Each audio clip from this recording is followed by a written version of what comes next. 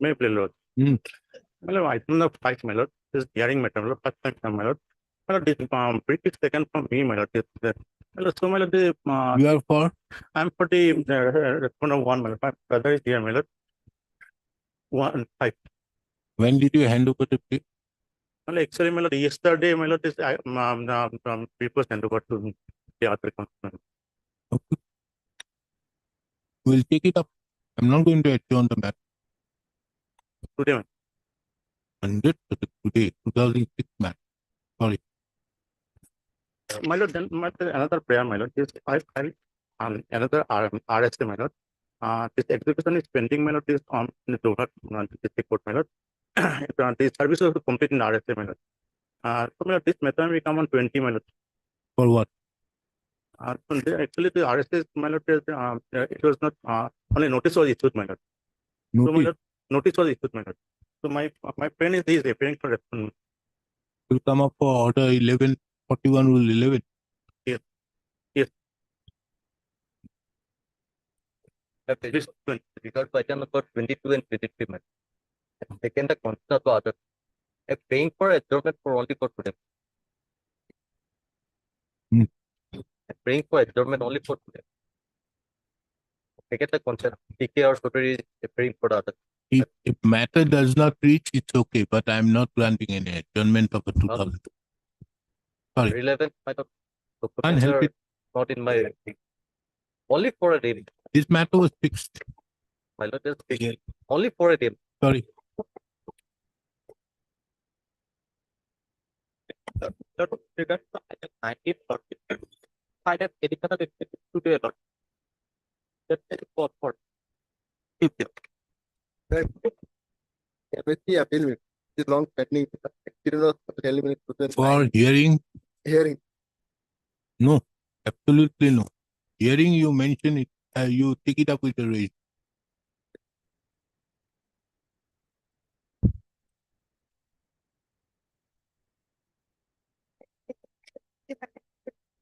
Huh?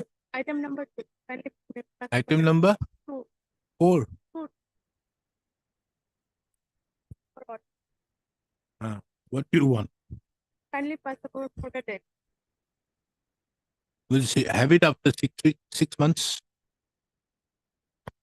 No, because this is a matter where you have been all asking time. Isn't it? Because of my No, you don't want to do the matter, don't do the matter. Or should I dismiss the matter? Because of the fact that you have filed this review petition in 2022 till date. You have been only asking for time. See, all along it has been asked. Okay. At the request of the learned counsel appearing on behalf of the review petitioner. Learned counsel appearing on behalf of the review petitioner.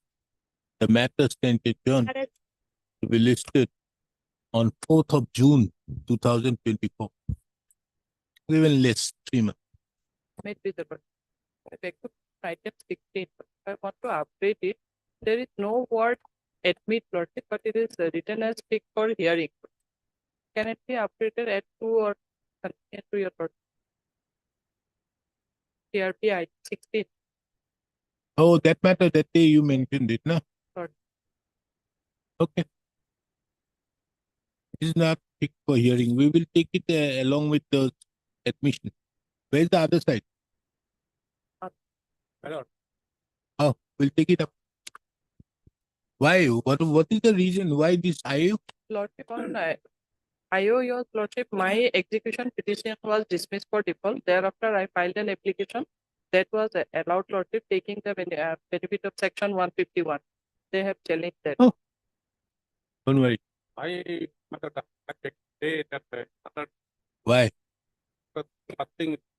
We vacate the stay.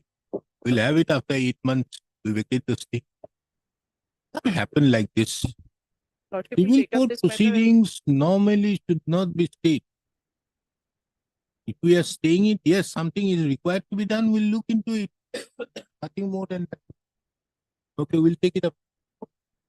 Let us take that as item number 1. Both of us are there. May I please the petition? I take At now. We'll take it up first item. Admission, no? Take it up as admission. First item. May I please the Lord? Hmm. By for listing of a RFA matter. Listing of a RFA matter. Which year? 2016. 16 So it is fixed for hearing. hearing. Go to the registry. But the I've been police telling you want to time and again. Either you have to file an IA before the court, or this court is not going to fix a matter for hearing. That day, Mr. Dutta, he was mentioning a Yes, matter. Lordship. I fixed it. I said it to be listed before the judge who has given the by order permission. Let him do it. So I don't want to take the responsibility.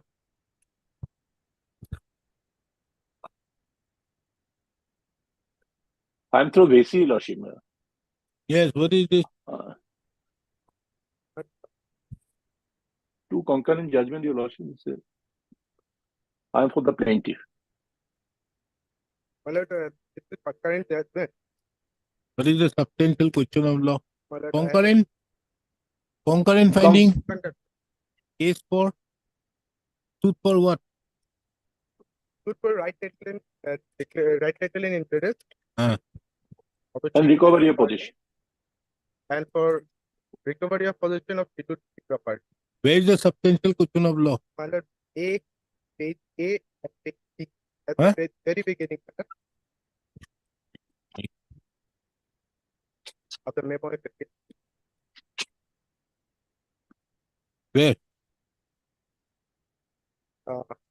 First, the substantial question of law is whether the landed court below. No, wait. Where is the substantial question of law? I have designated as A and B. Page A and Huh? Page A and Page A. Where? No A. in the memo of appeal. Isn't it required to be a part of the memo of appeal? Yes, Where is it? Memo of appeal has 1, 2, 3 is ground, 4 is ground, 5 Right, is sir. ground, 6 is ground, 7 is ground, 8 is ground. try to the Where prior? Memo of appeal starts from page 1 to 9. yes, Where is right that? to the A and B. Where?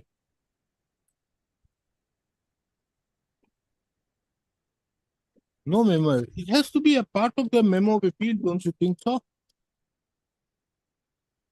Has the CPC been amended? No, my lord, Then let's read section 100. that Let us read section 100. Let us read. What does it say? probably while speaking the clerk There is no stitching witching business. We have only 9 pages. start from page A of the memo. Let us read section 100. What does it say?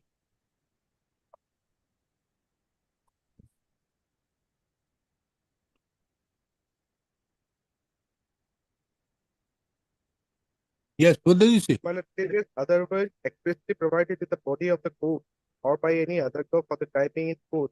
An appeal shall lie to the High Court from every degree past appeal by a court of subordinate to the High Court if the High Court is satisfied the case was subject question of law.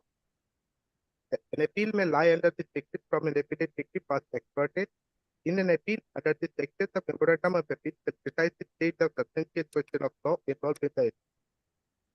Where the High Court is satisfied that the substantial question of Number law 3. Number And three. in an appeal under this section, the memorandum of appeal shall precisely state the substantial question of law involved. Where is it? We have only nine pages.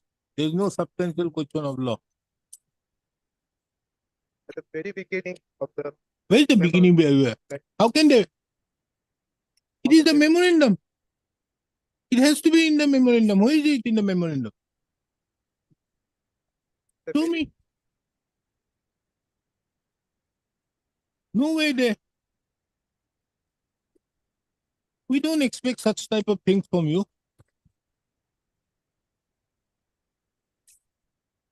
No way.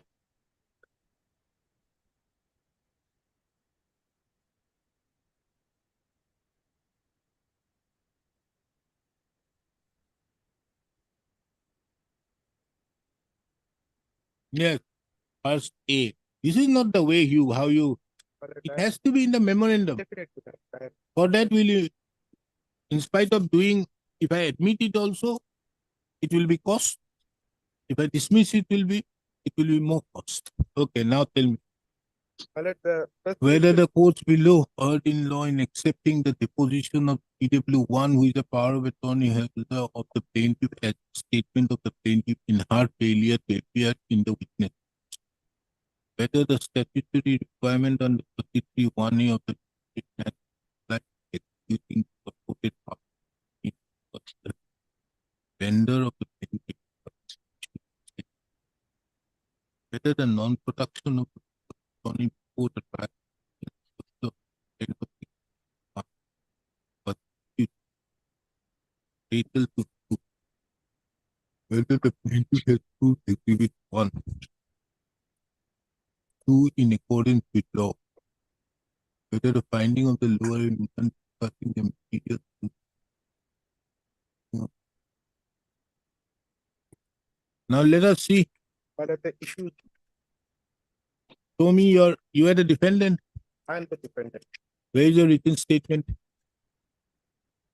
Written statement starts from page 20. Where is your plea?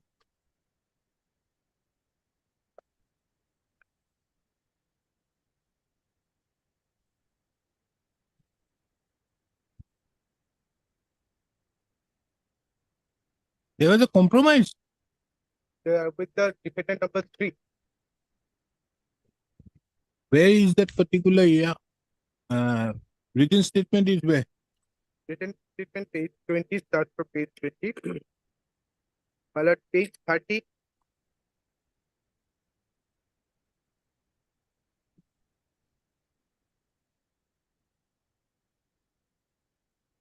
Paragraph starts from that the plaintiff is thus not at all entitled If for it is not declaration. presented, claim is not presented. And later.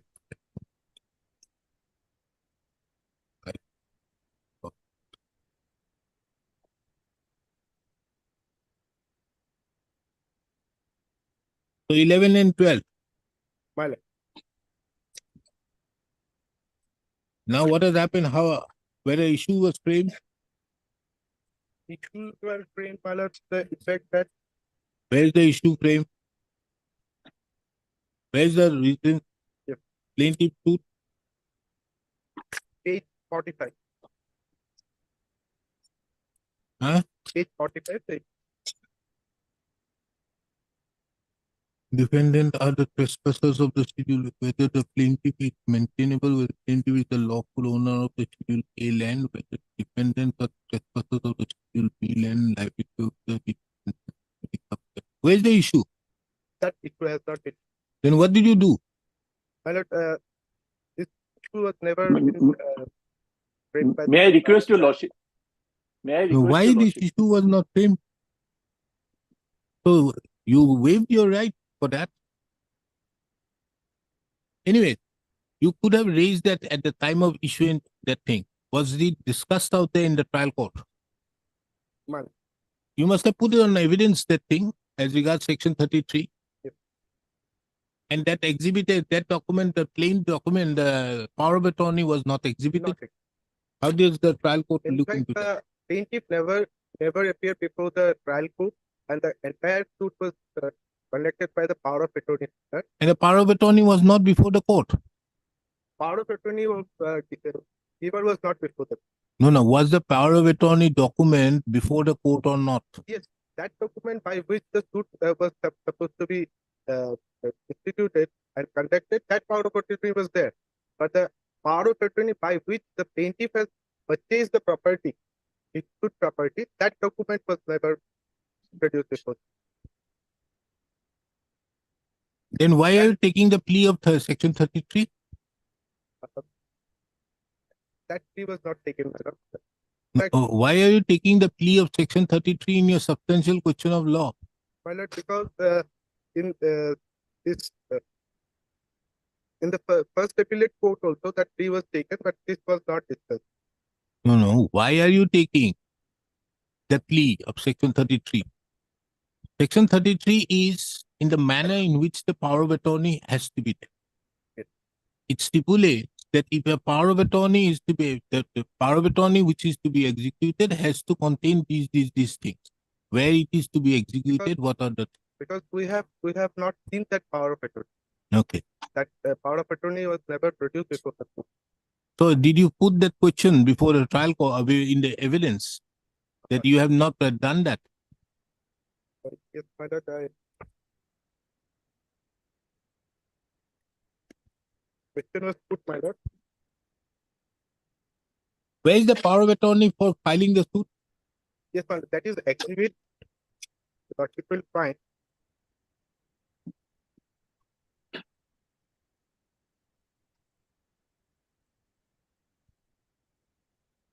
Exhibit 7, page 46.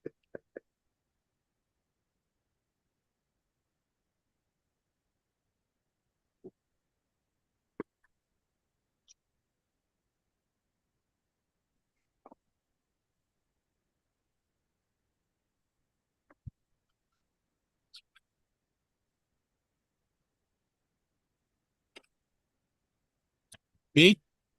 Page 46. Oh, that Exhibit, I have seen it. yes, Exhibit 5.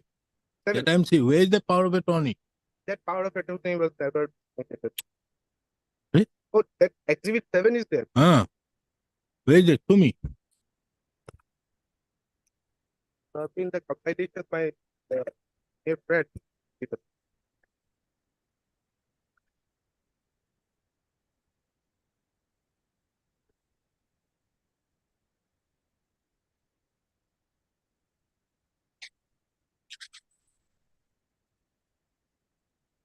Lordship may kindly take up the compilation.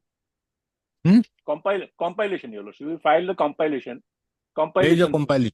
compilation? The last year. Compilation nahi.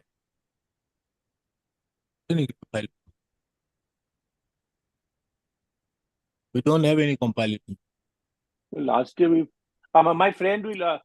Mr. Daka is there. He will. Show me. In compilation, page 58.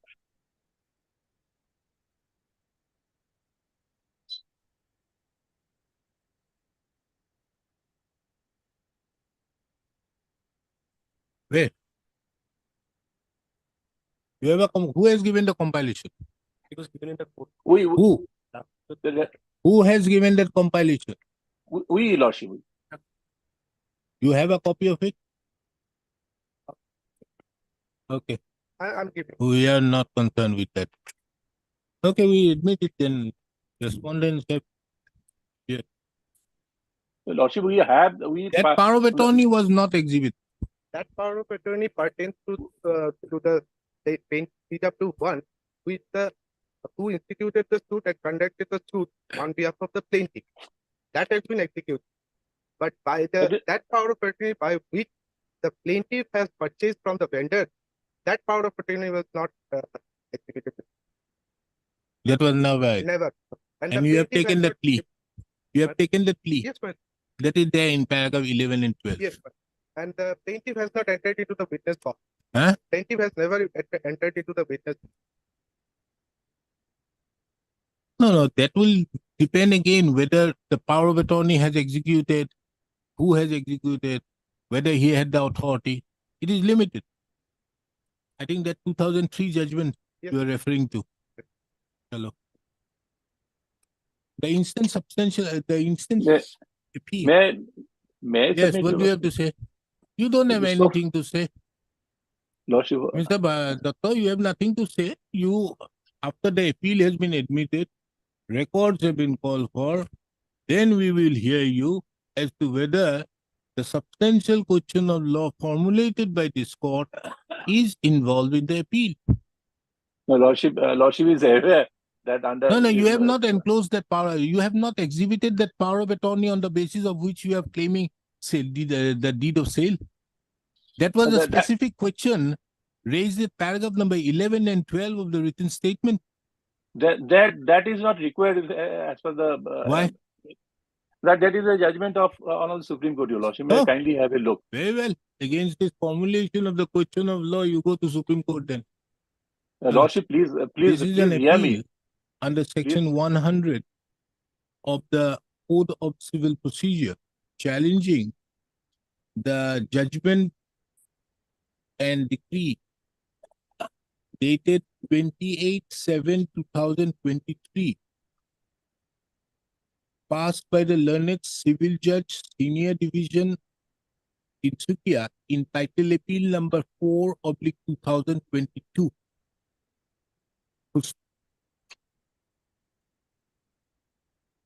This court, upon hearing the appellant, is of the opinion that the following substantial questions of law arises within the meaning of section 104, bracket 4 of the Code of Civil Procedure 1908. Accordingly, this court formulates the following substantial questions of law. Whether the learned courts below erred in law in deciding the suit in favor of the plaintiff without the power of attorney exhibited, power of attorney on the basis of which the deed of sale bearing sale deed number 1297/2004 was executed.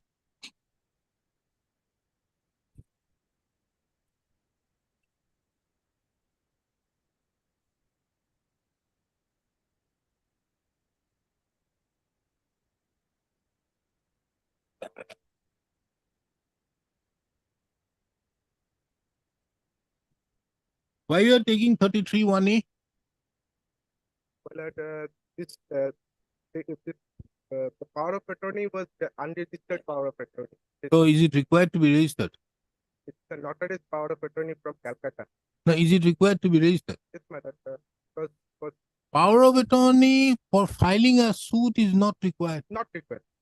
That is the power of attorney you are referring to. No, my lord. That is regarding the How do sale you deed. know that power of attorney to be notarized? That is not before the court. Yes, my lord. But in the sale deed, they have executed as Exhibit 1.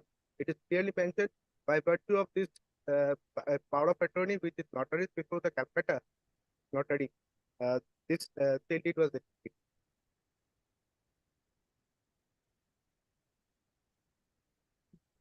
To that effect, Your Lordship, the Supreme Court has clearly answered this question. 2022 judgment. What does That the the- Supreme Court say? Says that if it is notarized, it's valid.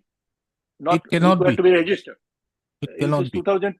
For a deed of 2020 sale, for doing a registered document, you have to have a registered power of attorney unless the area wherein the sale deed, the registration act, unless the registration act does not apply.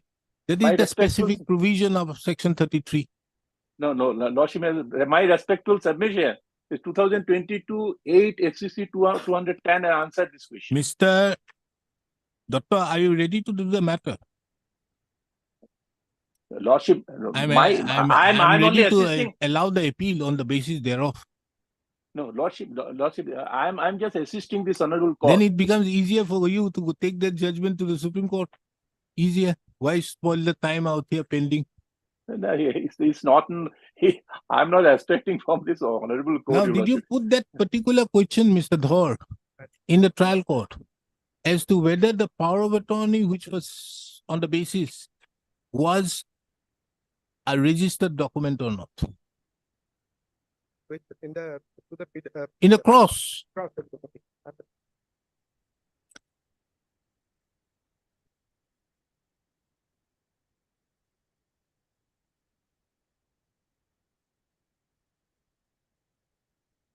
You have not read your brief.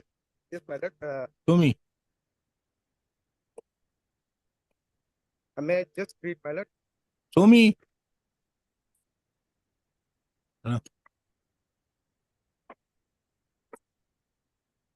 a registration action.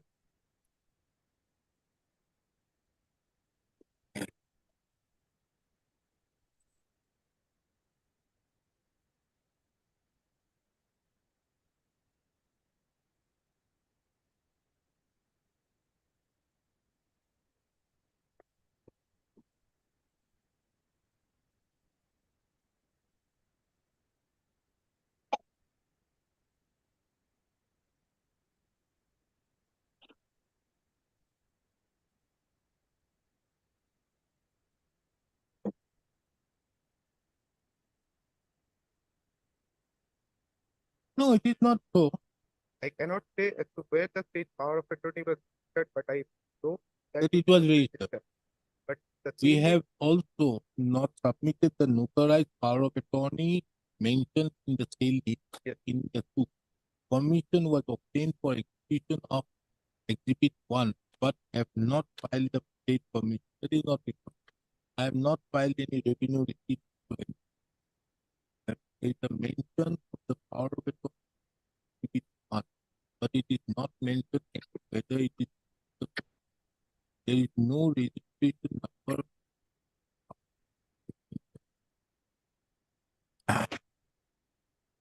Where is the sale deed? my lord, Give it to Exhibit 1.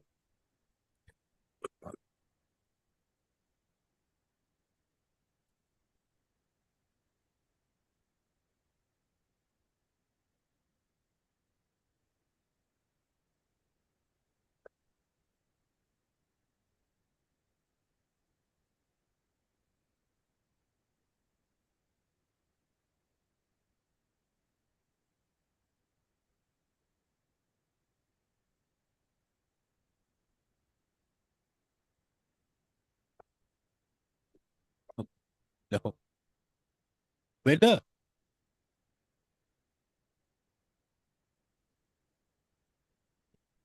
good registration account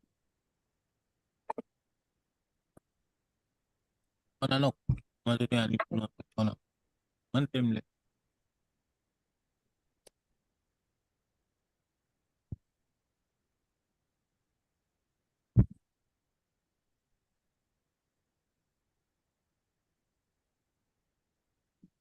whether the learned courts below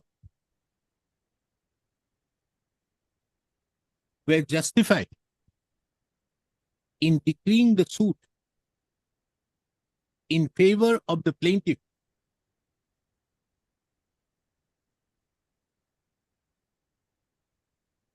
on the basis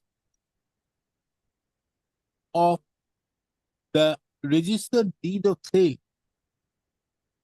bearing deed number 1297 dated 17/11/2004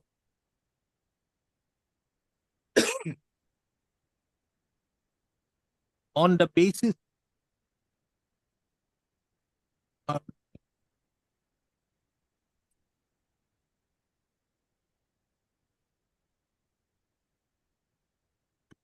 when a perusal of the sale deed of sale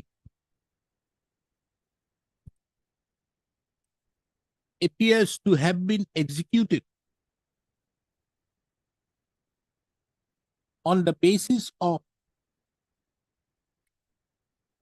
a general power of attorney notarized on 15/3/1993.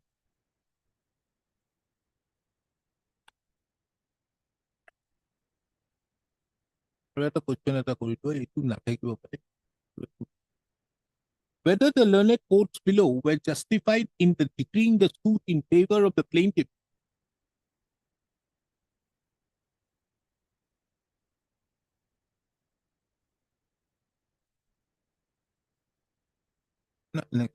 whether the execution of the deed of sale bearing deed number 1297 dated 17/11/2004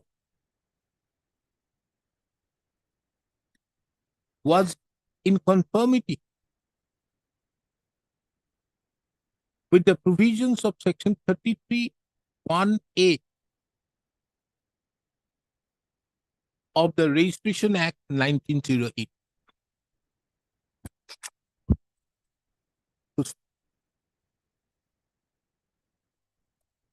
Taking into account that the respondent are duly, any other person, is there? Taking into account that the respondents are duly represented, this court fixes the instant matter for hearing. Full stop. The registry is directed to call for the records and list the matter for hearing upon receipt of the said records. There's a stay. Yes. This is an application under section 1, under order 41, rule 5 of the Code of Civil Procedure, seeking stay of the judgment and decree dated 28/7/2023 passed by the learned court of the Civil Judge Senior Division in Sukia in title appeal number 4/2022.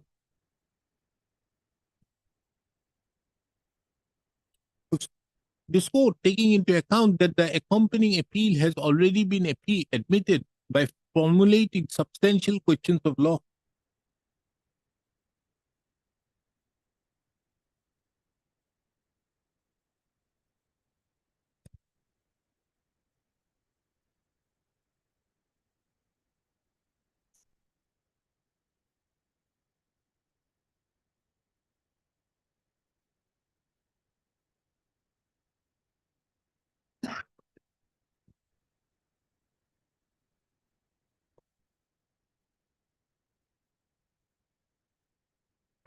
and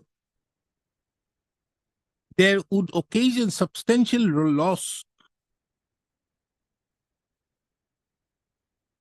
to the appellant if the execution of the said decree is not stayed, is of the opinion that the said impugned judgment and decree dated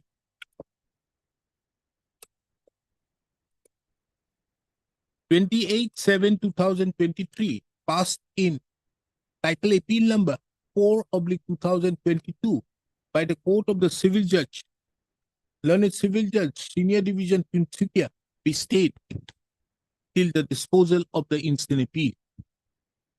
I stand disposed. Apply.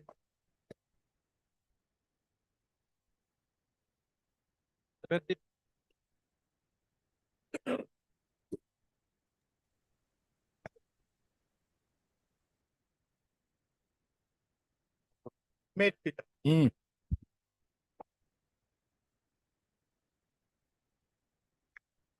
My lord, the earlier part I did not trouble your lordship. Lordship should kindly come to the judgment dated 33/23 passed in the earlier two repetitions, my lord. The judgment starts at page 175. Let us see first the agreement. Yes. Because it is on that clause they have done it. Yes.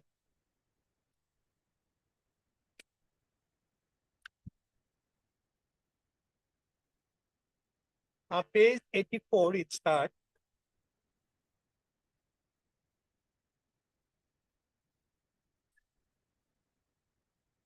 Yes.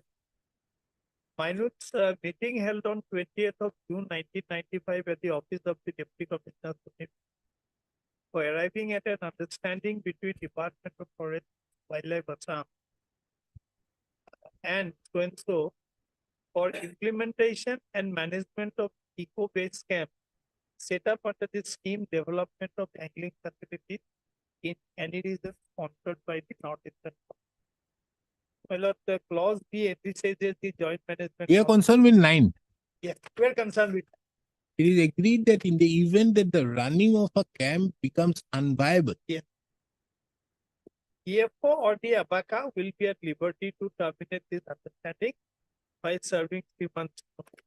No. My lord, my humble submission is that what is the term expression unviable? It has to be understood in the context. My humble understanding is, my lord, if maintenance of the facility which is thought to be provided becomes unviable on account of some difficulty on the part of the either party, then my lord, this exit route was provided. But the instant case, it has been used as a punitive measure.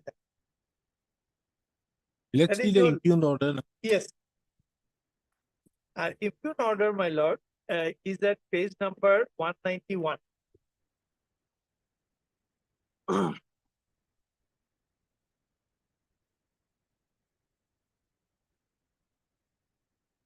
Now, my lord will kindly come to paragraph 3.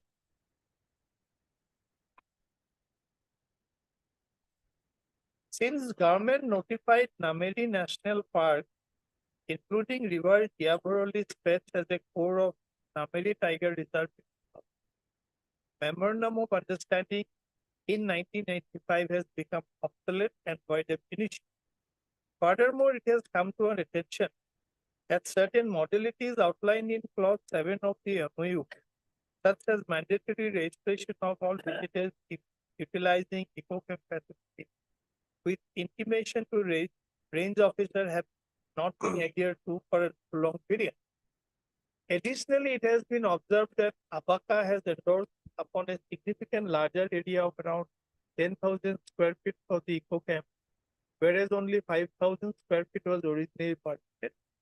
The initial permission granted by TFO of the Western Assam Wildlife Division by authorized utilization of 45,000 square meters of land for establishment of a temporary camping facility without specification.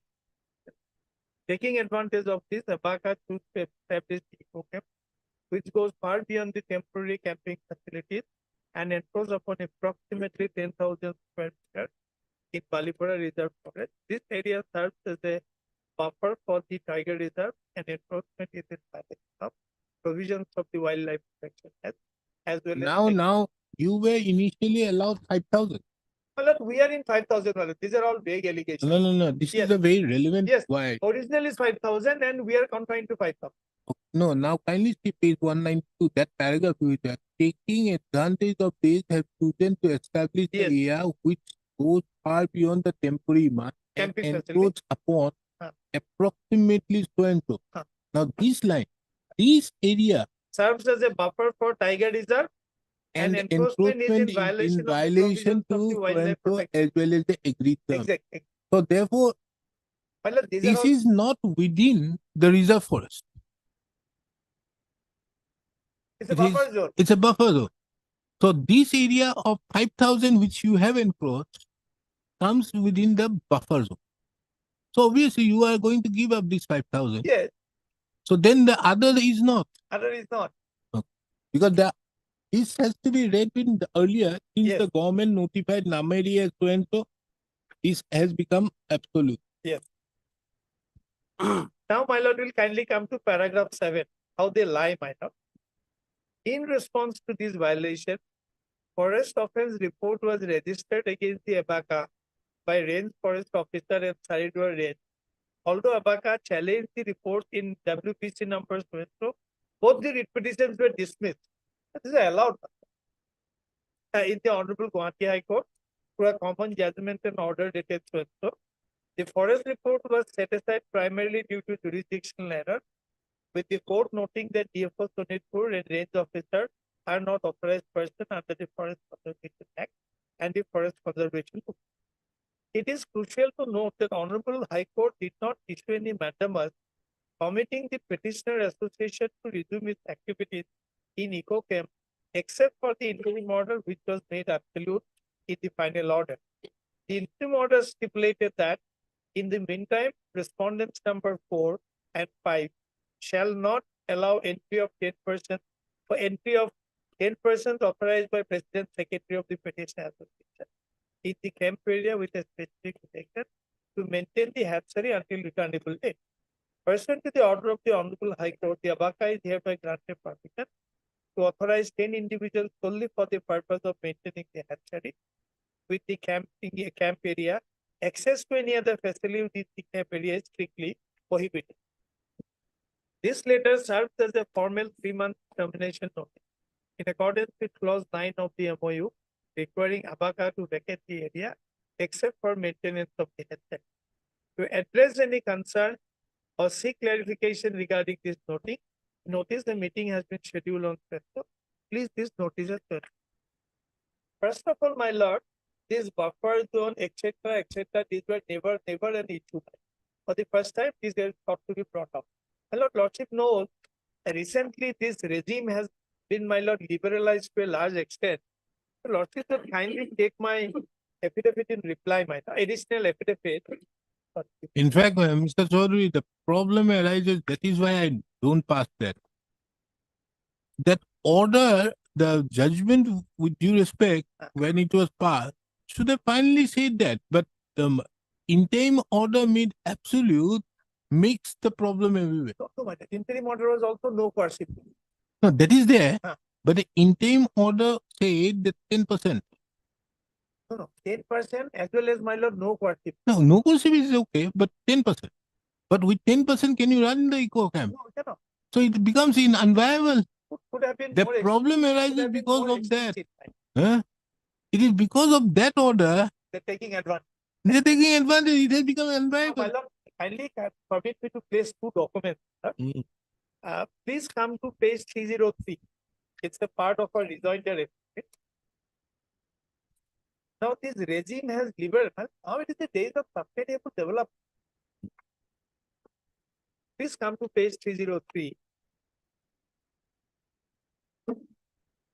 These are latest, my guideline for diversion of forest land for non-forest purpose under the forest purpose. Kindly come to this first para. After careful examination of the matter, I am directed to say that temporary work in forest land, which does not involve breaking up or clearing of forest land or portion thereof, or assigning by way of a lease or otherwise to the farm person or object, using such forest land temporarily does not create any right on such forest land of such farm person or object, will not require prior approval of the central government under basically section 2. For state government and union territory may authorize officers of an appropriate rank, preferably divisional forest officer, having jurisdiction over the forest land proposed to be utilized temporarily to accord permission for temporary action. Kindly see, my lord, the liberalized regime.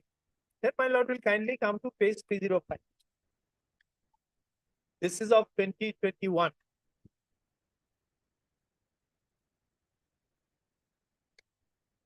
Now, please come to the first subpara.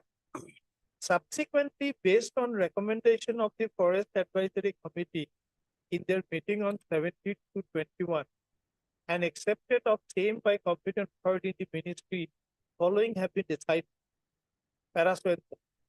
Development, construction of facilities which are not of permanent nature in the forest area for the purpose of ecotourism by government authorities shall not be considered as a non-forestry activity for the purpose of forest conservation.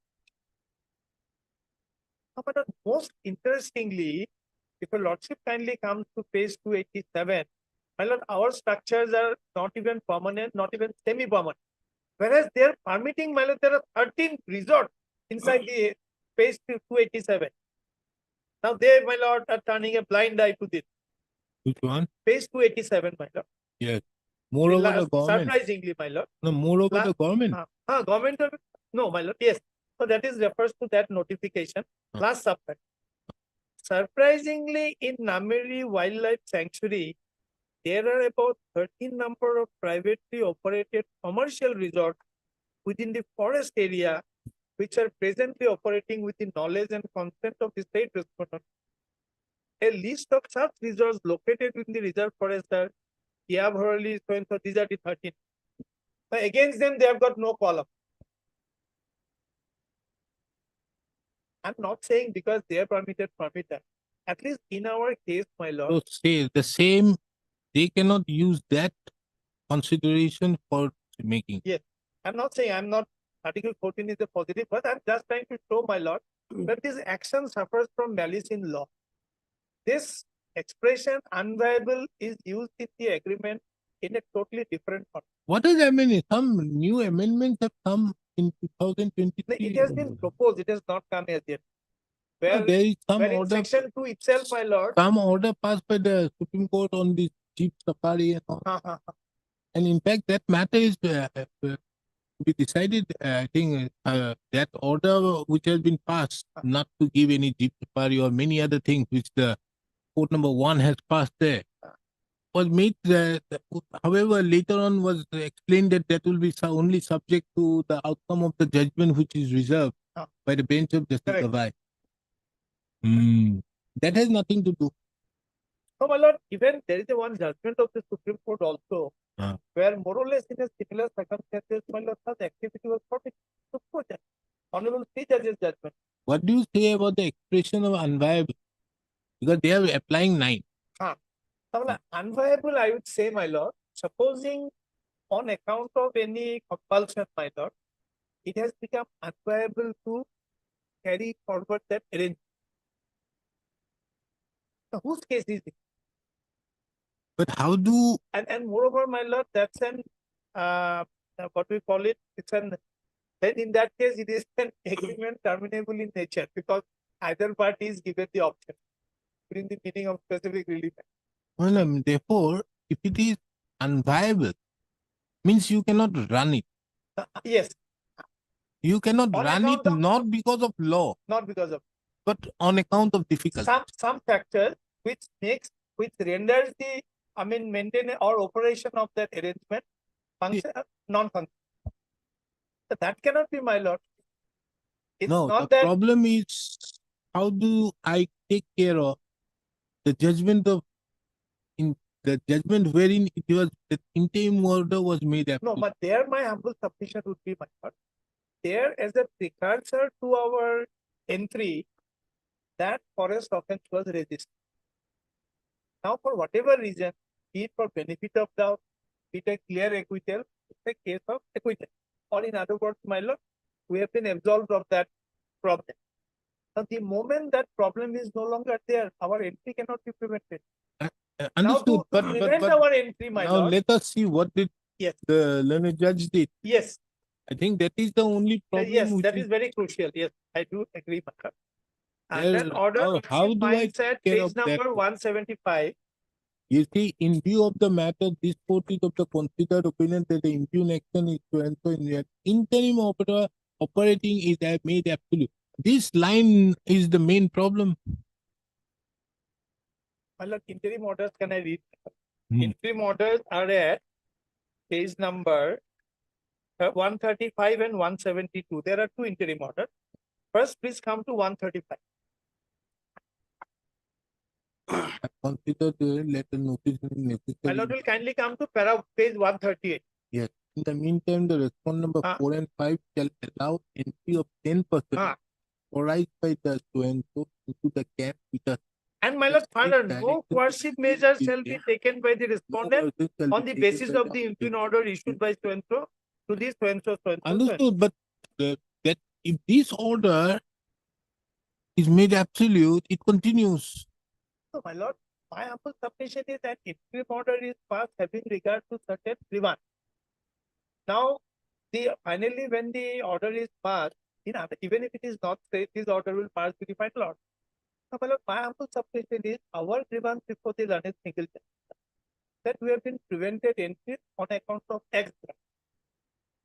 Now, X ground was institution of the forest office, initiation. Now that stands quashed. So therefore, there cannot be any conceivable, my lord, ground to prohibit our entry.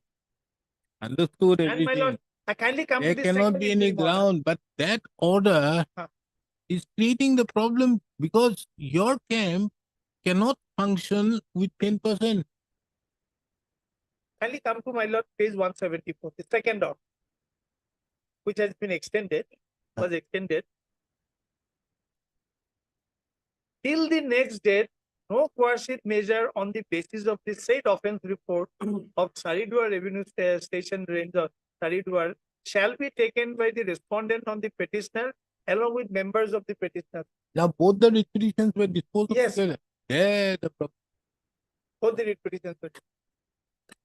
Meaning thereby, my Now lord, we give can- me a way. Your main problem lies there. Yes. Give me one way how I, So, my lord, my way out would be, my lord, my humble submission would be, and for this court, Huh. because you see, Mr. R. Gogoi will immediately stand up and say that with 10% which has been made absolute, there is no challenge to that order. So, with 10%, this has become unviable, irrespective of other things. So, under such circumstances, so tell me, how do I tackle this case? no, my lord, I understand. This, the last line was perhaps, my lord, what the learned saying is, perhaps it can also be said, my lord. The coordinate bench of this honorable court perhaps intended that not only I am quashing this forest offense, which prevented our entry, I am also reiterating the interim orders which say 10% and no coercive measure. that 10% you cannot run. No. True, my lord. No, plus no coercive measure. No coercive is okay, they won't. But how do you run with No, 10%? if they're prevented by the coercive measure aspect, then our entry could not have been stopped. But only 10%. That is there. How No. do I take care of that? No. You tell me that I will do. No, my humble submission, Lord, will have a holistic view of the whole issue. Because before the learned Mr. Chaudhary, Lord, I am in your favor. Yes. You are such a senior counsel. You just tell me how do I take care of that. I am otherwise absolutely in your favor. Only that. So, my lord, I'll submit this way. The divisional forest officer, he resorted to clause 9 with an ulterior. Because Lord will have to consider, he says the writ petitions were dismissed. That is dismissed, allowed that. But remaining part he said. Yes. That these So, officers, my humble submission would be, my lord, logic will take a totality of the fact that no, I will, Mr. Chaudhary, I am absolutely in agreement. But tell me how I should say that the interim order made absolute did not mean this. Tell me who would be a good reason for that. That's the only thing. Once you do that, I'll set aside it.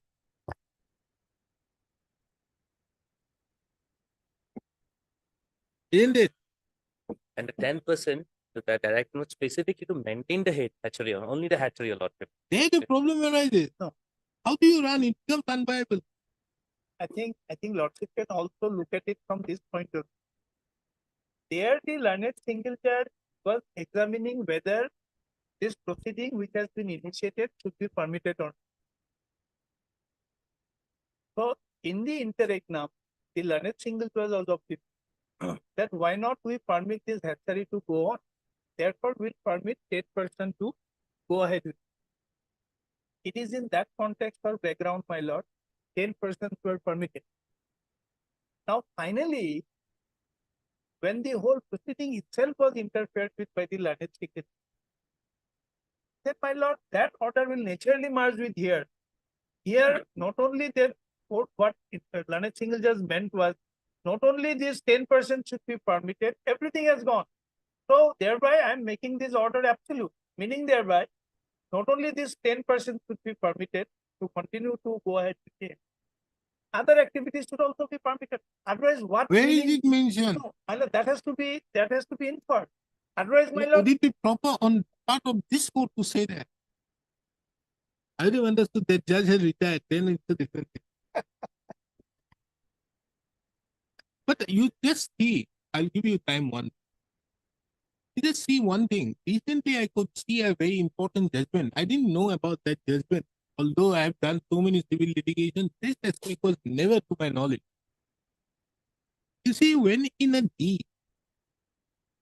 the first paragraph or the third paragraph says something, in the seventh or the eighth paragraph, it says something which is contrary. Then the Supreme Court, relying upon a judgment of 1957, say that the first paragraph will override what is given in the third last. If it is contrary. Meaning thereby the first will have prominence, then it will develop the system out here. Okay. To take care of that for me. Otherwise, the only other way is taking a review. 1957. I'll look into it. So that is the only way I think this court can say that. It is. Because for me to say what the judge understood becomes very difficult when he made it absolute. And otherwise it becomes hard. Because without that word, if that line is not there, unviable question does not arise. So my lord, this is also a fact. As a counsel, we have also limitation in going to the mental state of mind of the honorable judge. We can only make certain submissions. Because therefore, Which appear to whenever the counsels sometimes say to me, that my lord will make that interim order absolute or don't vacate that order. Irrespective of allowing, I have to vacate that order. If I Yes. don't vacate that order, it will have a far-reaching consequences. Correct. This is one simple case. So perhaps, my lord, that coercive part also will have some The meaning. coercive is okay, but how do you take care of this? That you cannot permit more than 10 for running the field. And with that, because the entire eco-pam No, my lord, and my lord, hatchery is separate. Eco camp is separate. no, The the idea was, my you were lord, only permitted 10 only for maintenance. so what impended land is single just to initially pass that order. That since an offense is going on, your entry for the present is barred.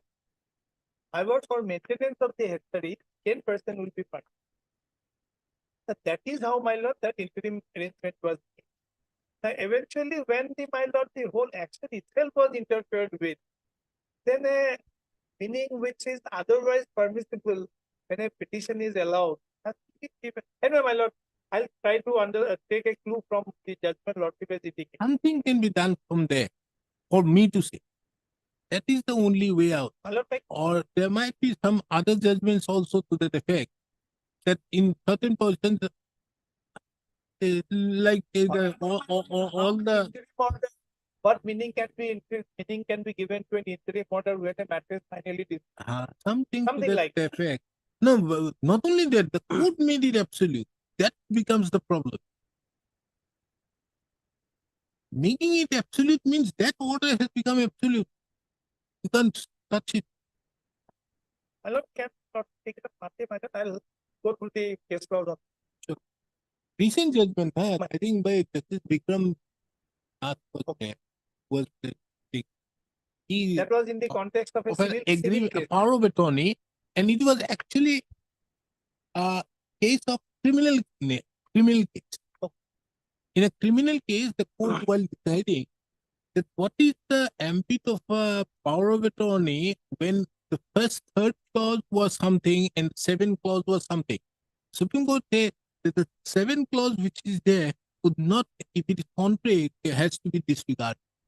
Something like, my lord, sometimes there is an overlapping of statute of then whether the former statute will prevail or the later statute. Sometimes it happens. So here, if something can be developed Well, on that, and then he relied on 57. On Monday, This the matter again on Monday. 2.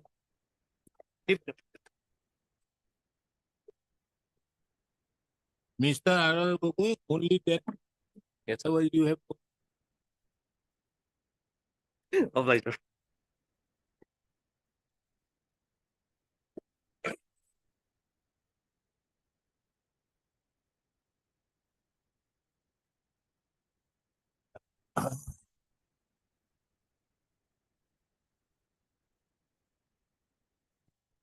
yes. Where is item number 16? That was yes. What are you challenging? Where is the impugn order?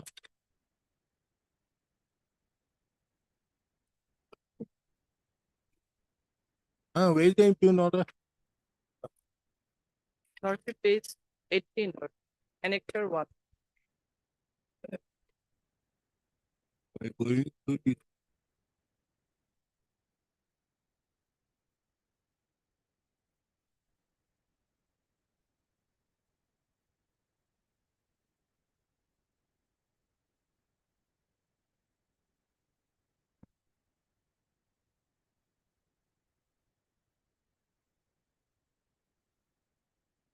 Who filed the title execution? We are the decree And why holder. did you apply order 21 rule 106? Lordship, it was thought that the order was passed under 105, Lordship. In fact, Huh? the order, Was this the proceedings under Order 21 Rule 97? no, Lordship. How does 100? So, Lordship, the executing court taken the benefit of 151 and thereafter, Lordship, the application was 151 will be proper. Setting aside orders passed ex parte. Now, this has to be understood in the chapter of this one. Lordship order 21 From 97 onwards to 106. Right. This is a complete different execution petition was filed under order 21 rule 11. Rule 11. Yes. So if it was dismissed for default, you wanted to restore it. That's Yes. all. Yes. And that was restored. Yes. And was it Relevant within portion, time? Lordship, What was the decree for? decree for restoration of the scheduled C land. Okay. In fact, in this When case, was the decree passed? decree was passed 1997, High Court decision 2014. 2014. When did you file the execution? Execution 2014. 2014. Dismissed for default, And now your execution was dismissed for default. Lordship, 2017. Now, if an execution is dismissed for default, what is the consequence? Lordship, we can file a fresh execution petition, but without going for that, Lordship, 12 years, 2014, it is 12 within years. limitation. How does it matter? So even if that is why, Lordship, I am mentioning this matter, pendency of this matter is Matter is- creating a bar, Lordship. And it's pending. And only taking the benefit of 151, Lordship, our petition. No, was forget approved. about 151 or a simple way. Lord. An execution application dismissed for default could not operate in terms with Order 9. Therefore, you see Order 21, Section 141 categorically say Order 9 will not apply. Therefore, the problem which is there in Order 9 Rule 3, Order 9 Rule 7 or 8, which categorically says you cannot file a suit, would not apply here. So therefore, an application being dismissed, he has a right in terms with the provisions of the Limitation Act to seek for an execution unless it is dismissed or it's. So, what is Hello. This is an application under Article 227 of the Constitution challenging the order dated 12/7/2023 passed by the learned court of the Munsif number 1 Moriga in Mizze case number 85/2022 arising out of title execution case number 3/2014. So, a perusal of the said order reveals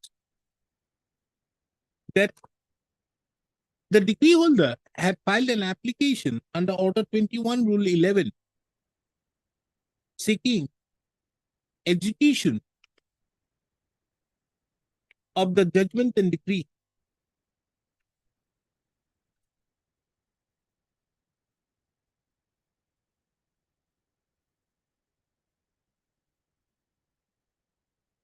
It further reveals that during the proceeding, the said execution application was dismissed for default on 6/7/2017.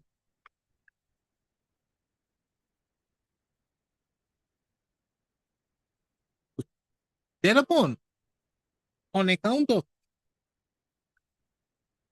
ailment of the decree holder, he could not immediately file application for restoration of the said execution proceeding. Subsequently, in the year 2022, the application was filed seeking restoration of the execution proceeding. The learned court below, the learned executing court, had restored the said execution application. It is by the impugned order dated 12/7/2023.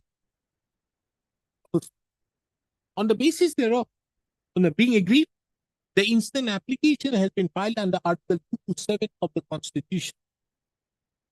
I've heard the learned counsel appearing on behalf of the party. Taking into account that the execution application was restored, taking into account that the judgment and decree passed by the trial court, which have been affirmed by this court, isn't it, madam?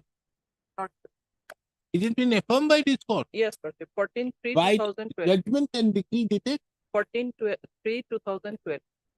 14/3/2012 in RSA number In RSA 63/2001.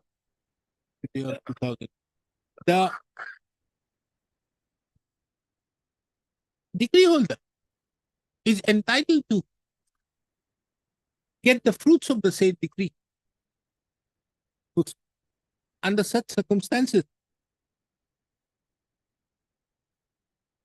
it is the opinion of this court that the learned court below, learned executing court, have not committed any illegality in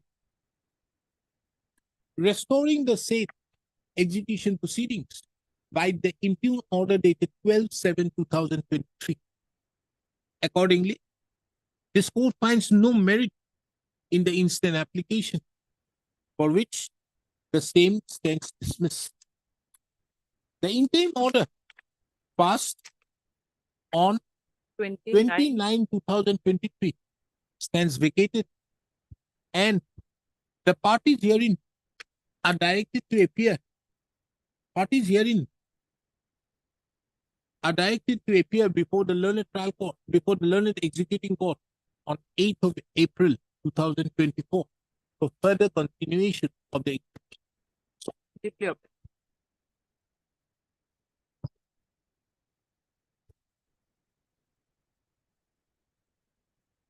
Now, Mr. Samaria, your junior yesterday missed the bus. My lord, So under such circumstances, why should I entertain this petition under Article 227? my lord, 150? When the law is very clear, Right. and I understand, other people don't understanding it's a different thing. But you are a seasoned lawyer.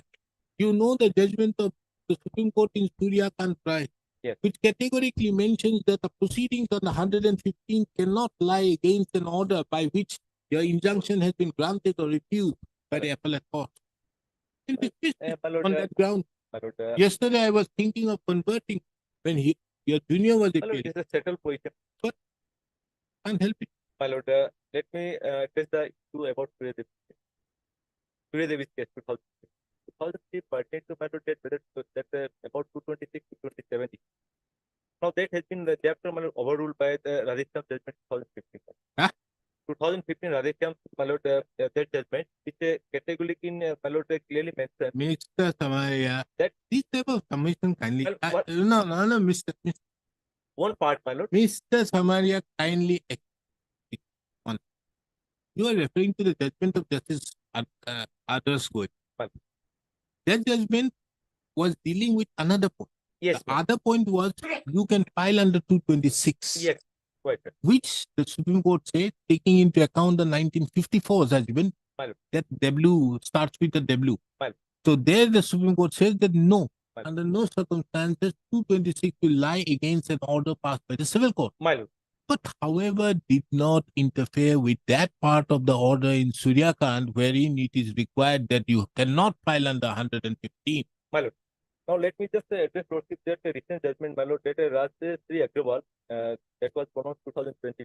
What did he say? But it says the conversion, my lord, 227 is suppose 115 suppose is a statutory provision lies on the CTC.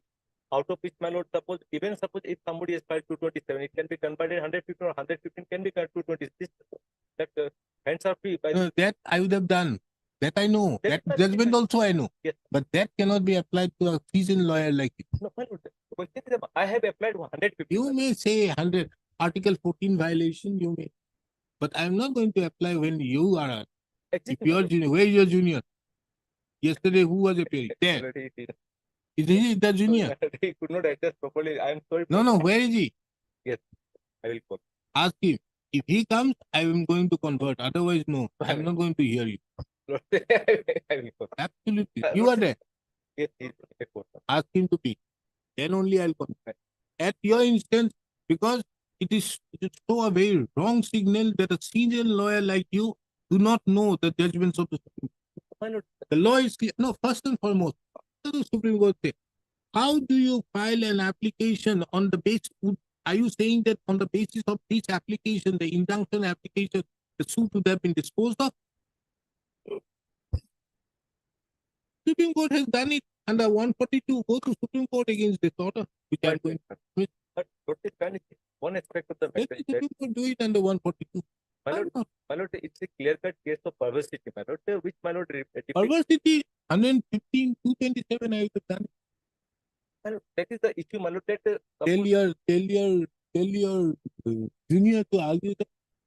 my lord, not he may not be, my lord, conversant with the proper, my lord, fact, because I've asked him to read it yes, my lord. yesterday. The only thing is that, my lord, if suppose I cannot be a remediless, my lord, because it's a matter where, my lord, not respect the original power. The judgment is clearly says, my lord, that it demands interference of this honorable court on certain counts, my lord. Mr. That- Counsel, you cannot be made remediless means if the acts categorically mentioned Right.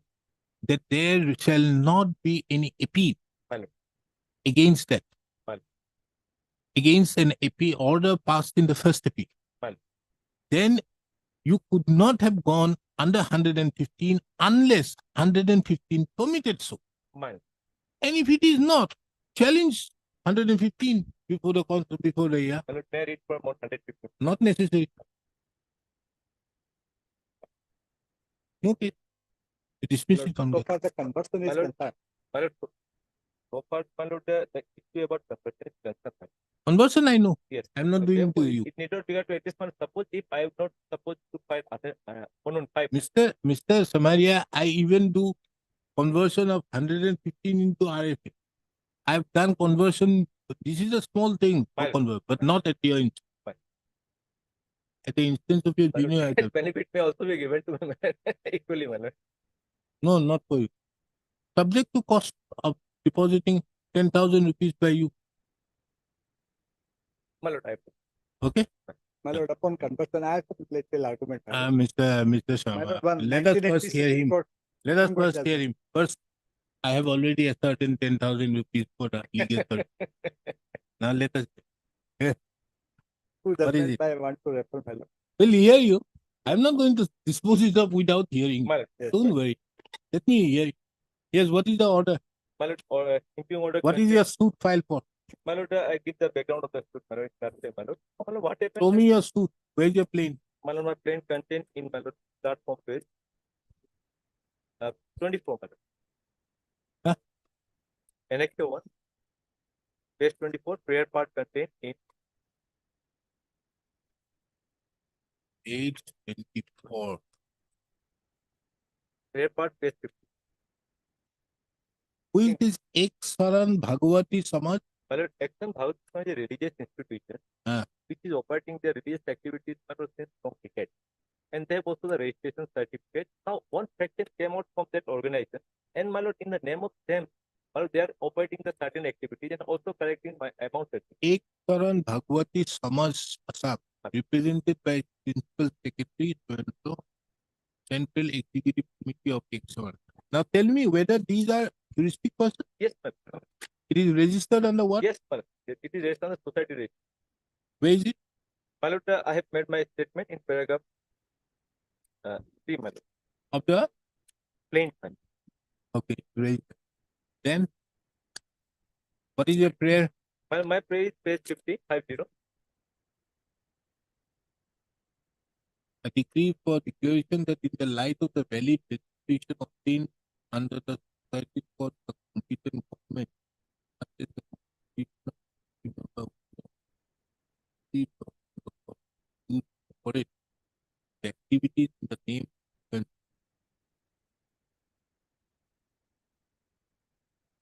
decree for declaration to effect the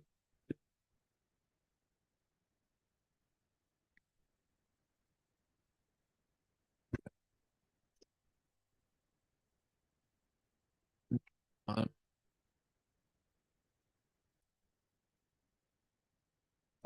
Committee.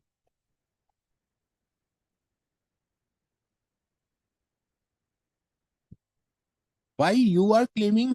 My reason is that, my lord, they are using the same name and, my lord, operating the activity. Now a confusion has been created in the society, and same, my lord, those devotees are from that organization, that which is the valid organization. Second aspect of the matter, that is the name of the organization, my lord, which they are not permissible collecting use. Are you saying that the defendants herein One part of are separately having another organization in the name of Eksaran Bhagavati no, Samaj? my lord, they are using the same name. They are claiming that this organization actually belongs to them, and we are saying this organization belongs to in our.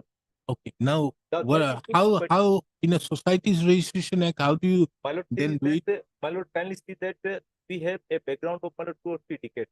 No, Getting forget us about the activity. decades. We are not concerned. Once you are registered, My lord.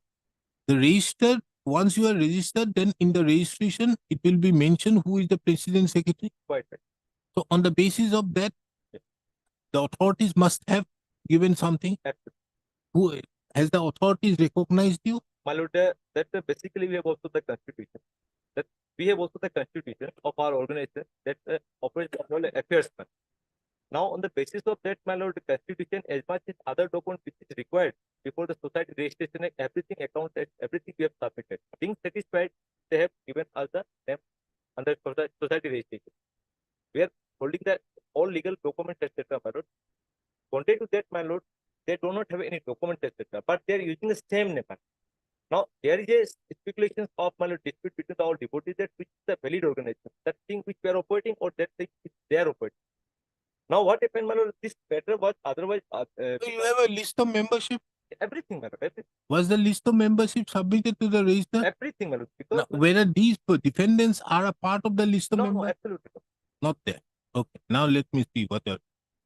Now, lordship, prayer part, page 15. Now, injunction order which has been granted in our favor, my lord, kindly see. That they should not be using it. Yes, ma'am. That is the simple, my lord, the direction that has been given. Now, where is the injunction order? My lord, injunction order, lordship, I brought on record by way of affidavit, lordship, kindly see. That affidavit. Where? My lord, affidavit, separately I have. Yes. Now, this is the 22 page, 19 page order. where? Affidavit, separately I have. Affidavit filed by the petitioner. Yes, ma'am, separate. Injunction order. Yes. Now, lordship, last operative part. Start from, my lord, page 22. Why do these judges write so long orders? My reason is that it was so contested by the both Contested? sides. Do you mean to say that if I right away sought judgment in your case, because that Mr. Sharma has not No, no. contested my it? lord, both parties raised so many No. issues before. Does it mean to write so Yes, much? because we have An raised so order many of issues that- temporary injunction is passed against the office so and so, restraining them from using the name of Yat till the disposal dispute between the parties in so and so is over. Now let me see one thing. How does he take into Yes, consideration? sir. There are three principles that What? has been taken into consideration. No, he has taken by The first prima facie case, petitioner's case, prima facie case. my lord, page 19. the court- 190. What is the basis of the court arriving at that conclusion? Conclusion is that, my lord, since we have all the legal authority to operate the activities, Where is that? my lord, can you see the Group page so and start so, from so and so has 193. carried on religious activities and without having legal existence in Islam. Because the constitution under which the petitioner regulating the activity is self-made constitution and no member of the constitution body or the home committee which is made in 90 after the position of the but present and no. The office for the petition is entering to the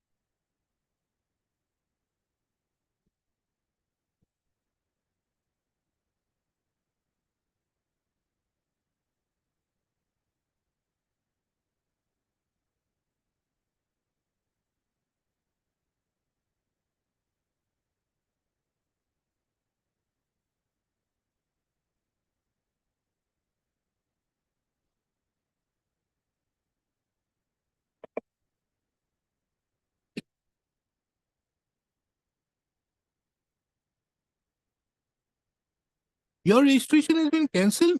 My lord, earlier it was because my lord 3 years is the period which subunit has been entered. Now we No, have no, been- no. After 2022, Well. has your registration after its cancellation been renewed? renewed. They have When? the regular, my lord. Everything we have mentioned. No, when it has been renewed? Yes, sir. This has been renewed, my lord. Lordship can is page 200. Lordship can start from paragraph 70, 190. No, 199. Yes. paragraph 199 on meticulous conduct. Yeah, you kindly see it appears to the admitted position that the OPs have filed representation before the register of firms and societies against so and so newly renewed so and so. And the authority after due scrutiny cancelled the said registration certificate. But from the documents submitted by the petitioner, it diverges that this court, before that prior to 2002 registration and subsequently even after cancellation of the registration certificate newly renewed as so and so, the petitioner obtained new renewal of registration certificate so and so dated Iman, which is the extension of the earlier. So you got a new registration. Right. The other documents submitted by the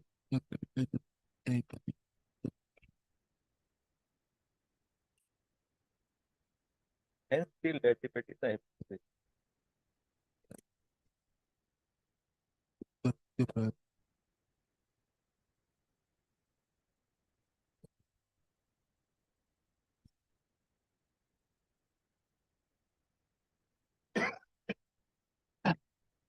What type of balance of convenience is this? Yes, sir. Whereas of convenience lordship that has been tested, that contained in page 202.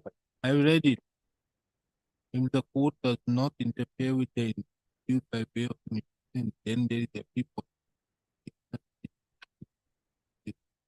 What is the irreparable injury you are going to Irreparable suffer? injury, lordship, that has also been discussed. It was observed that irreparable injury, this is the And how long the defendants have been using that my picture lord, and thing? they are using this name since my lord some time ago, my lord. How? My lord, You must have stated in your pleading. my lord, we have Find it out. I'm coming.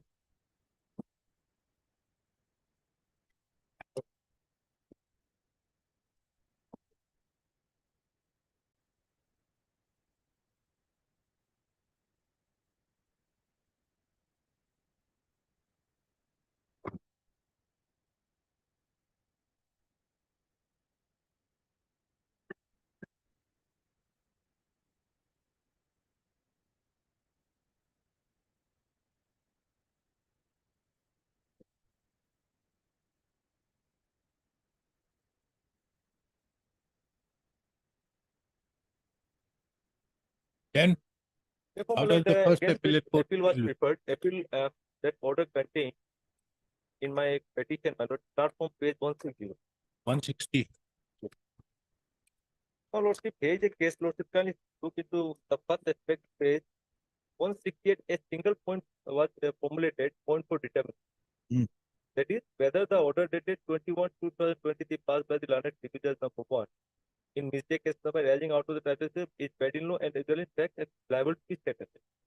Now, lordship, it traveled beyond its capacity, my lord. That depicts from my lord page 173, paragraph 15.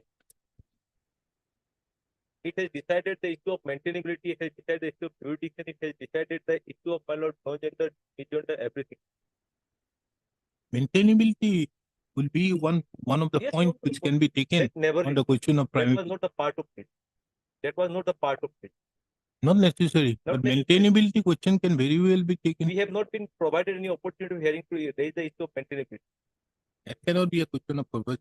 Anyway, Anyway, my lord, let us see that let us maintainability. come to paragraph one, page 171.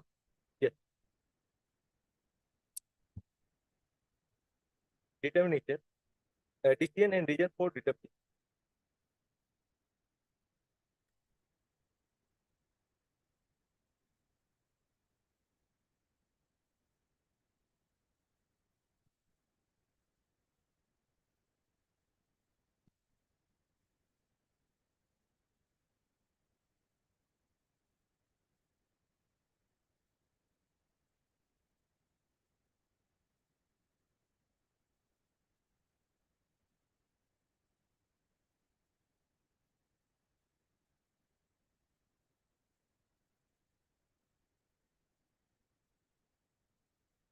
Section 6 is not a bar, ma'am, because both parties are there, president as well as the organized.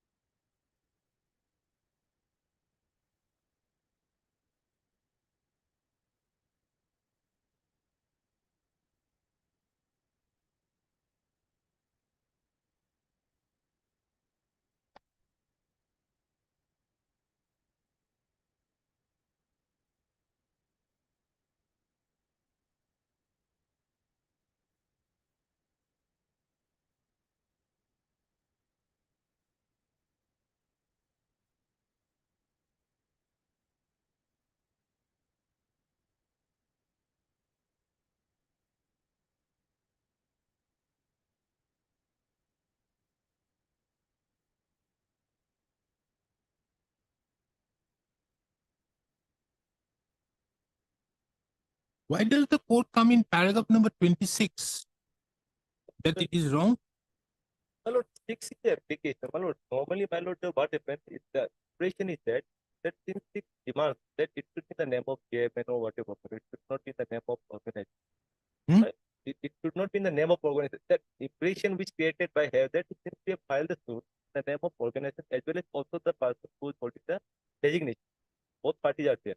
But the impression of the appellate form is that since section 6 demands that it should be in the name of principal secretary or other, suppose the portfolio. Where did in the mention? Represented by principal secretary. Exactly, my lord. So therefore, my thing is that section 6 come into play once there is a, my lord, restrictions, my lord, imposed under the law. But there is no such a lordship can see No, section no, 6. I don't understand. How did the court come to that finding at page paragraph 26? Exactly, my lord. It is not a issue that to be dealt with at the stage. We will look into My- that. my- Mr. Samaria, why you Yes, not my lord. answering? Section 6. I'm asking you, you see, paragraph 26 says that it is not in accordance with that. Yes. However, if we see this particular paragraph, kindly come to this paragraph at paragraph 20. Yes, please. from the perusal of the constitution dated so and so and the constitution dated so, it appears that in those both the constitution so and so was the principal secretary Yes. of the Samaj, and under the hand of the founder so and so in the constitution it specifically mentioned that all litigation for and on behalf of the Samaj would be guided by section 6. Yes. And the Samaj would sue and be sued in the name of the chairman or the principal secretary of the Samaj. Right. Whereas the amended constitution reveals that in so and so, it is mentioned that all litigations for and on behalf of the Samaj could be instituted in the name of the core committee or the principal secretary. Yes. If that be so, what is wrong out here? My lord, thing is that so far this Constitution 1710/2012 was referred about. Lordship, it is a part where it has been reflected, but Lordship, if you see the suit, my lord, principal secretary is there already. Understood. That is why. What is the problem? How does the court say Yes. that this is wrong? I didn't understand 26 therefore. Yes, my lord. A matter of otherwise also a matter of evidence, my lord, that whether it would be established or not.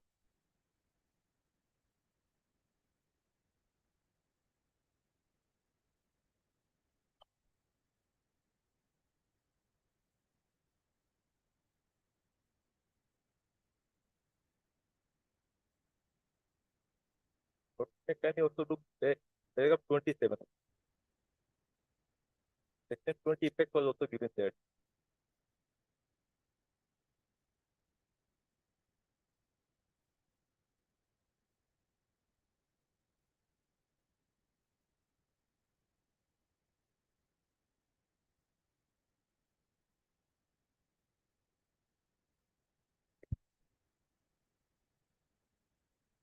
Twenty-seven also, my lord, paragraph 30 platform. Are you running your establishment Yes, my lord. in Guwahati? Yes, my lord. We have all over Assam. We have Where is your statement in your plane?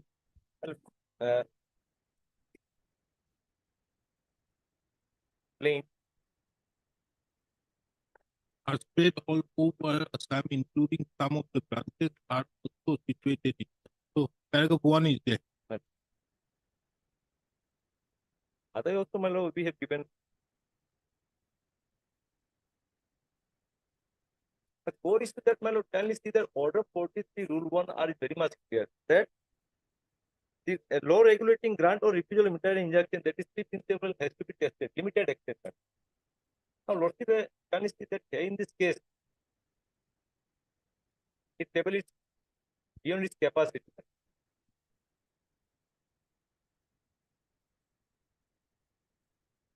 And we have not provided any opportunity to argue on that point.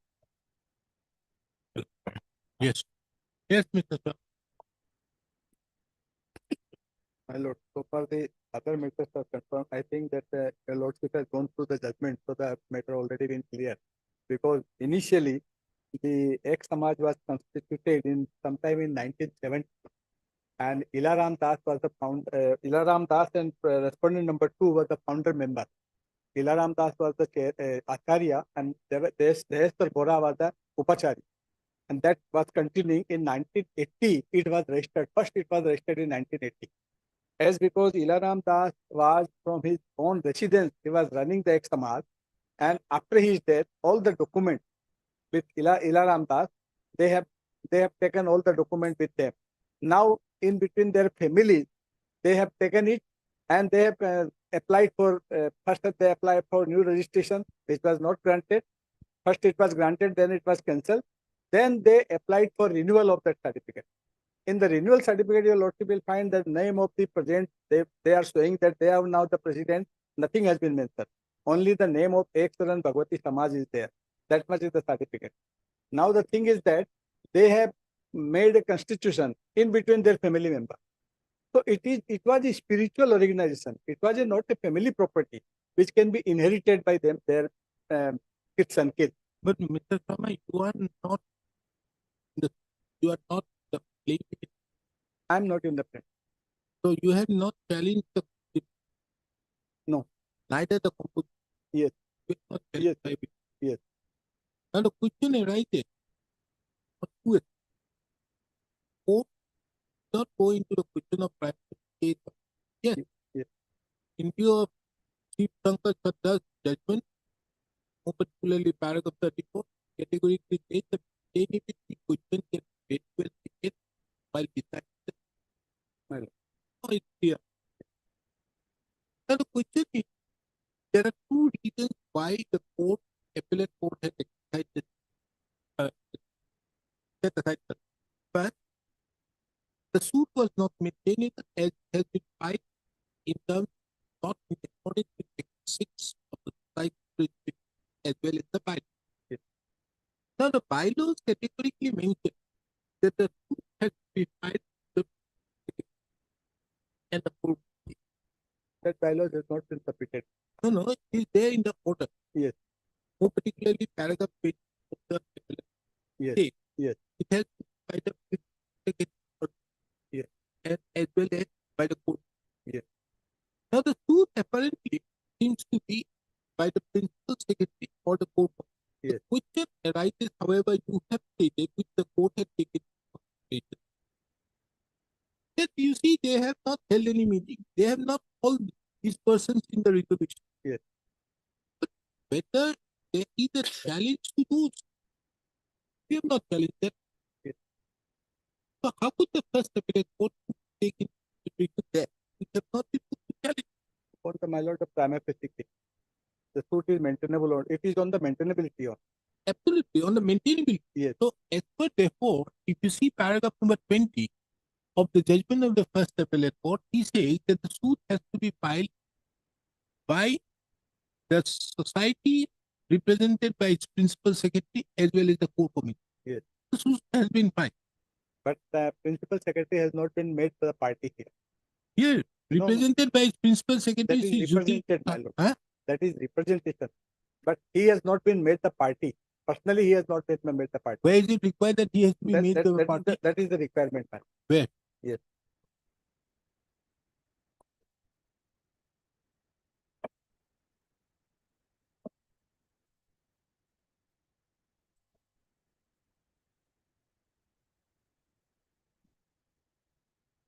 Every society registered under this act may sue or be sued in the name of the president, so and so, or trustee as may be determined by the rules and regulations, and in default such determination, the name of such person as may be appointed by the governing body of the. So, what is mentioned in the regulation, more particularly at paragraph number 20, it says, whereas the amended reveals that all litigation for or against the Samaj will be instituted in the name of the core committee or the principal secretary. Now the core committee is already there. Core committee is also not a juristic person. It mentions so. The Samaj is there. Yes. And the core committee is there. Yes. And the principal secretary claims whoever it is, his name is there. Yes. So, but the principal secretary is not the juristic person is not the party here. Okay, Both now, are that is core one. committee. Core Second- committee is the AOP, Association of Persons, which is also not a juristic person. May not be, Yes. but at a matter of abandoned caution, the core committee has been done, which is in terms of section 6. Yes. That is one. Yes. Second is, they in paragraph number 1 categorically say that this Samaj society works in various places and has a branch in Assam. Their basic contention out here is that the defendants are using the name of the society. Wouldn't a part of the cause of action arise in Assam and Kamrup? If that be so, Yes. how could the court have dealt with the territorial jurisdiction issue more so? Did you raise that issue in terms of section 21? If you have not done, then what remains? This is too much. But subject to cost of 10,000 upon you. Upon No, us. this And is remind that I think that I have Regarding- noted regarding- for it. Regarding conversion, your lordship, I have brought two decisions, my lord. One is 1980 Supreme Court. 1980 is too old. Yes.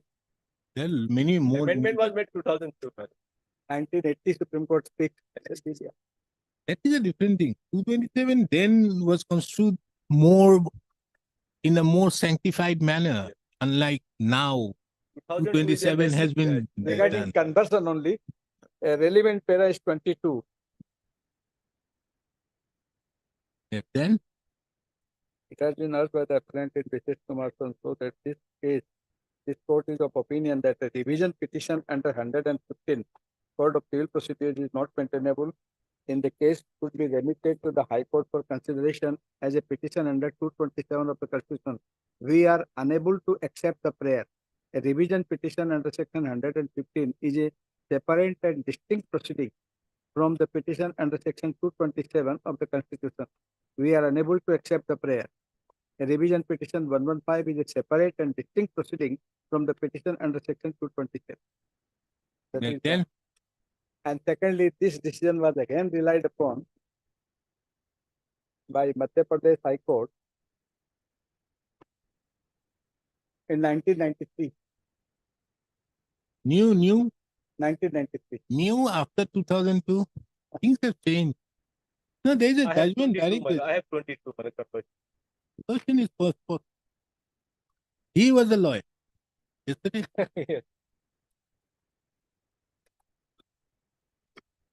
But for that, a specific prayer is to be filed by them that they want to convert it or that. so they will make a prayer. Mr. Samaria, make the prayer. I have Orally? made the prayer. With all humble request. Subject to a cost of 10,000.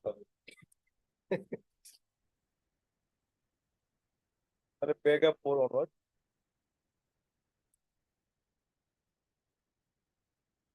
There is this Supreme Court judgment now that I have Yes, sir. relied on this case of Still, my lord, there are a lot of confusion about this thing, my lord. Sometimes we find 227 and say no, you come. no one basic Make it simple. clear, lordship. No. That was my lord in September. Lordship, what happened? Practical, my lord. No, not like Mr. Samaria, I think it's a very simple test. some, The no, simple test is whether on the basis of this application you could have led to the disposal of the suit. 102. Because you see, unless that is why, however, the suit and other proceedings will include, just for example, you file a 47 for this nullifying the entire execution. Then in that case, it will come under so and so. Right. Earlier, there were many cases were filed under Order 9 Rule, Order 7 Rule 11. Right. And then Order 7 Rule 11, it was mentioned out there, yes, 115 will lie. Right. But 2-3 judgments came up the Supreme Court holding that it is it's a decree. Right. And therefore now we insist for this.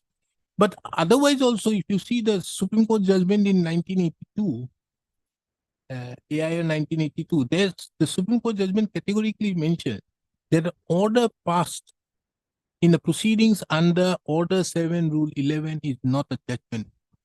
If it is not a judgment, can it be a decree? Well, doesn't help it.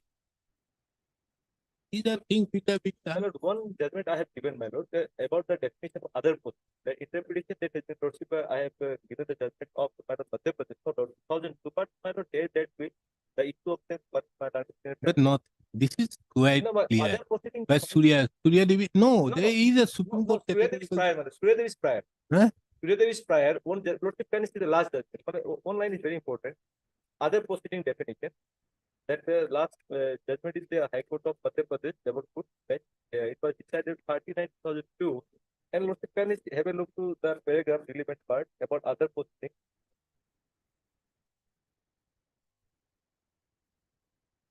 There's a very nice judgment on Supreme Court wherein it says how it can be converted, why should it be converted.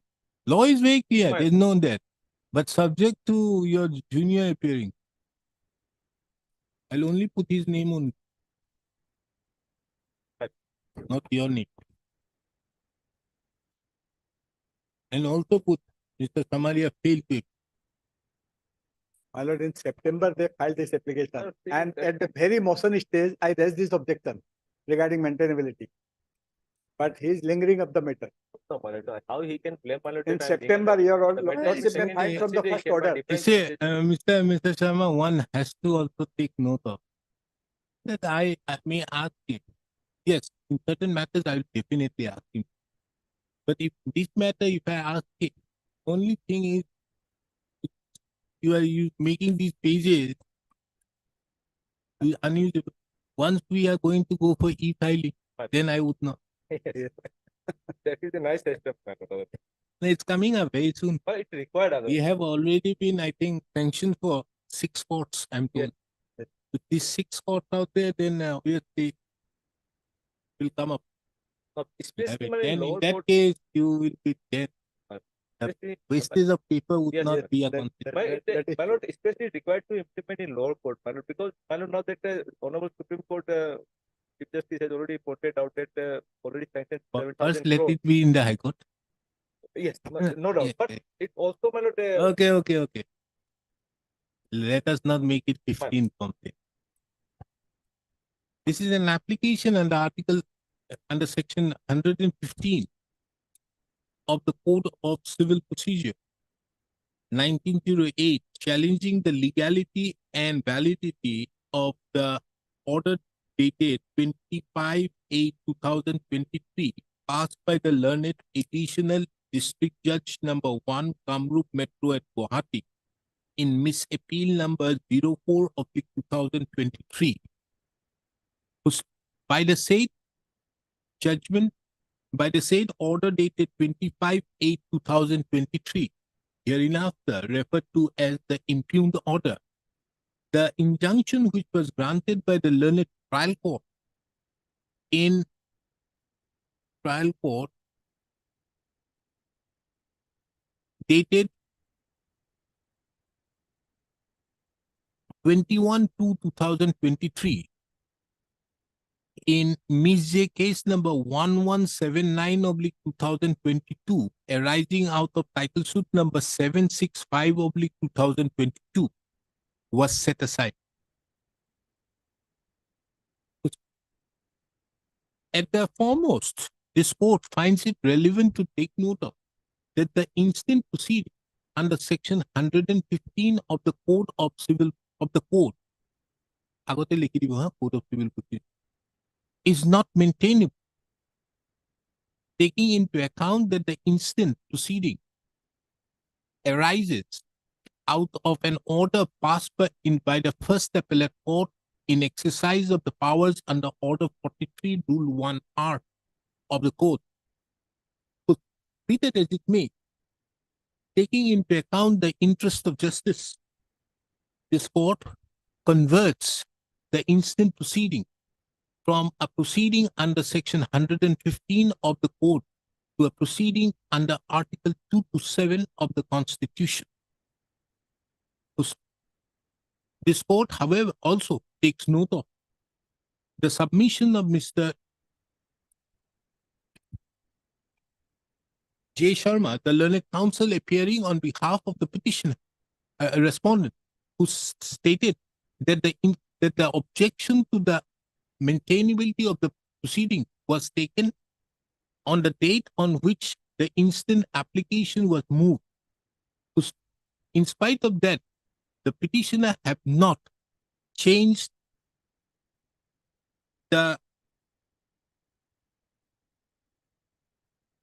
have not done the need. Taking into account the above, this court is of the opinion that this court is of opinion. This aspect of the matter would be dealt with at the conclusion of the instant order.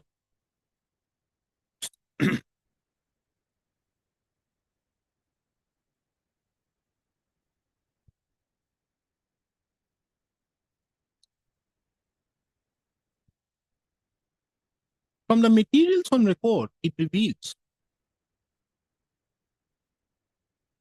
that the petitioners herein, as plaintiffs, had instituted a suit being title suit number 765/2022, seeking declaration that the defendants have no right or authority to use the name of the petitioner? Petitioner number 1, of the plaintiff number 1, and also seeking permanent injunction and mandatory injunction. Along with the said suit, an injunction application was filed, which was registered and numbered as Ms. case number 1179/2022.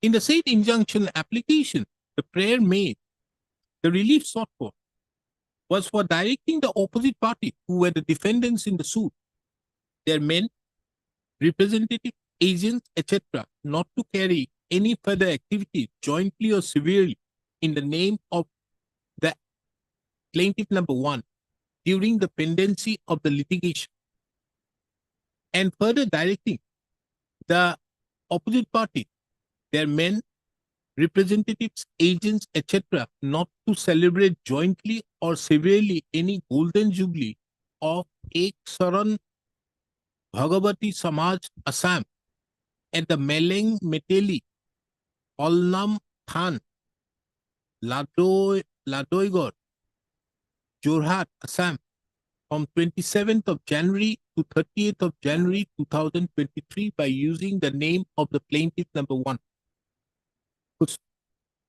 The second prayer has already become infructuous. Be that as it may, to the said application seeking injunction, the defendants filed their written objection, as well as in the said suit, written statement, an additional written statement was filed by the defendants. The learned trial court,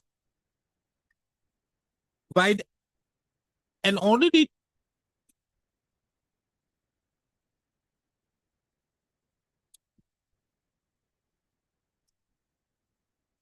where is that order? Affidavit ordered. Order is trial court's order is where? My lord, affidavit, page 180. The learned trial court, by an order dated 21/2/2023, after considering the 3 elements for grant of an injunction, disposed of the said injunction application, thereby directing the opposite parties, their men, representative, agents, etc., restraining them from using the name of Ek Saran Bhagavati Samaj till disposal of the dispute between the parties in title suit number 765/2022. Being agreed, the defendants have filed an appeal before the court of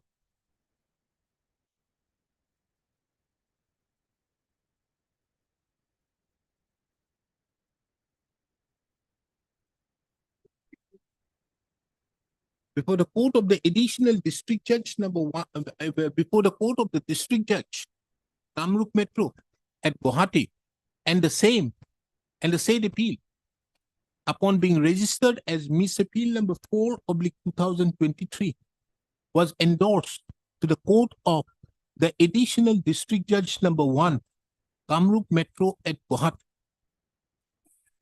The learned court below, the learned First Appellate Court, by its order dated 25/8/2023, had set aside the injunction order passed by the learned trial court,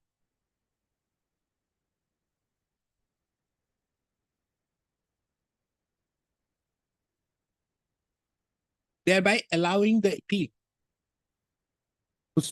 It is under such circumstances that the instant proceeding have been initiated.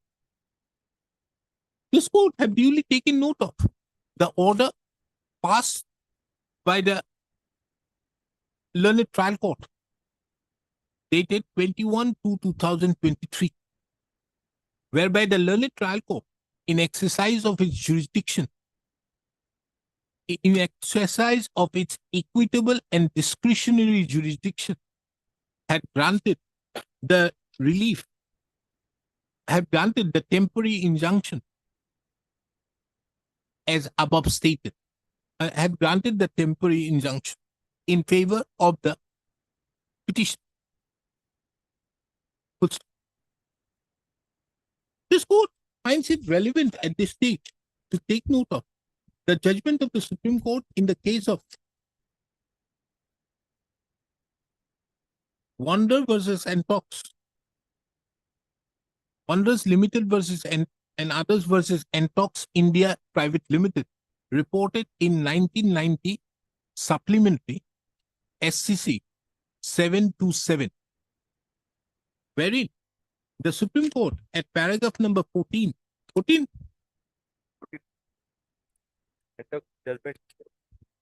14, where is that? Give it to me.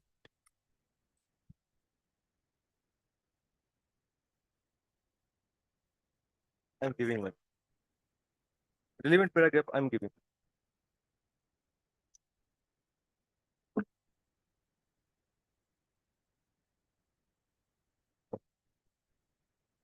Right now I don't have matter. I'm looking.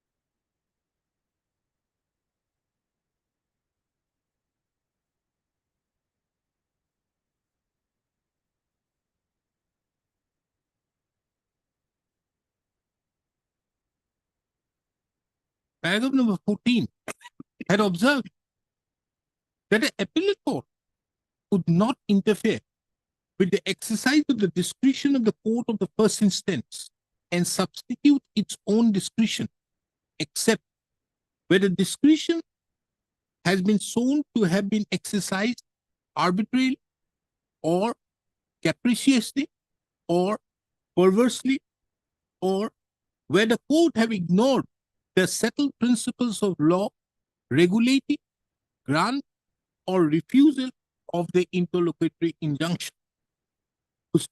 It was further observed in the said judgment that an appeal against the exercise of discretion is said to be an appeal on principle. Under such circumstances, the appellate court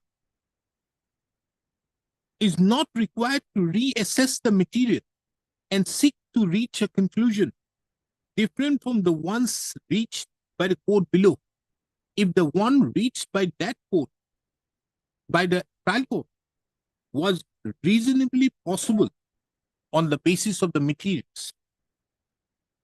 It was also observed that the appellate court would normally not be justified in interfering with the exercise of the discretion and the appeal solely on the ground that if it had considered the matter at the trial stage, it would have come to contrary conclusion. This court also finds it very relevant. This court, paragraph 14 of the said judgment is reproduced hereunder. এইটো reproductionটো আপোনাৰ এনেকে paragraph 14 হৈ থাকে. These principles are well established by Viscount Simon and the appellate judgment does not seem to defer this principle.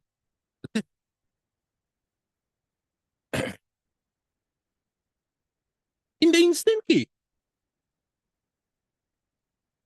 a perusal of the judgment of the first appellate court would show that the first appellate court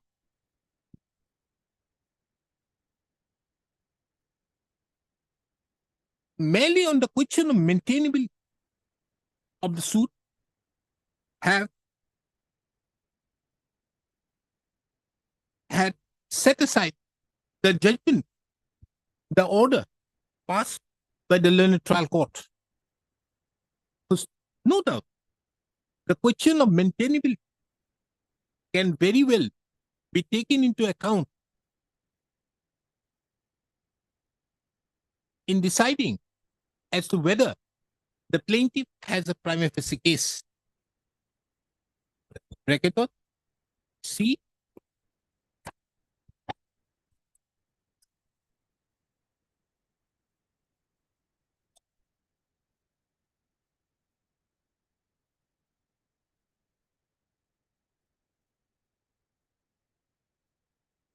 Bracket dot C.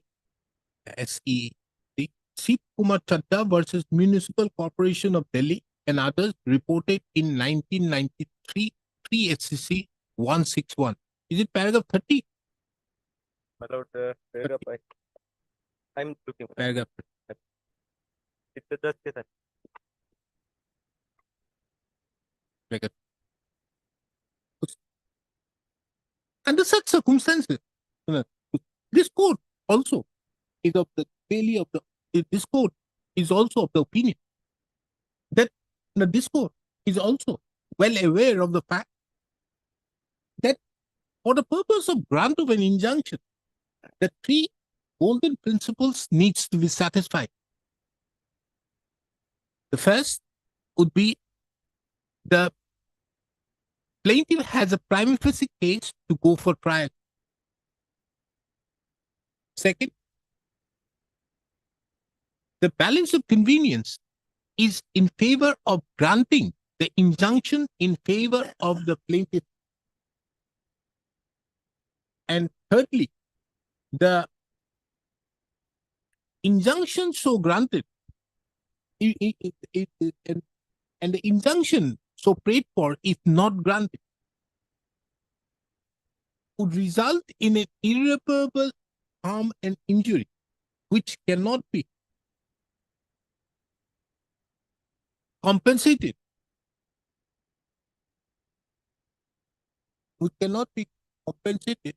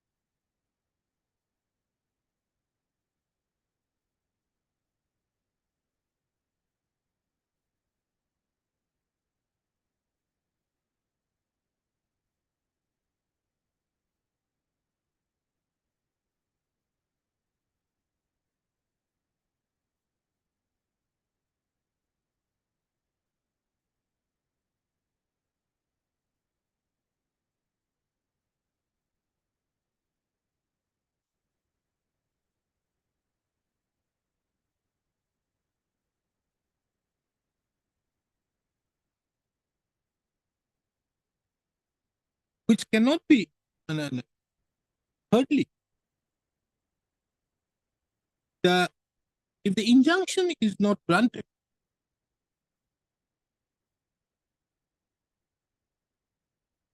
an irreparable injury would be caused,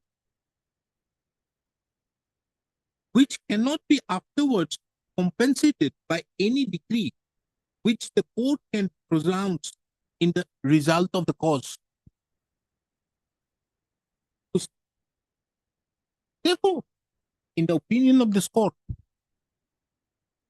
the learned first appellate court was justified on taking into account the question of maintainability to decide as to whether there arose a prima facie case for going for trial.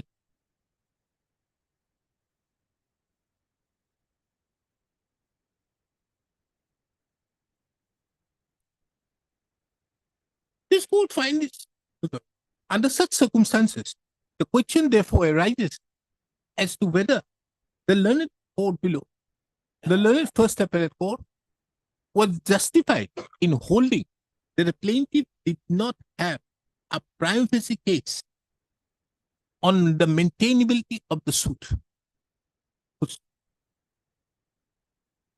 A perusal of the impugned judgment revealed that impugned order revealed that the society that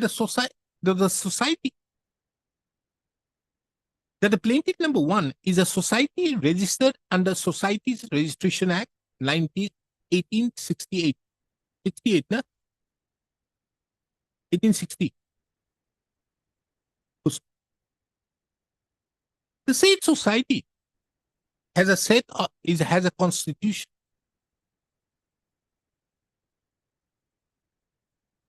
As per the latest amended constitution dated 17/10/2012, it has been mentioned that all litigations for and against the Samaj would be instituted in the name of the core committee or the principal secretary.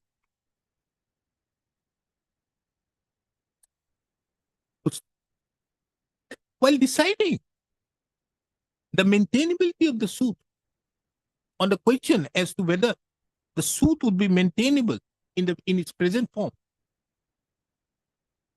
inasmuch as the society was shown to have been represented by the principal secretary and the plaintiff number two was a central core committee, the learned first appellate court decided at paragraph number 26 that the same was not in accordance with Section 6 of the Societies Registration Act 1860, or as well as was in violation to the provisions of the Constitution of the Samaj in force.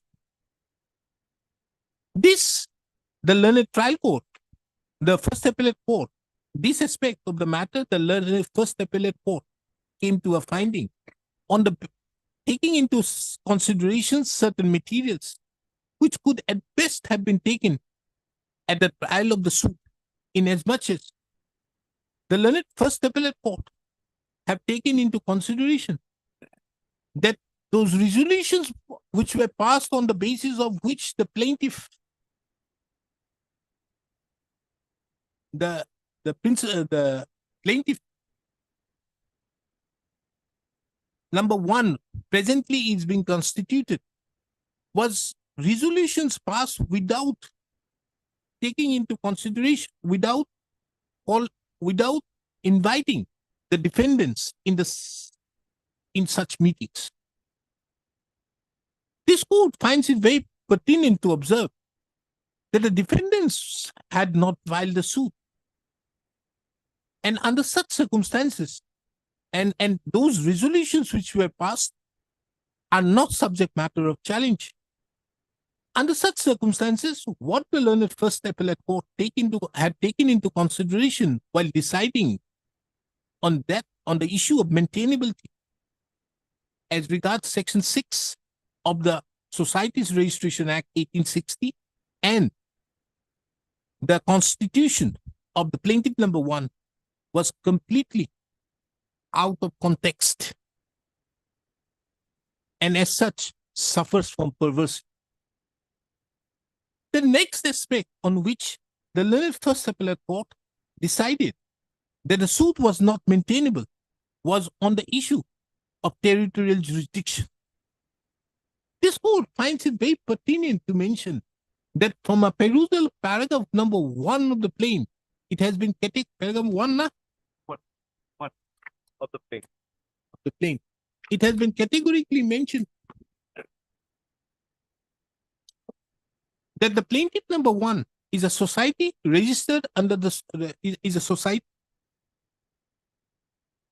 having various branches throughout Assam, including some of the branches situated within the district of Kamrup Metro. First of, from a perusal of the plain, it reveals that Amongst the various allegations, it has also been made, allegations have been made that the defendant numbers 1 to 4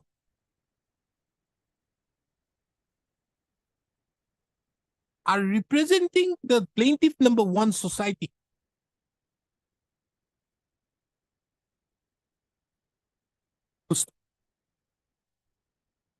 Under such circumstances, the representation of the defendant number 1 to 4 would also come within the ambit of the branches which fell within the jurisdiction of the learned trial court. The learned first appellate court completely failed to take note of the provision of section 20C of the code, which stipulates, amongst others, that a suit can be filed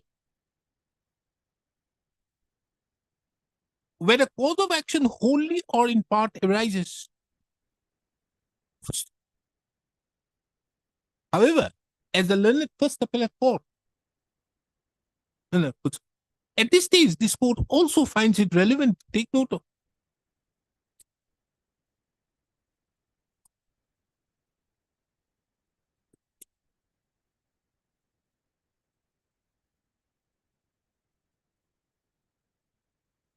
has there been any objection filed as regards the territorial jurisdiction They, but Huh? no separate. in the appeal. trial court? No, but they have not filed any except written statement. I think they have filed.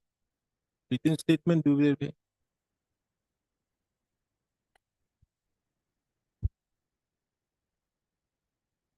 But by the open petition, man. Yeah. But we have justified the ground of territorial jurisdiction about Guwahati. Yeah. That has been discussed by the trial court at the time of granting injunction. No, where they have raised that. Yes, man, and this has been answered, man. No, where is there in the plain Plain, written statement? the written, the written statement will start from page 56.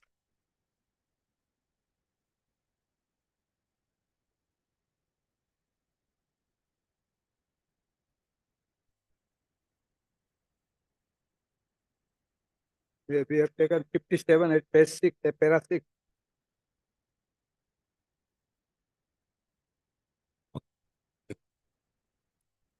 Not taken into consideration, section 26, which permits the suit to be instituted in any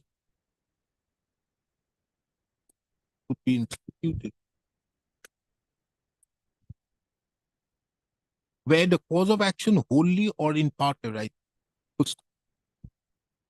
Under such circumstances, the findings which were arrived at by the learned first appellate court, insofar as the maintainability of the suit on territorial jurisdiction is also incorrect, is also tenuous.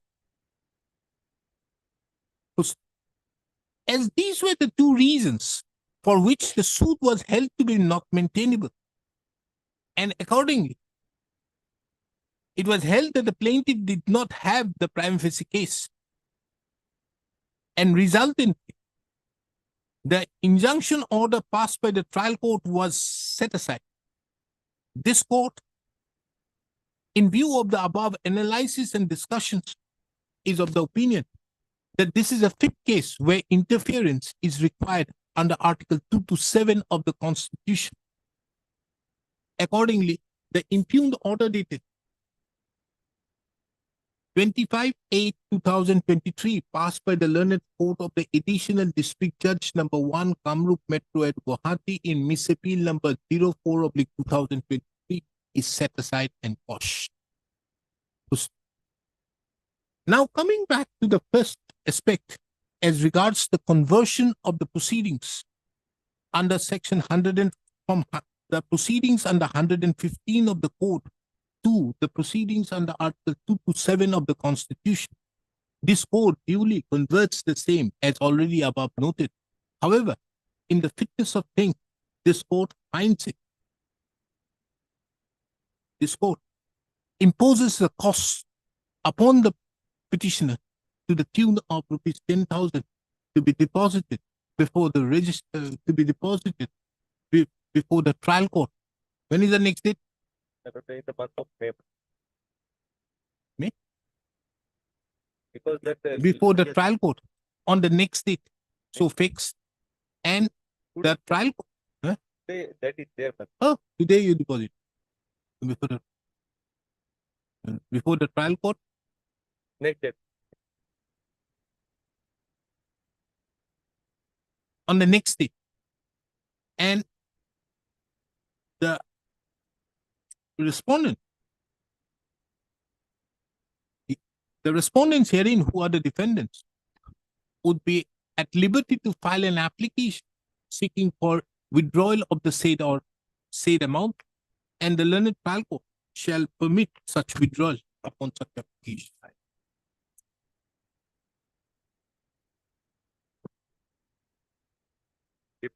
My lord, that order will be, that order will, any remand was given, my lord, regarding. I'm any- setting it as that.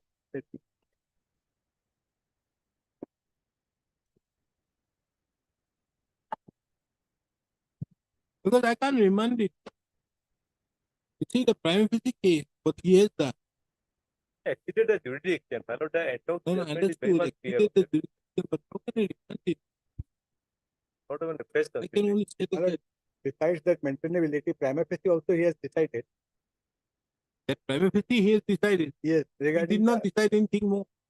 prima facie decided that whether there was any violation or constitution or not, everything has been decided. It is what Totally he fair, says sir. that both are on the question of maintainability.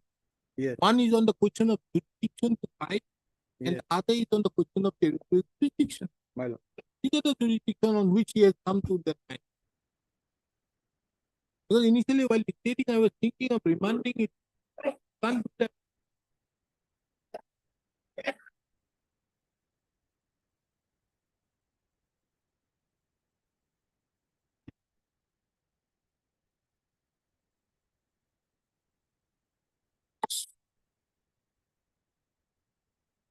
Yes, Mr. Sharma and Mr. Samaria, wait. Both of you sit. Think about 5 minutes. Let me take up this point just Otherwise, before the- rising. If anything else can be done. Means, see, court, as of now, I have to say that. I That can't is the demand- finality of the Other- judgment. my lord. Otherwise, my lord, the respondent will be remediless. Because it was a That is the mistake done Supreme by the Court, my court. After all, the appeal was preferred. Only on two grounds that the appellate court has decided it.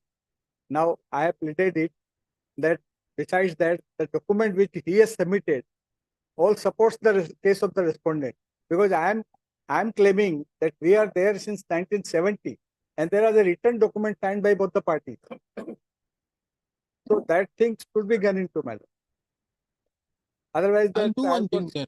trial court order will No, be no, made. I'll set aside it Yes, and remand it for yes, my lord. fresh That consideration should be by the given. My lord, Yes, my lord. Lordship, my submission may come. Lordship, they have preferred this appeal, taking into consideration of the. No, the court has not looked into the other aspect. Yes, sir, my lord. there thing was is that, other aspect Lordship, also. what I- No, these do argue whatever you feel. Yes. like. My lord, question is On that. these 2 points, I have No, said, Lordship Yes, my only- lord. Lordship only tested Therefore, that whether that I've private. set aside it what work and impose the before party. This court, however, also finds it very pertinent to take note that the learned first appellate court, beyond the question of maintainability of the suit on the ground of jurisdiction and territorial jurisdiction, did not decide further. Under such circumstances, this court is of the opinion that this is a fit case therefore, to remand the state proceeding back to the learned first appellate court, decide afresh the legality and validity of the injunction order. However, the points which have already been decided herein cannot be again agitated and decided by the trial. First, this is required because see, one problem you have the injunction. Here's not One aspect very pertinent. That is why I put the question. How many years the other side go? Question of waiver, equations. These are various important aspects of the matter which in that. You may have a private case, but the balance of convenience, how he has done by the trial court. Yes, nothing has been mentioned.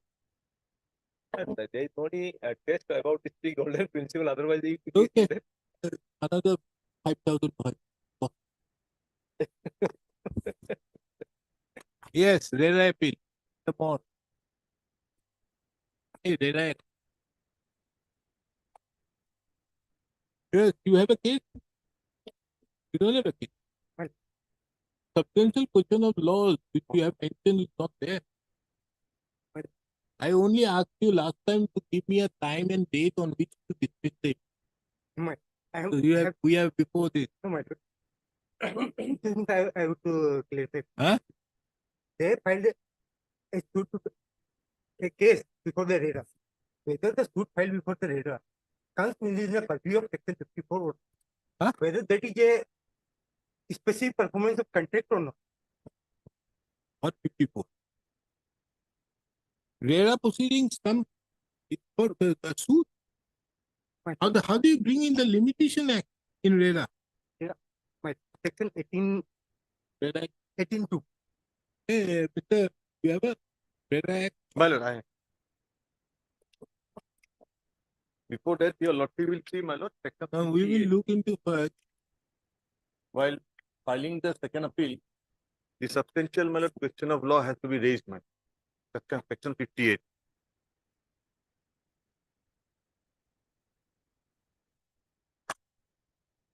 Real estate. It me first. Part of the track.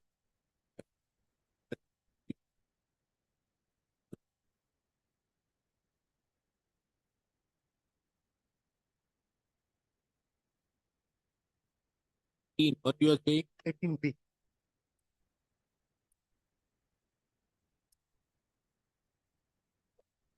Huh? 18.2, Your Honor.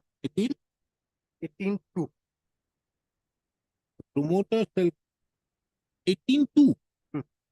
The promoter shall compensate the allotee in case of any loss caused to him due to defective title of land on which the project is being developed or has been developed in the manner as provided under this act, and the claim for compensation under this subsection shall not be barred by limitation provided under any law for the time being in force. Then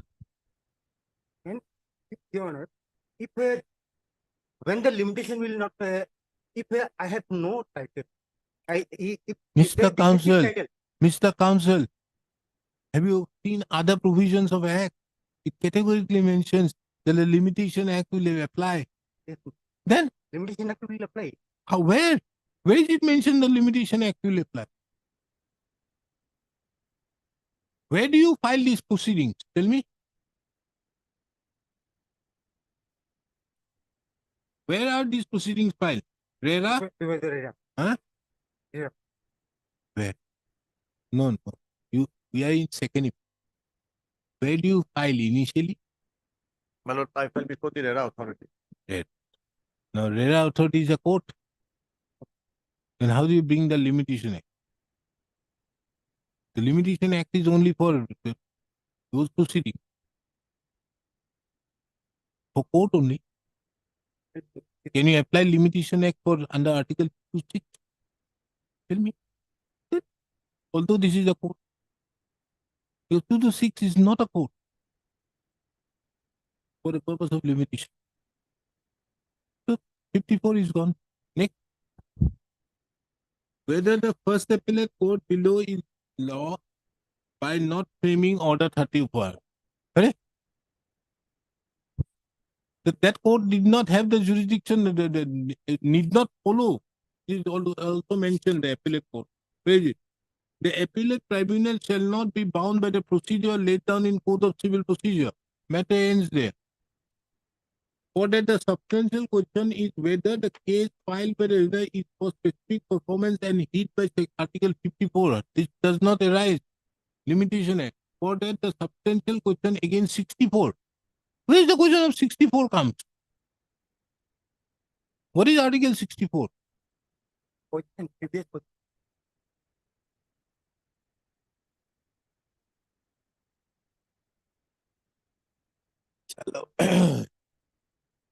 Which order? Which is the order? My lord, he is challenging the order of the appellate tribunal, which starts from, my lord, page 63, annexure 5.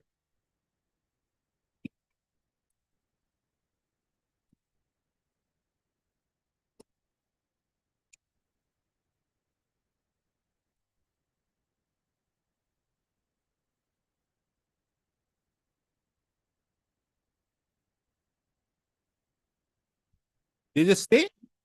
No stay, my lord. Then? There is a concurrent findings in my favor by both, my lord, the RERA authority as well as the appellate tribunal, directing, my lord, the landowner, my lord, who has illegally possessed my land, my flat, to hand over to me, my lord. My lord, the facts are enumerated at page 60. If your lordship comes to page 60, the facts are, my lord, chronologically, my lord, recorded by the RERA authority, my lord.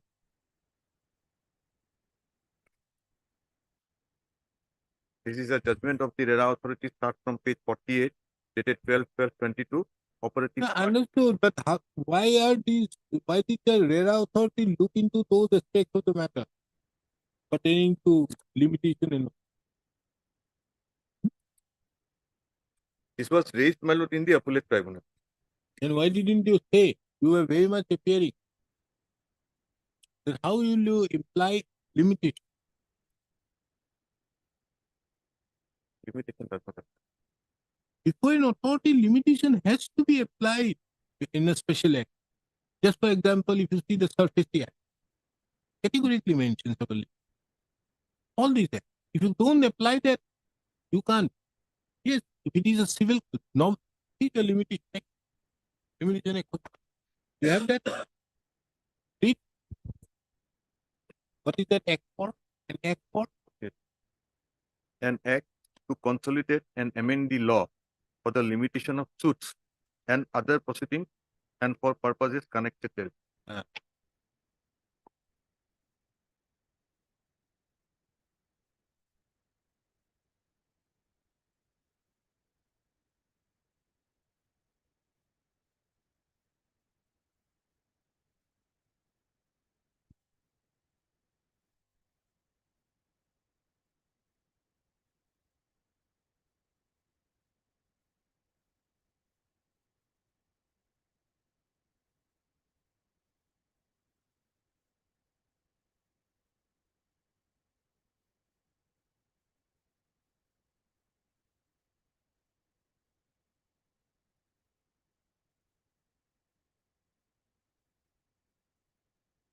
Now you see section 3. There are 3 divisions in a limitation act in the schedule. First division, second division, third division. First division pertaining to suit, second division to appeal, third to other applications.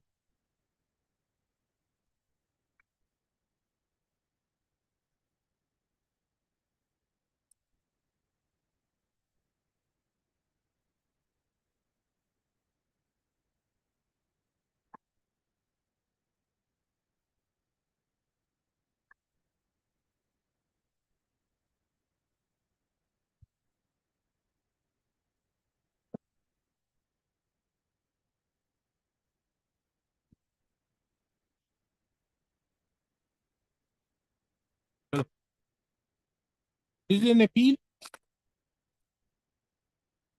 under section 58 of the Real Estate Bracket Regulation and Development Bracket Close Act 2016. Challenging. There are 2. How many persons we are appeal? Appeal file again? Will file against there are 2 respondents in the complaint. Huh? I am one of the respondents. My lord, he is the builder. He is the builder. He has filed the appeal against the purchaser, my lord, LOT, that is me, my lord. My learned friend is respondent 2. He is appearing for respondent 2. And office note says, my lord, Respondent number 2 is who? Patwari, my lord, Mukul Patwari. And who is respondent number 3? As respondent number 3, there is an office note, my lord, 9/10/23. It says he refused to accept the notice, my lord. So notice is complete in respect of respondent 3, my lord. When 2 and 3 both are, they are the landowner. You are only appearing for one brother. That's why instructor are instructed to appear for Not for 3. Now these appeals, there are 2 appeals. two appeals heard by the 2 appeals by the landlord, my lord, and the builder. Both the appeals were taken up together, and my lord, appeals were dismissed. Now the builder has come, my lord, but the landlord, both of them, my lord, did not file any appeal. Who are, my lord, in illegal possession of my flat. The so against the common judgment and order dated 28/6/2023, passed in read REAT of the Assam of the appeal number 02 of 2023 and REAT of the Assam of the appeal number 33 of the 2023. 03, my lord, not 30. 03 of 2023.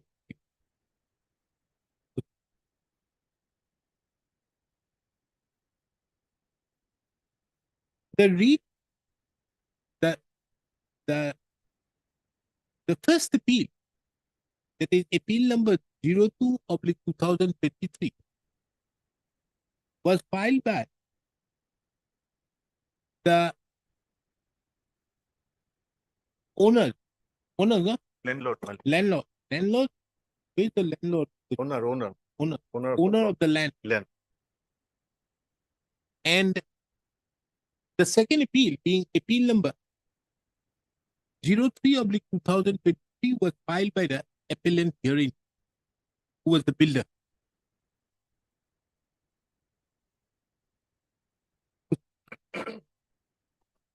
This court finds it relevant to take note of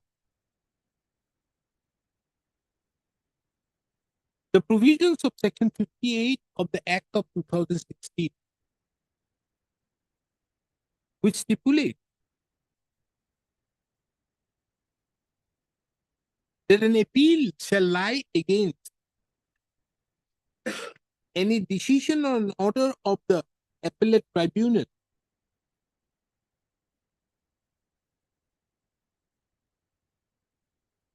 on any one or more of the grounds specified in Section 100 of the Code of Civil Procedure.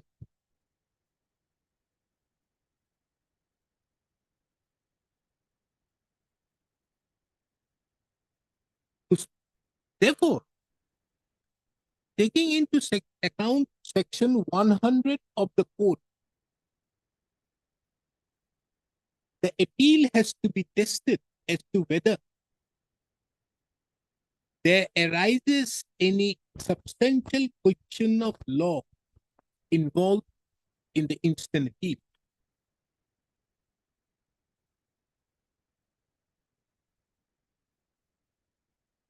For deciding the same, this court, in brief, notes down the facts, takes into account the following facts infra.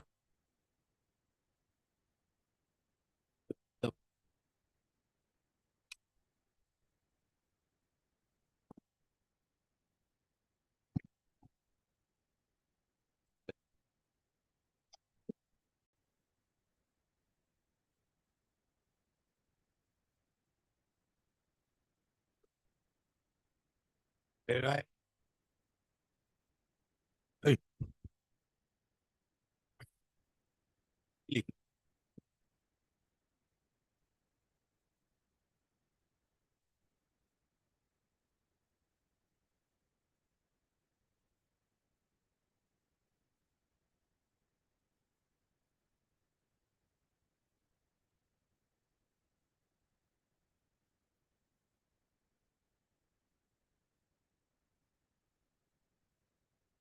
The respondent herein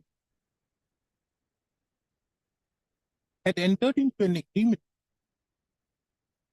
for sale on 5/8/2013 with the appellant, whereby it was agreed that an apartment being flat number B-1 on the first floor of the building called Povitra Enclave, covering a super built-up area of 800 square feet located at Sohor, Guwahati, 6 Part, Moda, Ulubari, Kamrup Metro, would be sold to the appellant and respondent for a consideration of rupees 18 lakhs. The respondent accordingly paid an amount of rupees 8 lakhs to the appellant in cash and the remaining 10 lakhs into the bank account of the appellant by availing loan from the Life Insurance Corporation of India.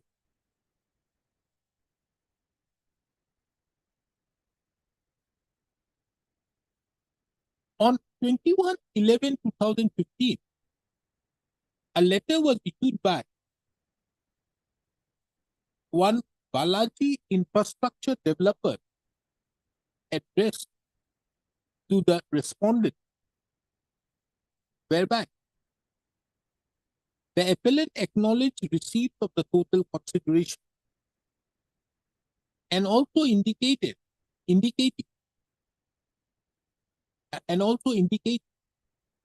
handing over the flat number B1 to the respondent on 20/11/2015. The fact of handing over the possession by the builder by the appellant, as well as the fact of taking over the possession of the flat by the respondent, is duly endorsed by both the parties in its letter dated 21/11/2015.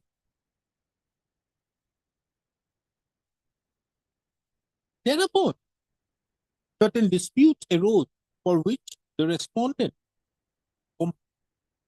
lodged a first information report before the Lota Hill Police Station case number, which was registered as Lota Hill Police Station case number 16 of 2021, and a case under 16 of 2021 under section 420 and 406 of the Indian Penal Code, alleging inter alia that the owners of the land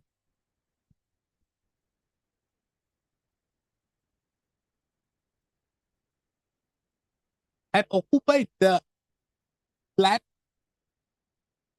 given to the allotted to the respondent, and they refused to hand over the possession of the said flat to the respondent, and the appellant turned a deaf ear towards the requests made by the respondent. It is under such circumstances a complaint was filed before the RERA authority on 29/1/2022 under section 31 of the Act of 2016. The appellant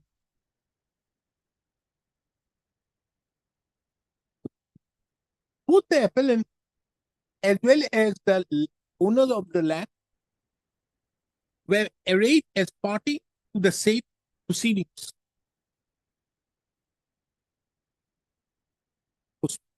They filed their written statement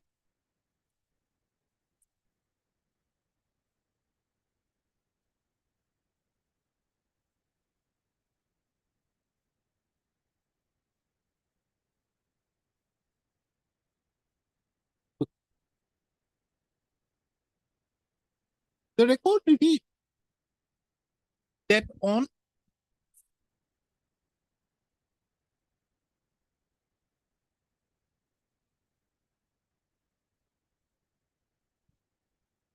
December 12, 2022, the RERA authority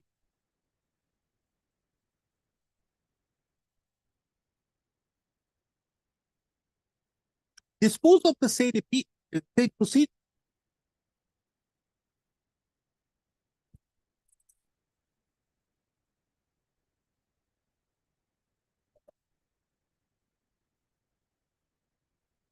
Thereby directing the owner, respondent number 2 was the owner, huh? The owner 2 and 3. of the land in question who were in possession of the flat number B1 to hand over the flat to the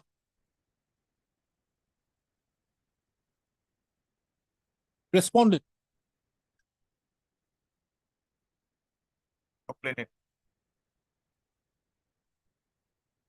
and to ratify the original sale agreement dated 5/8/2013 entered into between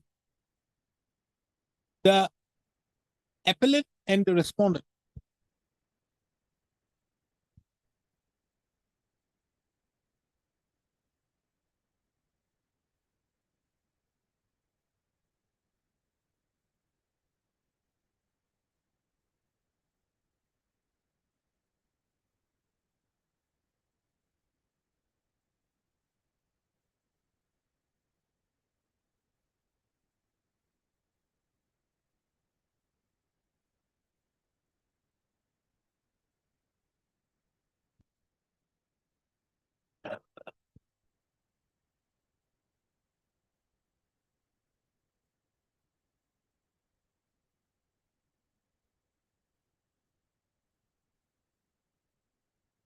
Has the deed of sale been executed? No, man. There was a direction. Yes. Where? Direction is by the, my lord, appellate authority. Not by hit, not by the RERA. No, my lord. Being aggrieved, both the owners of the land as well as the appellant who was the builder preferred two appeals which have been already mentioned here in above. The said appeals were disposed of by the common judgment and order dated 28/6/2023. It is also relevant to take note of that the appellate authority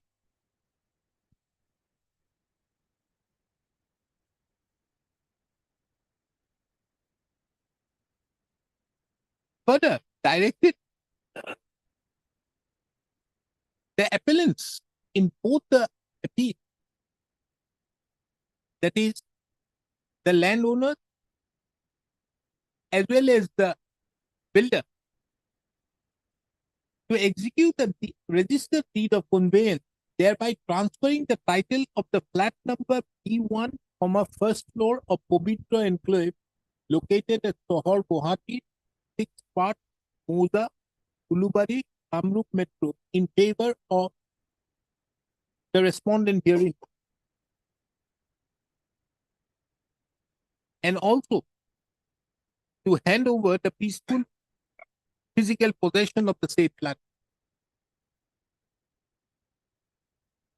Further to that, the said directions were complied as per the order passed by the first appellate court, appellate authority, within 4 weeks from the date of the said judgment and order dated 28/6/2023.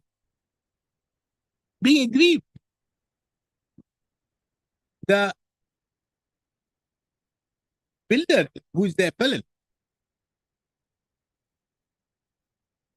have preferred the present appeal under section 58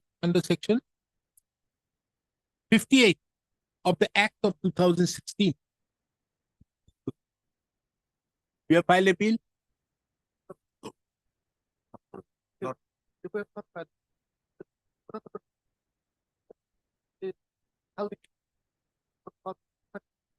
It has been In the instant appeal,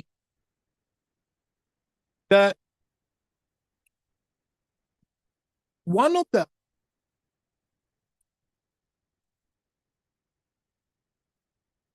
two landowners who were the appellant in appeal number 02/2013 is represented. The other landowner, in spite of service, have not chosen to appear. This court have also put a pointed query upon the learned counsel appearing on behalf of the respondent number 2 as to whether the said respondent number 2 have preferred an appeal against the judgment and order dated 28/6/2023, to which the learned counsel submitted that to his instructions no such appeal has been filed. In the backdrop of the above, let this court take into account as to whether the instant appeal can be admitted by formulating the substantial question of law as is required under section 100(4) of the code.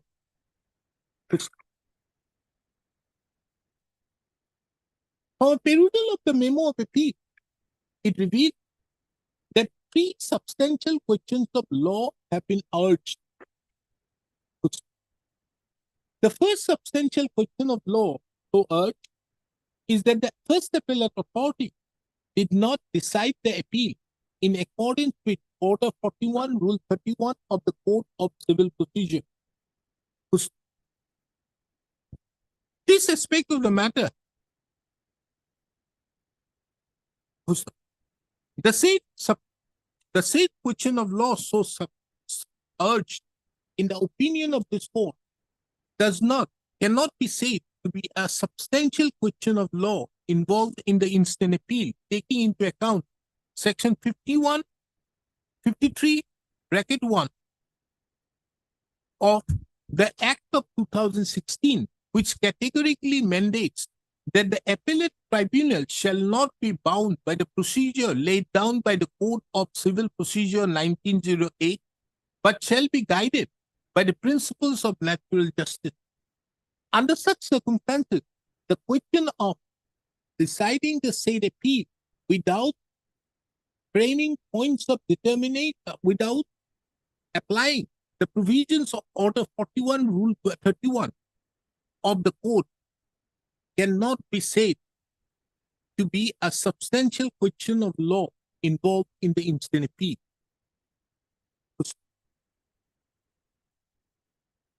The remaining two substantial questions of law urged pertains to application of Article 54 of the limitation, Article 54 and 64 of the Limitation Act, Indian Limitation Act 1963. This court have duly perused the impugned judgment, wherein it is seen that the learned first appellate court have duly considered the said aspect of the matter. Be it as it may, this court have also perused the Act of 2016, wherein it is from where it is not seen as to whether seen that the provisions of the Indian Limitation Act 1963 had been made applicable to a proceedings under the Act of 2016. Consequently, the two substantial questions of law so urged as regards Article 54 and Article 64 of the Indian Limitation Act 1963 does not arise. Consequently, this court finds no merit in the instant appeal, for which the instant appeal stands dismissed.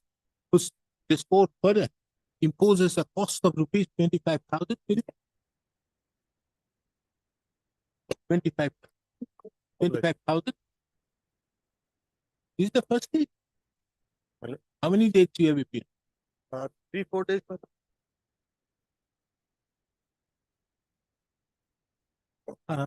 15,000. Imposes a cost of 15,000 upon the appellant. One in view of the disposal of the application and both of in claim for the extent taken. I got to I know the LCRs which have been called for, the registry shall forfeit, return the LCR to the authority. If you're The port.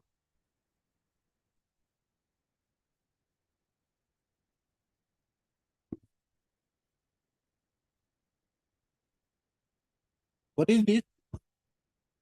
appeal. But actually, appeal has to be admitted matter because under the court was of the opinion that Who? But substantial question of law was not during this process matter, service report and other things matter. Certain development took place. Matter that's why we have been compelled to file an application under order 39 rule 1 and 2 matter. And Till now, the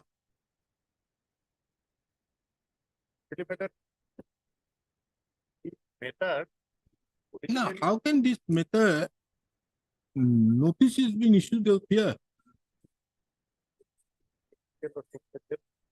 I think we need to fix it under order 40 to 41 rule 11. Is the matter in the is the matter well? they have already entered the parents matter. When? When do you want it? The next week matter. But there is urgent Is the matter on 2024 for consideration of the appeal in the column of order 41 rule 11.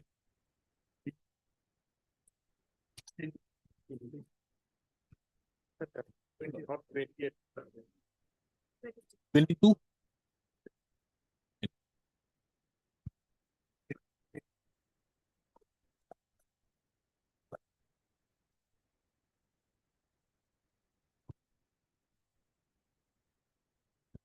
Email. Here, Yes, what do you have to file? Have you filed anything? no, Nothing. my lord, because I've asked that person, he's the old man, he cannot come, my lord, on this basis, I will tell this much. Thing is this, my lord, he was a sub-inspector in the CRP, he was declared deserter, then my lord, he filed a writ petition in 2015, this set aside that deserter, and said that you will not get the back wages, but you will get all the pensionary benefits. Then my lord, he filed, he was not getting the pension benefit, he filed a writ petition. Then my lord, on the particular day of hearing, the council has not appeared, and on the basis of the evidence, your lordship has said that he has got everything and held that the case has become structured because the affidavit says everything. Then my lord, he went to the appellate court, said that That I understand. my That lord. till- Here till- only thing is this, my lord, from 15 to 19, this period, for no fault of them, they have not paid the interest on the pensionary benefit because they have said because it was sub judice. They have said that, my lord, it is sub judice in the affidavit.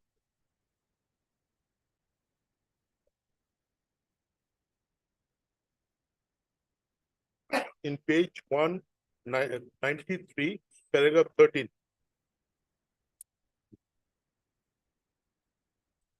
The relevant portion is at page 194.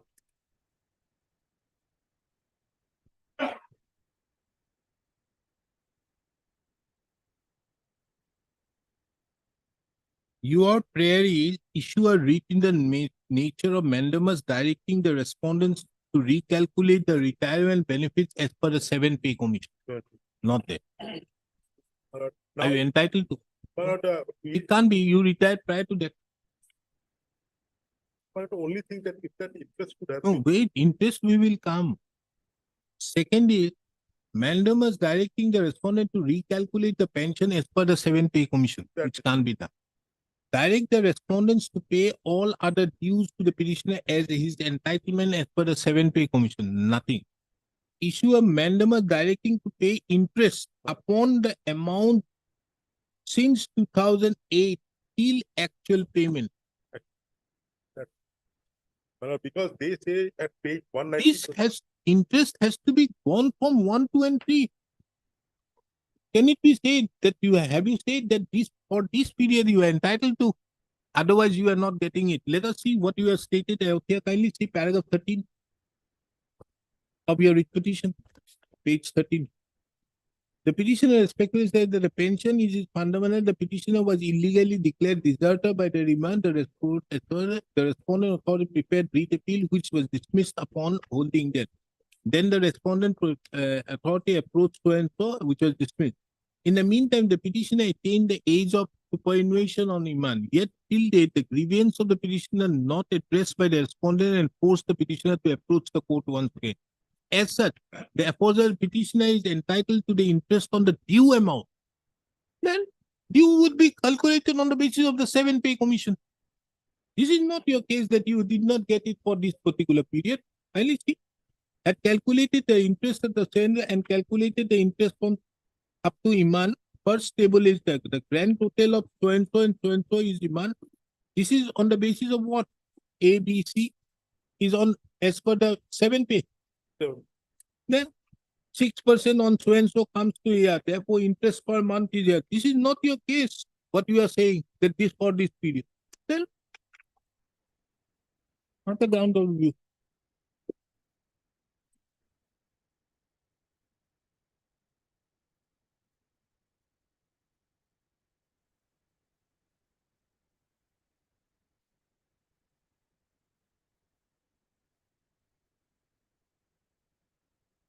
I retired on 31st May 2008.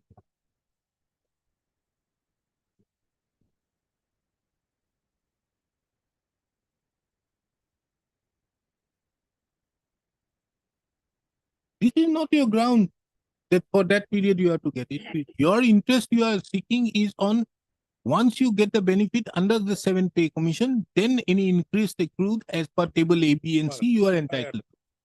Very fine. But that is not your case. But if for no, in other ways, my lord, if for no fault of mine, they have kept it pending only by saying the subjudice before the court. That is why But they can I do so in a review, Your Honor. no? It will be a Okay. re-hearing of like a appeal. It will be re-hearing or something which is not there. Cannot. Now, the instant review application has been filed, challenging, seeking review of the order dated. There's my order. My lord, it is at page 194. Order dated 9/1/2023. Passed by this court. Whereby this court, taking into account the stand taken by the respondent in the affidavit, more particularly at paragraph number 7,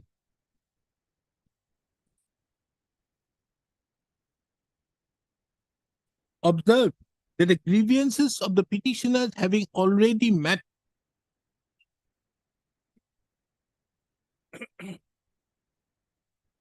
the writ petition had become infructuous.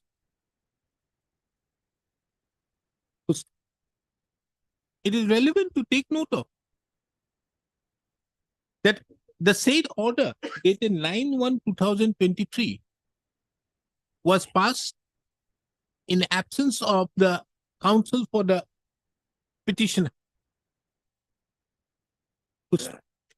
Thereupon, the petitioner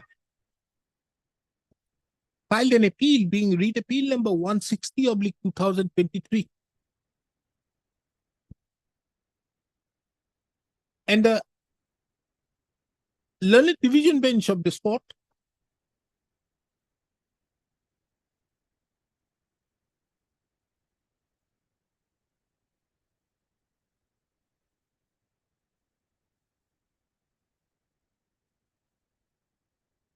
did not interfere with the said order, however, granted the liberty to the petitioner to file a review, seek a review against the order dated 9/1/2023.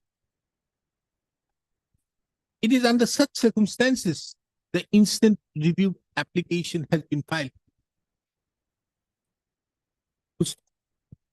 Pursuant to the filing of the instant review application, this court, by an order dated 21/8/2023, had issued notice. Pursuant thereto, the respondent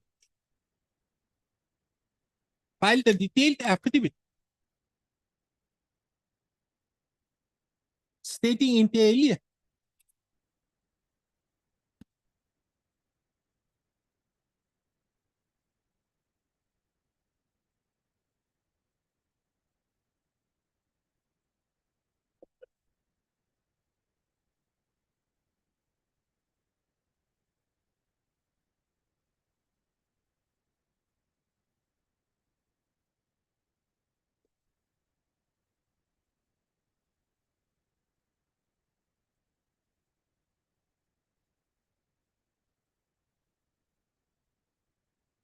that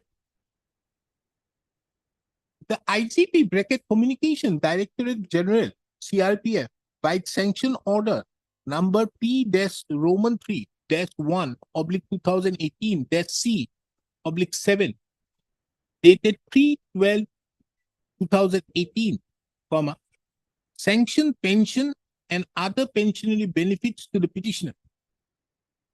And he has been sanctioned pension at the rate of rupees 22,450 per month, as per the 7th CPC. By the letter dated 22/7/2019,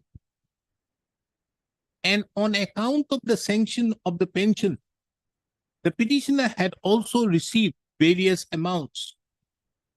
Number one, pension arrear with effect from 1/4 Roman 1 day.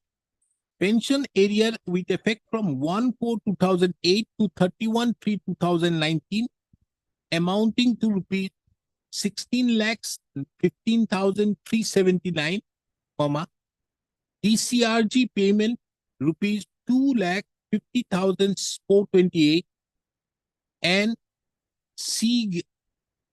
all caps CGEGIS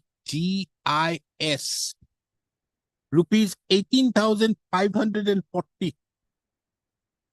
Roman 2, pension area with effect from 1/4/2019 to 31/12/2019, amounting to rupees 2,02,362, passed by RPAO dated 8/3/2020 and paid to the petitioner. Roman 3, residual DCRG amounting to rupees 63,855, and the residual commutation at the rate of rupees 77,632 as per the 7th CPC have been paid to the petitioner.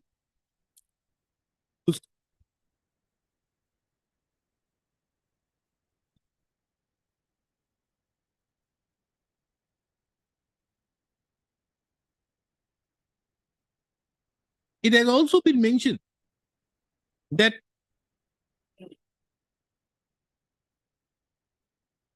the petitioner, by filing the writ petition, sought recalculation of the retirement benefits, pension, etc., as per the 7th CPC, and interest at the rate of 6% per annum upon the amount due since 2008 till actual payment. It was stated that all retirement and pensionary benefits have been paid to the petitioner as per the 7th CPC.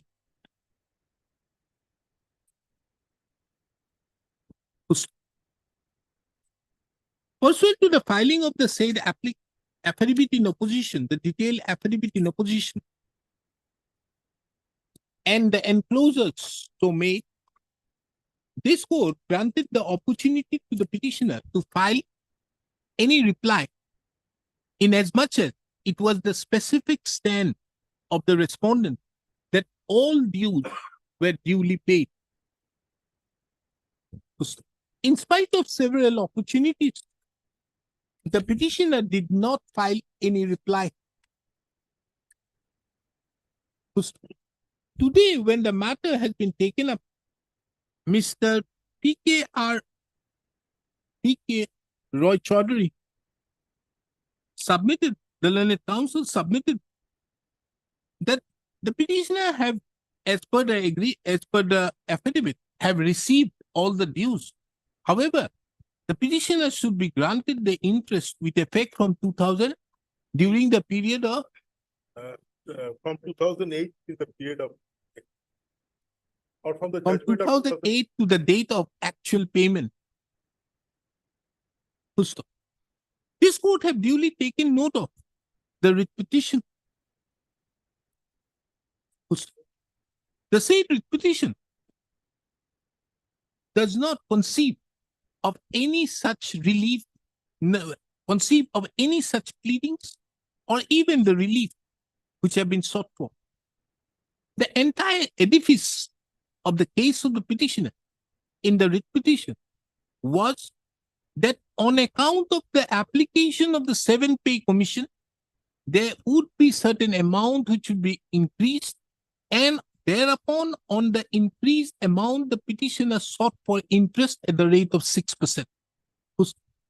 Under such circumstances, in the opinion of this court, in the review jurisdiction, the said scope, the said relief which have been sought for, and the said submission so made by the learned counsel for the petitioner cannot be accepted. Accordingly, this court finds no merit in the instant review application for which the same stands dismissed. all right. Mr. Samaria, that matter now, both of you go appear on 8-4. 8? 8-4, huh? Fixing the date Yes, I will. before the first appellate. So there is a case where lordship has directed us to serve notice. Oh, yeah, now We have yes. taken What has into happened in the trial court? Majority of the respondent in charge of appearances except 8, 11, and 22. Now, what has happened? Except the other side is there. My lord, they have informed me they are outside of the Tunapur. That's why they are not giving the wakalatama. But It's okay. We'll take it up next week. Get the wakalatama. Okay? Because you see, I don't want to. There's an injunction proceedings going on. yes, my lord. This court is not going to do anything. What this court is going to say that till that date, this order, which I have passed, limited injunction, Correct. to the extent of alienation, would not, there shall not be alienation till the disposal of the injunction. But they are not servicing the notice till now in the title suit and this case, my lord. We are not receiving till My lord, Today yes, I noticed this matter was on 6/12. We have served the notice, we have deposited everything, but lordship, the whole notice could not be served. Therefore, on 12, the Granite trial court has directed us to reserve the notice. That step will take matter. Anyway, let us have it on next week. yes, no, on the other hand, my lord, in this case also they have surprised the matter, surprised the fact. They have got their share, they have sell it, and thereafter they have come to partition suit and they are taking the injunction against us, my lord. We'll have it. Their documents is there. They are sell their part. Let them put it in affidavit. Madam. We'll- No, we'll have it next week. You produce that. Lordship, but their injunctions would not be extended, my lord. No, So they Mr. take an Counsel, the question is not other thing. This is a very limited injunction which I have given. I Yes. didn't say much. You see, This court have taken note of the trial court would be taking up the injunction application on 12th feet. Yes. Under such circumstances, this court passes a limited injunction order till 14th feet. That the parties, that is both the appellant as well as the respondent, shall not alienate the suit property till the next date. That is till Yes, today. my lord. The appellants are further directed to place the copy of the instant order before the trial court.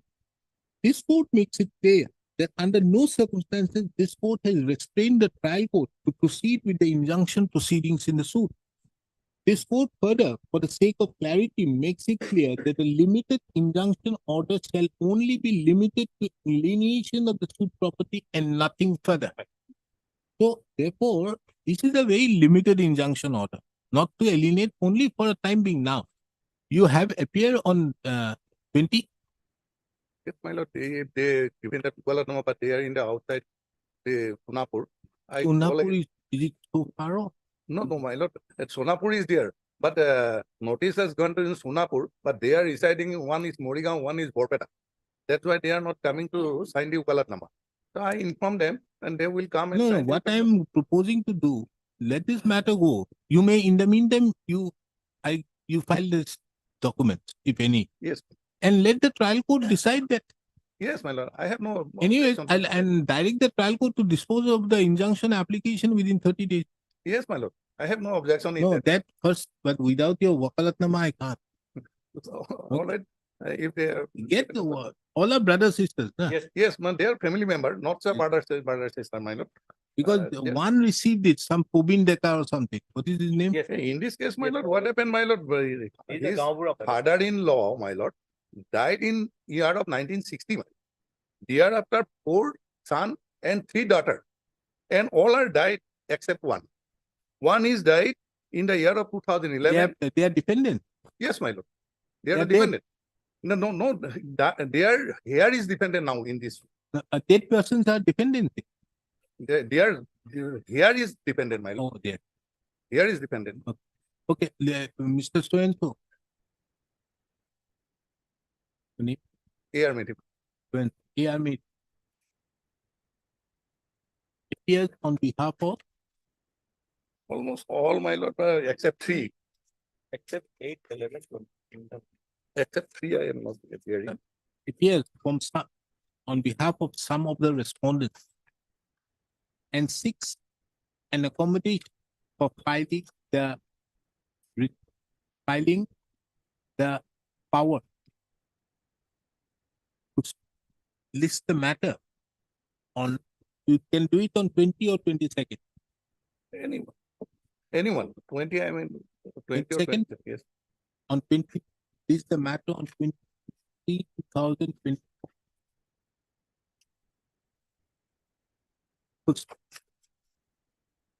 The respondent would be at liberty to file any pleading if deemed fit. The order of injunction dated 7/2024 stands extended till the next day. Once.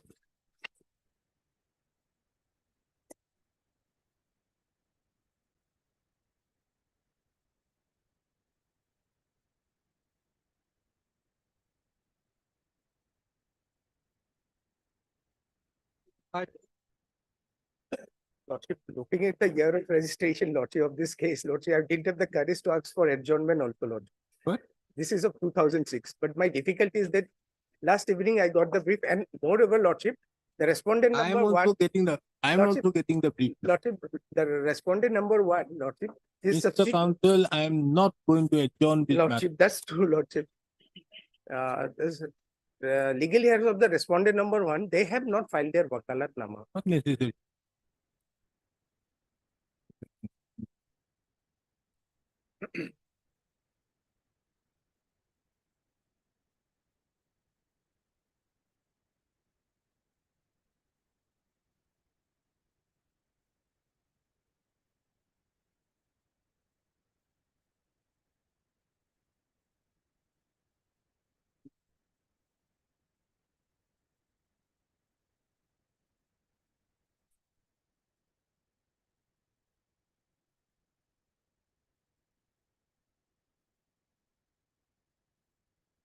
Yes. There's a finding of fact that you are not in possession. No. I am not in possession. It is not a finding of fact. Why? It's a finding of fact. You are in possession or you are not in possession. Sir, it is a partition suit. Sir. The land was purchased by our and by living force and screw. And the plaintiff paid for partition the land. Who is the plaintiff? Plaintiff is the one of the son of the original owner, Hmm. Pulendu. He asked for what? Partition. Partition. Where is the plaint? Plaint is that When so Six. Kamaleshwar Dev, Pushpa Devi, so and so, so and so, and the principal defendant is Kalyan Brata Dev. yes. And the others are Other side, the one brother and 3 and 4 are sisters.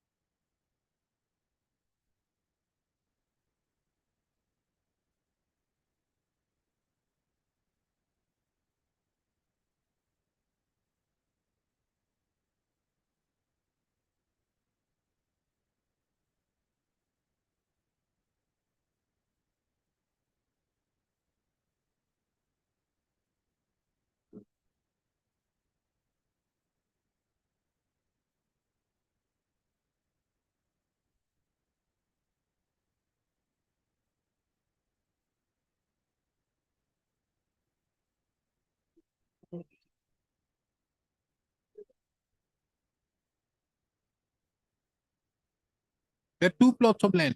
2 o'clock. What is the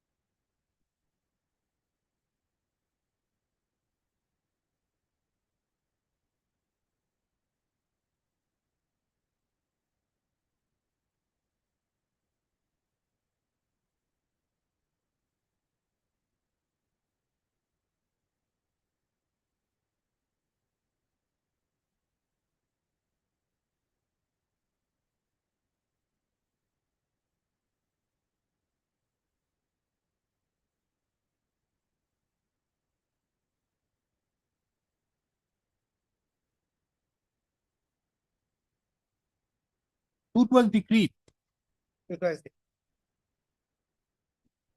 preliminary decree, yes, preliminary decree. Yes. There is the appeal.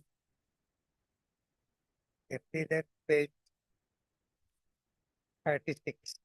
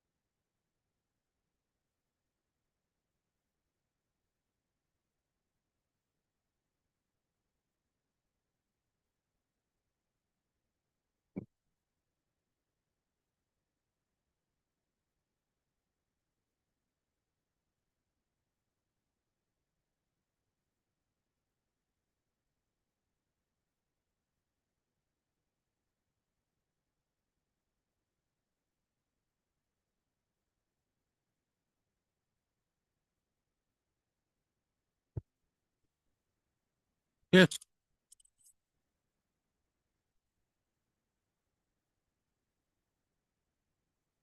You see, there being the first appellate court did not consider the question of the partition. Did the first appellate court in its judgment say that there was a separation? No, my lord, the appellate court held that as the plaintiff is not in possession. Now, that is another aspect. But where is it? It has been mentioned in the appeal filed by the in the judgment of the appellate court that there has been a partition. Without that finding, would it be overturned the trial court judgment? Isn't it? Lordship, the trial court discussed the issue number 3 and 5 together. Nowhere stated that the plaintiff was in possession. Now, possession is must for Why? Lordship may kindly see 98 of the Assam Land and Regulation Act. For what? Who can claim partition? Oh. Mr. Chakraborty, 97. who May I can read, claim Lordship? partition? Yes, Lordship. May I read 97? Why are we going into there? Just for let us take a very example, a vivid example. Because You and two of your brothers are there. One of your brothers stays in states, and the other two are there. But the brother stays in states says, "Look here, the this language is- Mr. B. but- Chakraborty is not giving me my land, but Lordship, the and he language cannot claim partition." is, but the language is Lordship. And If he is that, in actual possession Mis- of the internet. Mr. Counsel, that is for a DC to decide. Yes, Lord. You see the difference. Therefore, I was looking into the plane. The difference, the very aspect of the matter you can see from another angle. In a suit for partition, if a person is in possession of the property, the court fee which is to be paid is some 6 rupees 30 paisa. If he is not in possession, then he has to ask for the possession also, Possession also. and all. Now here the court say, Declaration along no, with the entire land, Patta land is there. And in that Patta land, he is having a separate house. But where is the first appellate court says that his land falls in some other property? Kindly see that, isn't that? He has separately stayed in a big house property. A person may stay here or there or whatever maybe. They have 3 different houses of 1 big house of land. And then is it said that they are not? But it is a less binding. Where is the But Lordship, partition finding that there is no part, had already been a partition Lordship, during the timeline of the year? Lordship, the legal heirs of the other brother whom he has added as a plaintiff, they are not supporting him. Neither they, I don't, are not subject to correction. Don't worry, They were not They were not pro- I will support the They appellate. did not produce, came as a witness, Lord. He was also staying Not separately. necessary. The plaintiff was also staying. No. You see, he say there was no partition. Okay, Petition can be oral also, Lord. understood very well. It can be an oral partition. Your specific stand in your written statement is during the time of when the father of both the plaintiff and the defendants were arrived. This particular property, one property was purchased and given his to him name. so that he can go outside. And the second property which is there, One more purchase in the name of whatever we, another brother. and you're saying that this particular property came into you and during his lifetime, Not me alone, two brothers, Lord. during the lifetime of your father, the partition happened. Very well. If that is the stand, burden is on you. Not if some certain, at least some whisper is there. Page 39, Lord. That is what I'm seeing, page 39 only. Lordship. There is isn't it required for the first appellate court to come to a categorical finding that there has been a partition? Where is the single word? Lordship, in that case, let it go to the remand to the, let the first appellate court decide that. Why? Adducing evidence support because my instruction is that as on date, the land has been mutated in both the brothers who are staying there now. So, mutation, that will be subject to the preliminary decree. If that has not been challenged for a year long together, Lord. Look, this is an appeal under section 100 of the code. Challenging the judgment and decree dated 15/7/2006 passed in title appeal number 5/2005, whereby the learned district judge at Karimganj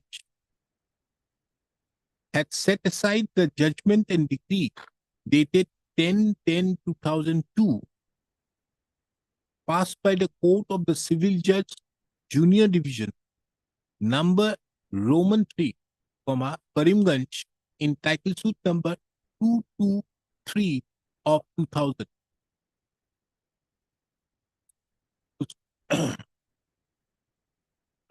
That's what This court, even the first appellate court finding out there, this is also not conclusive. Huh? Lord.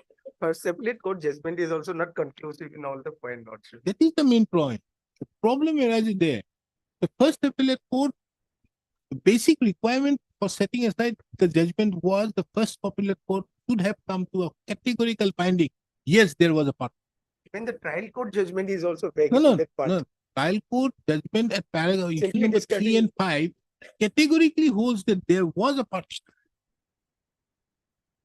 So you have to overturn it. Santosh Hazare, you have to give reasons. This court, by an order dated 22/9/2006, had admitted the said instance second appeal by formulating the three substantial questions of law which are reproduced hereunder. A2 record of 22/9/2006 18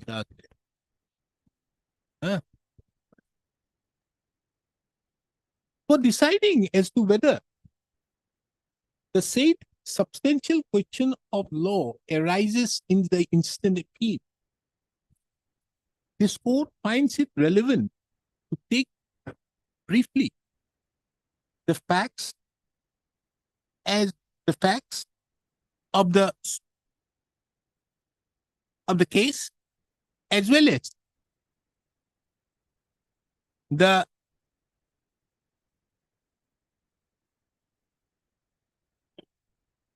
the facts of the case infra, INFR.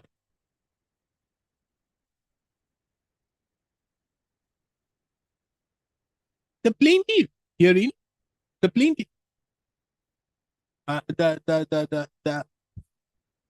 predecessor of the appellants herein, he died, na?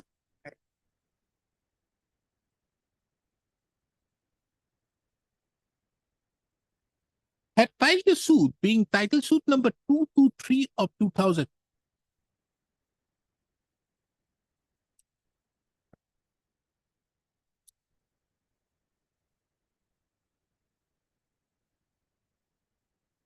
Seeking declaration that the plaintiff number 1 is the owner. No. There are 5 plaintiffs, no? Who died? All the plaintiffs died? No, only one died. Only one day. Okay.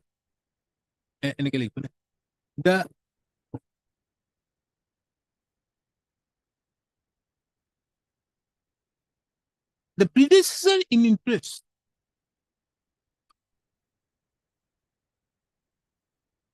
of the appellant bracket A, B, and C, along with the appellant number 2, 3, 4, and 5, had filed a suit being title suit number 223/2000.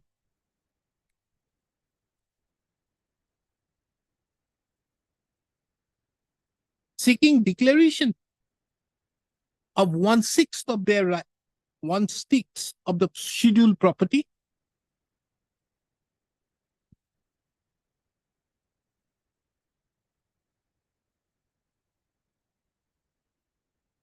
and for perpetual injunction.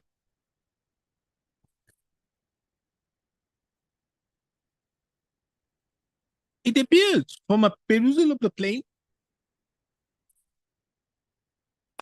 that one Pulender Chandra Dev was the predecessor in interest of the plaintiffs, the principal defendant, and the performer defendants. Number 2, there's 4. 2 to 4. During his lifetime, he purchased the scheduled property.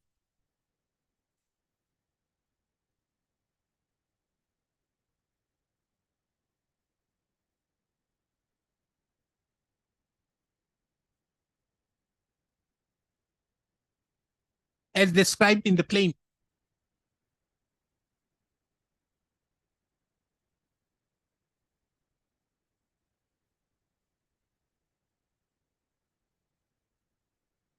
The plaintiff, on the basis of the above,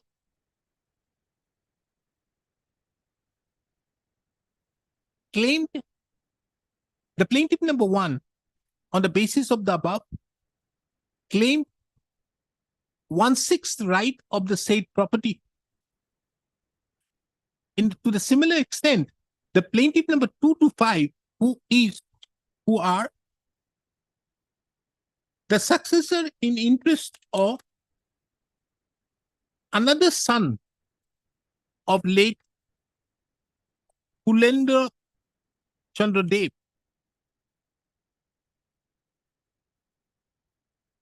have sought for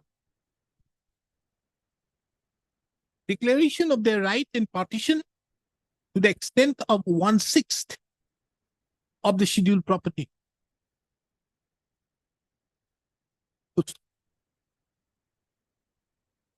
Pursuant to the filing of the suit, the defendant number 1 filed a written statement wherein various preliminary objections were taken. In the said written statement, it was duly admitted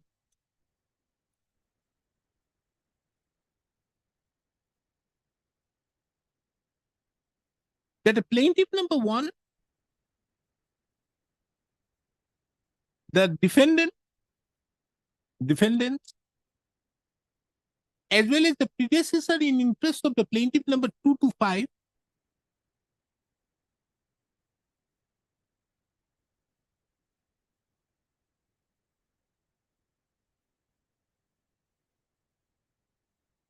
are the class 1s of late Pulendra Chandra Dev.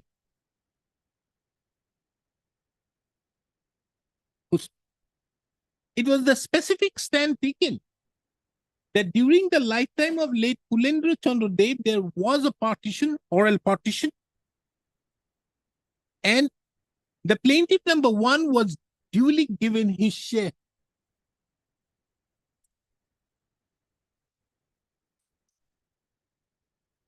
It was the specific case of the defendant that the plaintiff had no right over the scheduled property described in the plaint, as they had already, pursuant to the partition, oral partition, have received their due share. On the basis of the said, on the basis of the above pleadings, 5 issues were framed, which included the issues as to whether the plaintiffs have right, title, and interest and possession over the suit land, and whether the suit property is a Ismaili property of the plaintiffs and the defendants. The learned trial court, upon taking into account the evidence on record, the learned trial court took up the decision in respect to the issue number 3 and 5 and came to an opinion that the land, that the suit property was a Ismaili property between the parties and they have right, title, interest, and possession over the same. On the basis of the above, the suit was decreed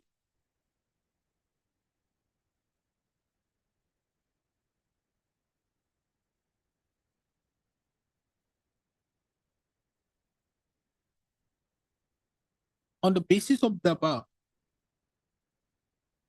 It was decreed that the plaintiff number 1 would be entitled to 1/6 share of the suit property, comma, a semicolon. The plaintiff number 2 to 5 are jointly entitled to 1/6 share of the suit property, semicolon. The defendant number 1 and the performer defendant number 2 are entitled to 1/6 share each over the suit property. A preliminary decree was directed to be prepared. Being agreed, the appellant, the defendant number 1, prepared an appeal before the court of the district judge at Karimganj, which was registered and numbered as title appeal number 5/2005. The said appeal was allowed, thereby setting aside the said judgment and decree dated 10/10 was allowed by a judgment and decree dated 15/7/2006, thereby setting aside the judgment and decree dated 10/10/2006 passed in title suit number 223/2000.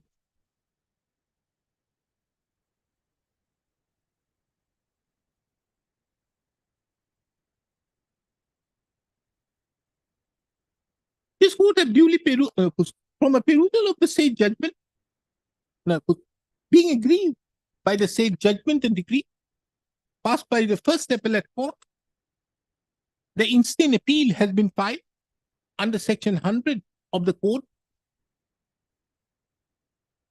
which have been duly admitted by formulating the substantial questions of law, which have been already mentioned here in above.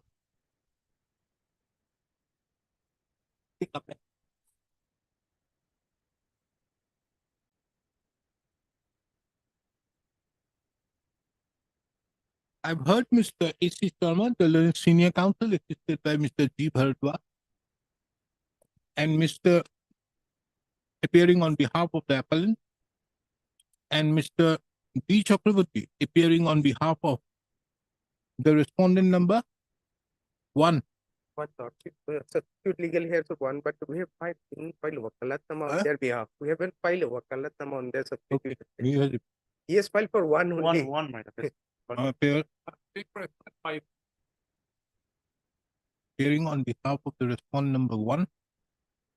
You are appearing. I filed. Mr. S.K. Mehdi, the legal counsel, appears on behalf of the respondent number 1.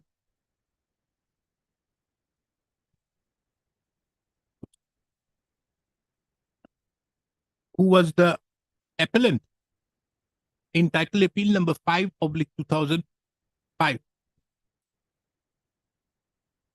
Respondent number 1. Respondent number 1A to 1F. Mr. S.K. Mehdi appears on behalf of the respondent number 1A to 1F, who were the appellant. No, 1A to 1F. The predecessor in interest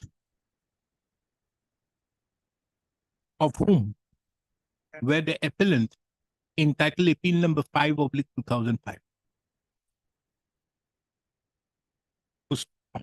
Mr. K. Bhattacharjee appears on behalf of the respondent number 5.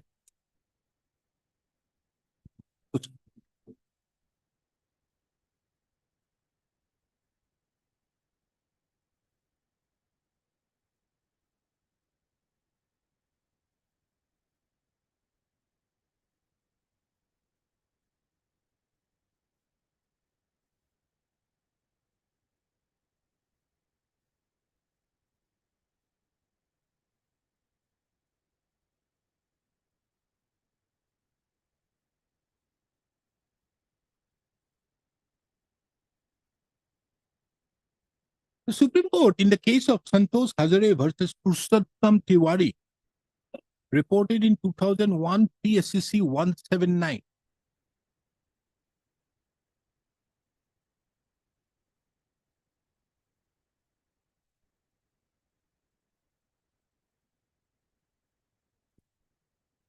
Categorically observed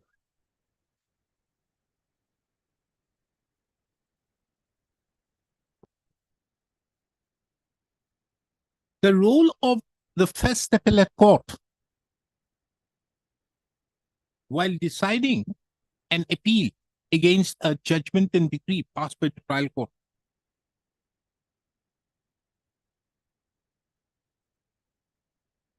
Paragraph 15 of the said judgment. In paragraph 15 of the said judgment, it was categorically observed that the appellate court has jurisdiction to reverse or affirm the findings of the trial court.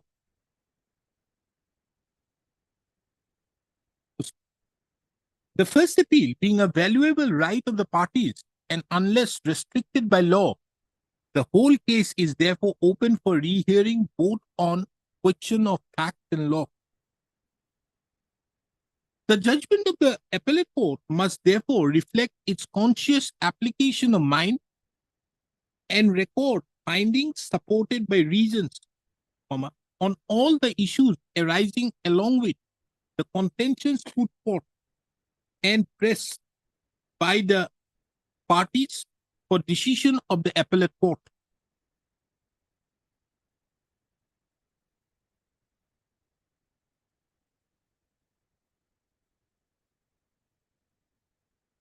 It was categorically observed that while writing a judgment of reversal, the appellate court must remain conscious of two principles. Firstly, the finding of fact based on conflicting evidence arrived at by the trial court must weigh with the appellate court. More so when the findings are based on oral evidence recorded by the same presiding judge who authors the judgment. It was also observed that the same does not mean that when an appeal lies on facts, the appellate court is not competent to reverse a finding of fact arrived at by the trial judge. as a matter of law, if the appraisal of the evidence by the trial court suffers from a material irregularity or is based on inadmissible evidence or on conjectures and surmises, the appellate court is entitled to interfere with the finding of fact.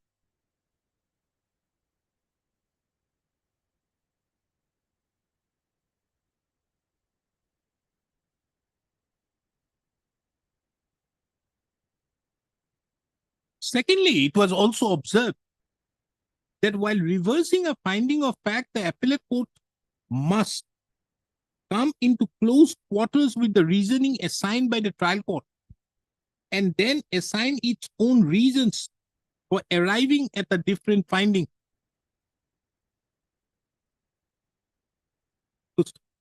Paragraph number 15 of the said judgment being relevant is reproduced hereunder. In the backdrop of the above law, let this court take into account the judgment passed by the first appellate court. The facts already narrated herein above would show that the plaintiff, number 1,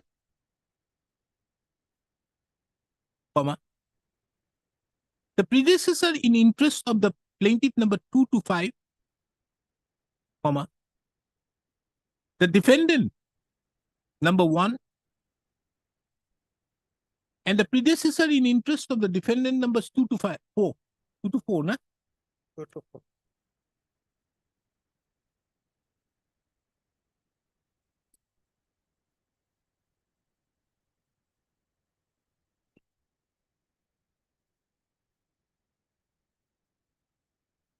Where successor in interest were class 1 heirs of late Kulendra Chandra Dev.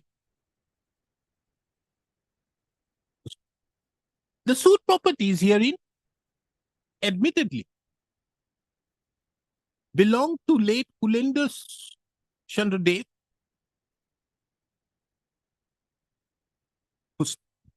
on the basis thereof, the plaintiffs sought for partition to the extent of their share.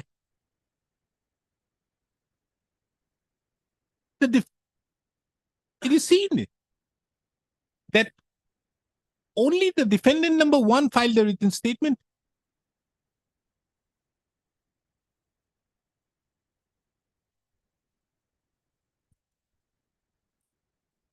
Who alleged that during the lifetime of late Kulendra Chandra Dev, there was an amicable oral partition, and the suit property fell into the share of the defendant, say defendant. On the basis of the evidence adduced, the learned trial court came to a categorical finding while deciding issue number 3 and 5 that there was no partition, and each of the plaintiffs and the principal defendant, the plaintiffs as well as the defendant number 1 to 4 had right, title, and interest and possession over the same.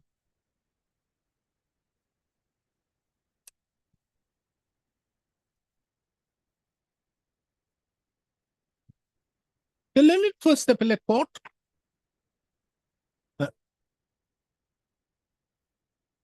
in this regard, this court finds it relevant to take note of the judgment of the learned first appellate court,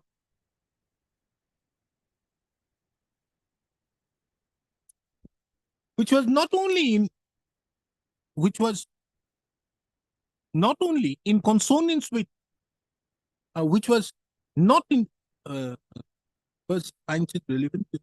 In this regard, this court takes note of the judgment of the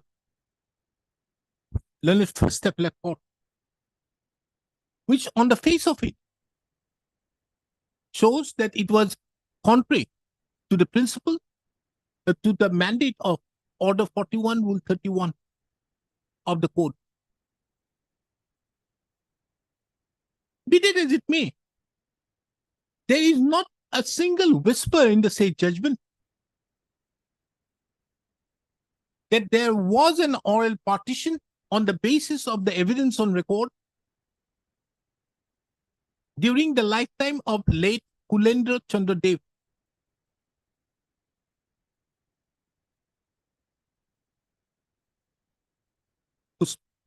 Now let this court further take note of another very vital aspect of the matter, which touches on the substantial questions of law which were formulated.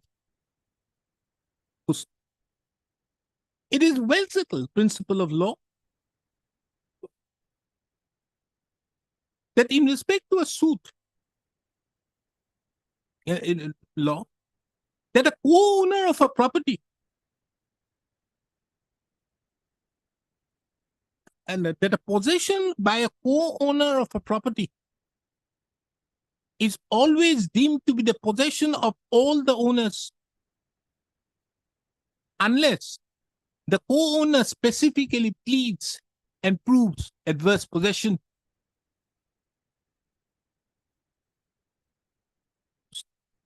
Under such circumstances, the question whether the plaintiffs were in possession or not had no relevance.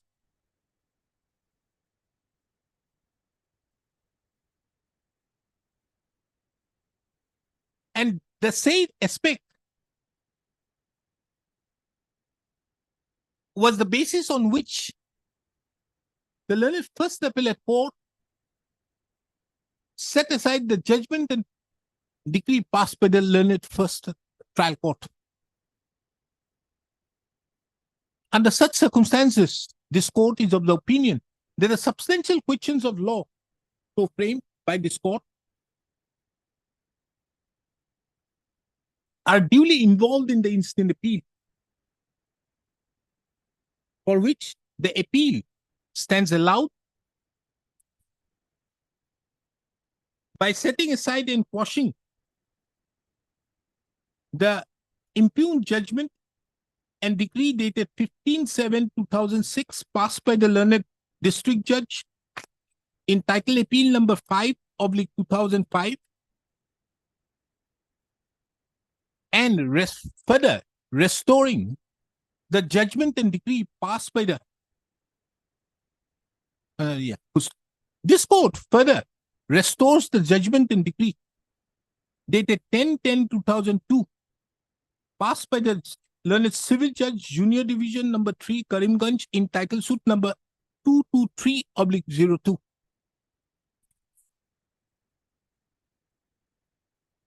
With the above, the instant appeal stands disposed.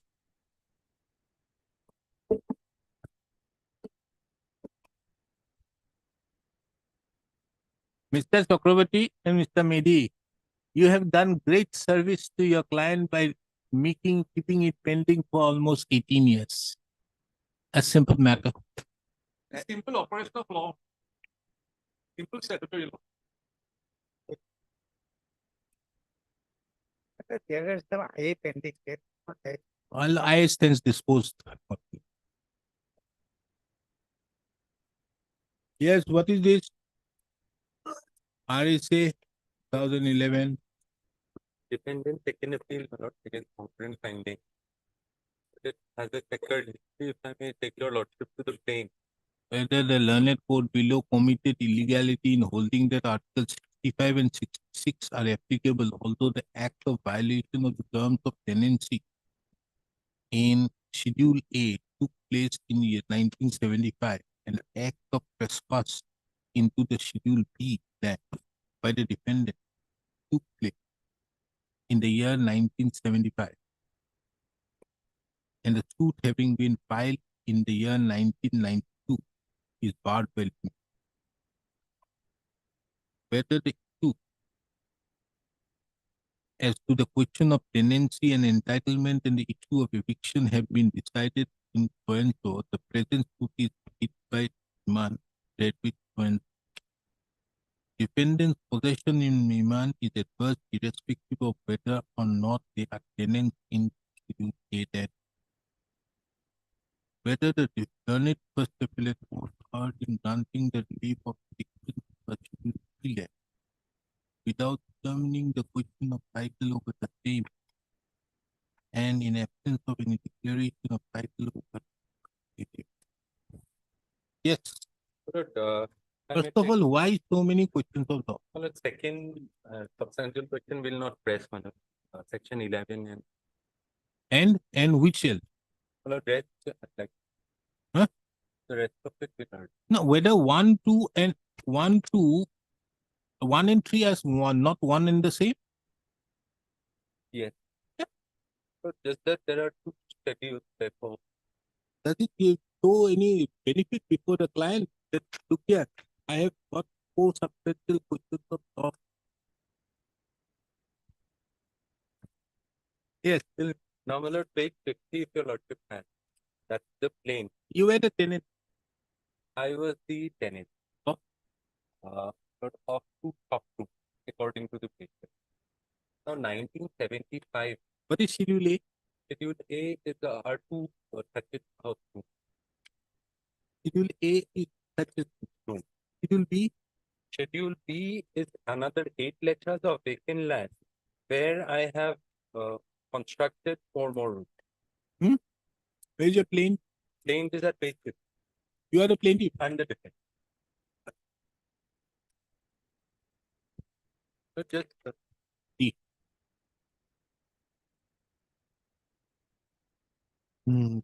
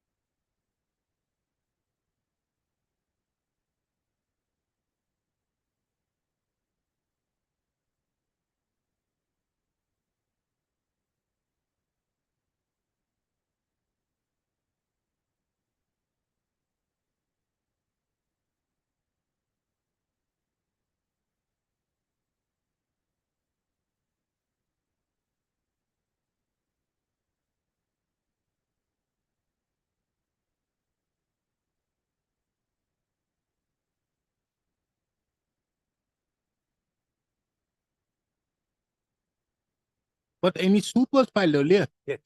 What was the? Lord, initially, my lord, I had obtained the Katiyan in respect of a portion of the land. So therefore, my lord, they filed a suit saying that I am just a tenant in respect of those rooms, and therefore the Katiyan is illegal. Secondly, it was also alleged that I had encroached into adjacent land measuring 8 hectares, and I have raised constructions thereupon. So a comprehensive suit was filed for cancellation of the Katiyan and for my eviction. Now, my lord, in that round of litigation, the court held that the Katiyan is illegally obtained, and therefore the Katiyan should go and Katiyan should be cancelled. But insofar as the prayer for eviction was concerned, the court held that since it encompasses 2 specific properties, one is the leased property and one is the encroached property, it cannot be tried collectively, number 1. And number 2, there is also a want of notice, no notice of eviction was. On that premise, my lord, the suit was dismissed, an appeal was preferred. The appeal also, the order was upheld. I'm sorry, the suit was partly decreed, where the Katiyan was cancelled and the eviction was denied. Against that, there was an appeal preferred and the judgment of the trial court was upheld. Now, thereafter, my lord, the current suit was filed, where they floated a notice saying that you have forfeited your rights because you've done constructions, etc. You've not paid rent. and therefore you are the tenancy stands determined, and therefore you're liable to take it. After that notice, this second fee.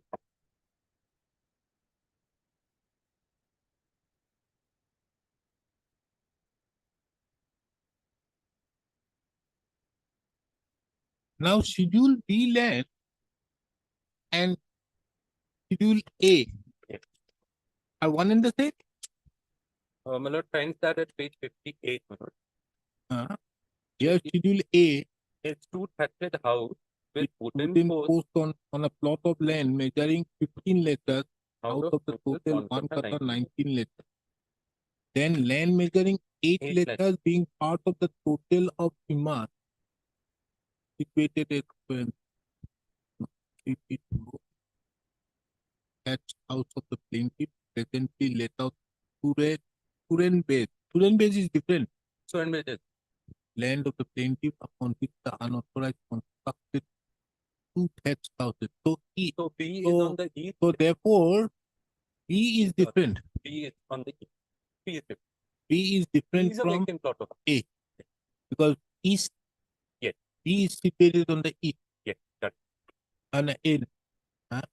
yes. A is situated on the west of So A is situated on the west. Now, let us see what is the pleadings as regards B. How does B come para into 4, para of of the page 50.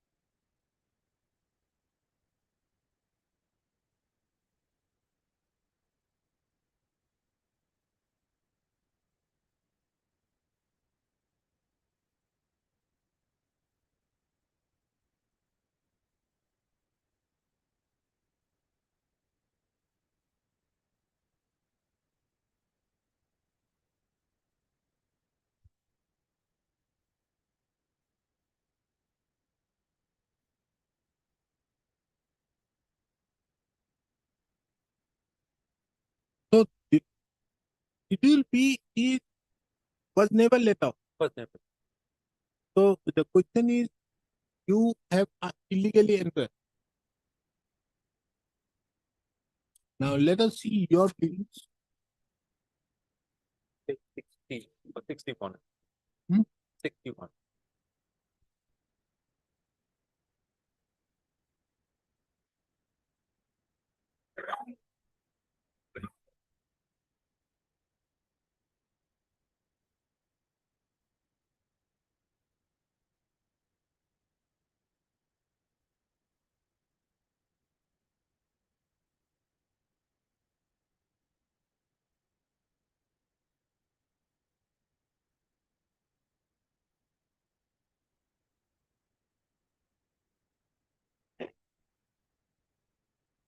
And the Khatian was obtained where?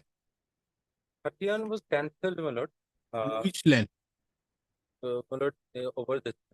Which land? 8 letters or entire? My 1 lord, kata 90. that is not clear because Second appeal has been filed. second appeal was filed, my lord, but it was dismissed, my lord. So it transferred from the evidence.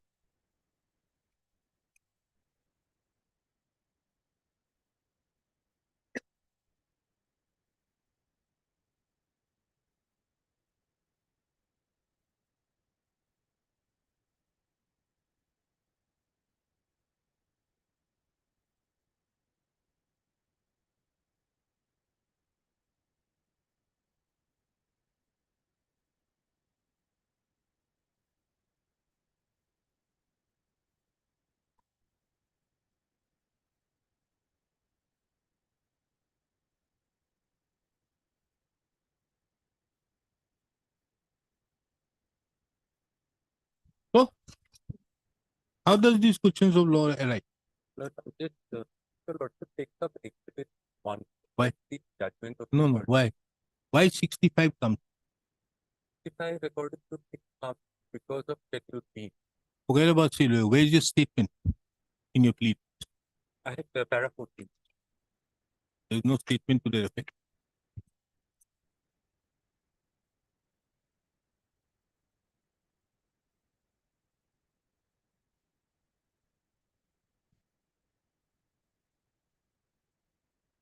Oh, 12 and 14 is the Where?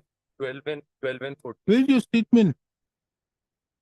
This statement was not constructing another for more than 30 years on their own right, openly adversely to the plaintiff. It can't be the statement for that.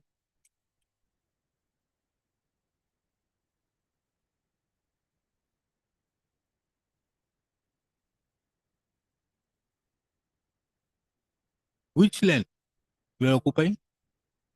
But I'm occupying the whole of. On one hand, you were a tenant. But my tenancy is confined only to those. How you are segregating when your pleadings is not saying so? Well, segregation they have done because of the earlier suit, which is why I wanted to refer to that judgment. No, nothing doing. But here it is not there. We are going to go by the pleading. Not true, Malord. Now, Malord will kindly take the How does 66, 65 not there? Six-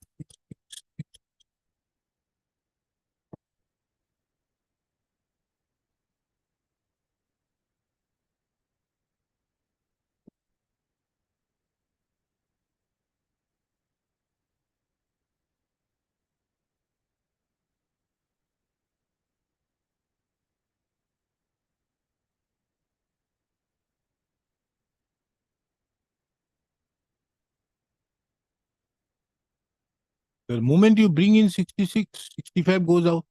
What I'm saying is 66 would be applicable for A and 65 for B.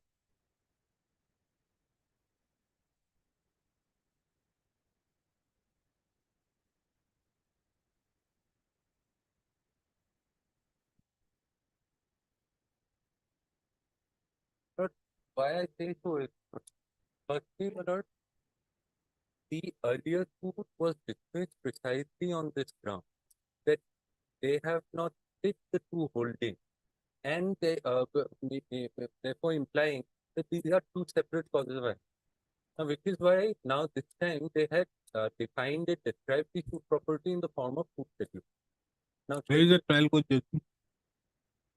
Malord, the earlier round or this round? What earlier? Why should I go into earlier? Page 20 is done. Page 20.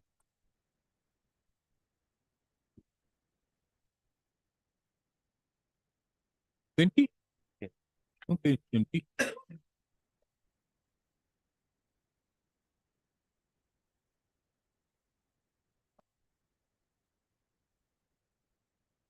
$28.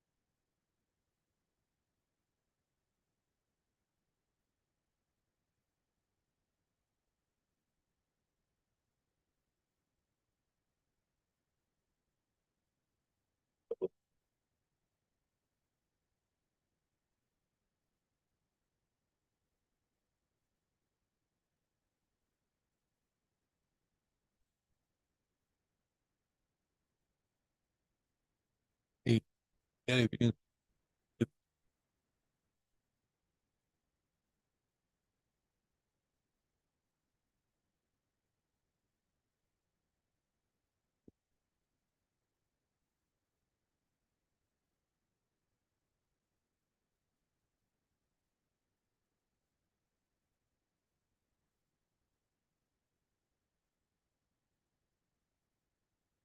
DW1 evidence. I'll see.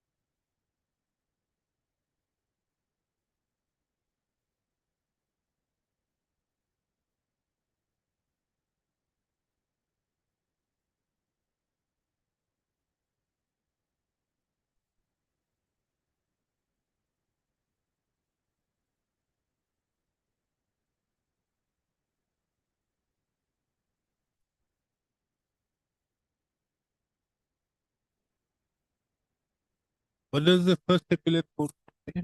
Not regarding limited. Page 7 start.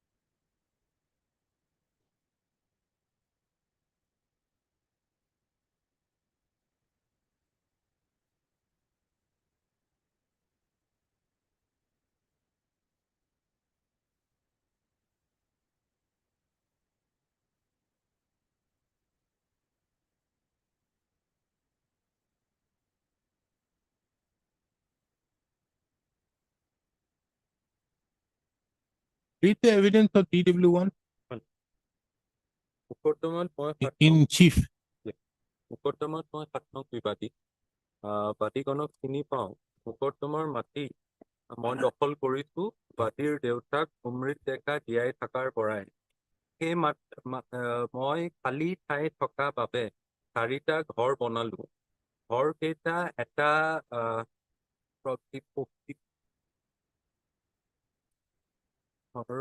দুটা খেৰ বাঁহৰ ঘৰ আৰু এটা কেঞ্চি কাঠৰ জৰিয়তে খেৰী ঘৰ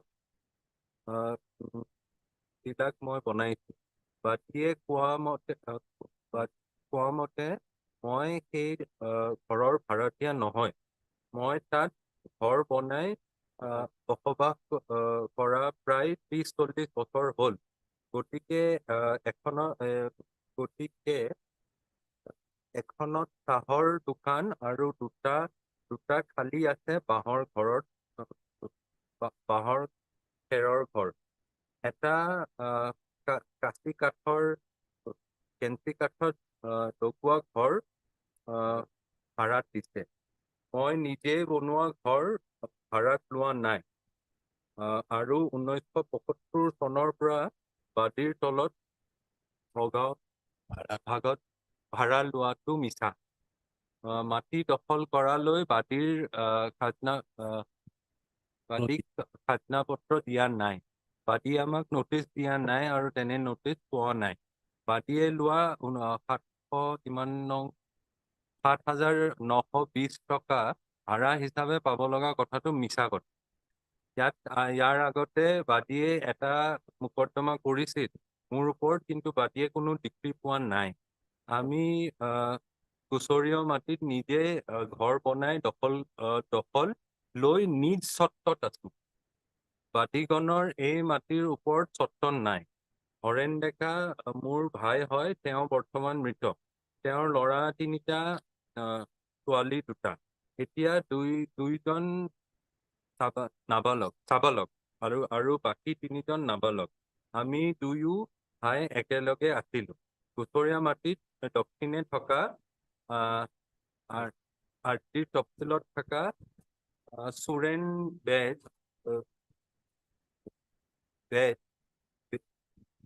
বোলা So মানুহ there is no chief as regards adverse possession. He says, He says, I am in possession. I have been possessing of my own right. There is no adverse possession. He is not accepting the ownership of the plaintiff. I see where your lordship is getting at. I have to admit that. No, Matter and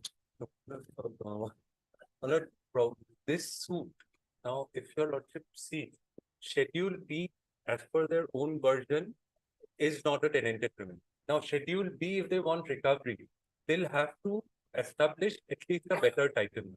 Not a single document of title is on record. Secondly, my lord, by their own admission, there has been a hostile entry way back in 1975. So, my lord, provided they establish title and bring it in the fold of a suit for possession based on title, perhaps I may have to substantiate my defense of adverse possession. Now, my lord, given the fact that they have not based it on title, because they've not exhibited, not even the Jamabandi. They've not even exhibited the Jamabandi. Nothing to establish title has been brought on record.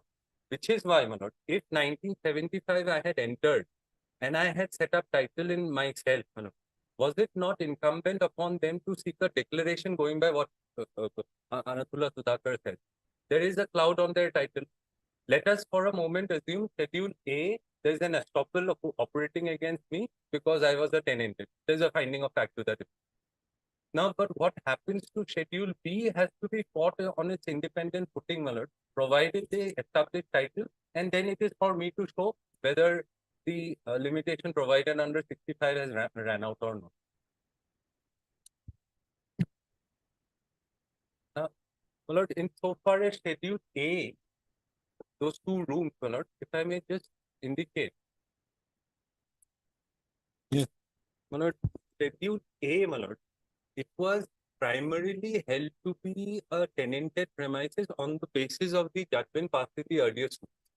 Now, if your lordship sees the earlier judgment, my lord, I have been held to be a permissive occupier by the trial court.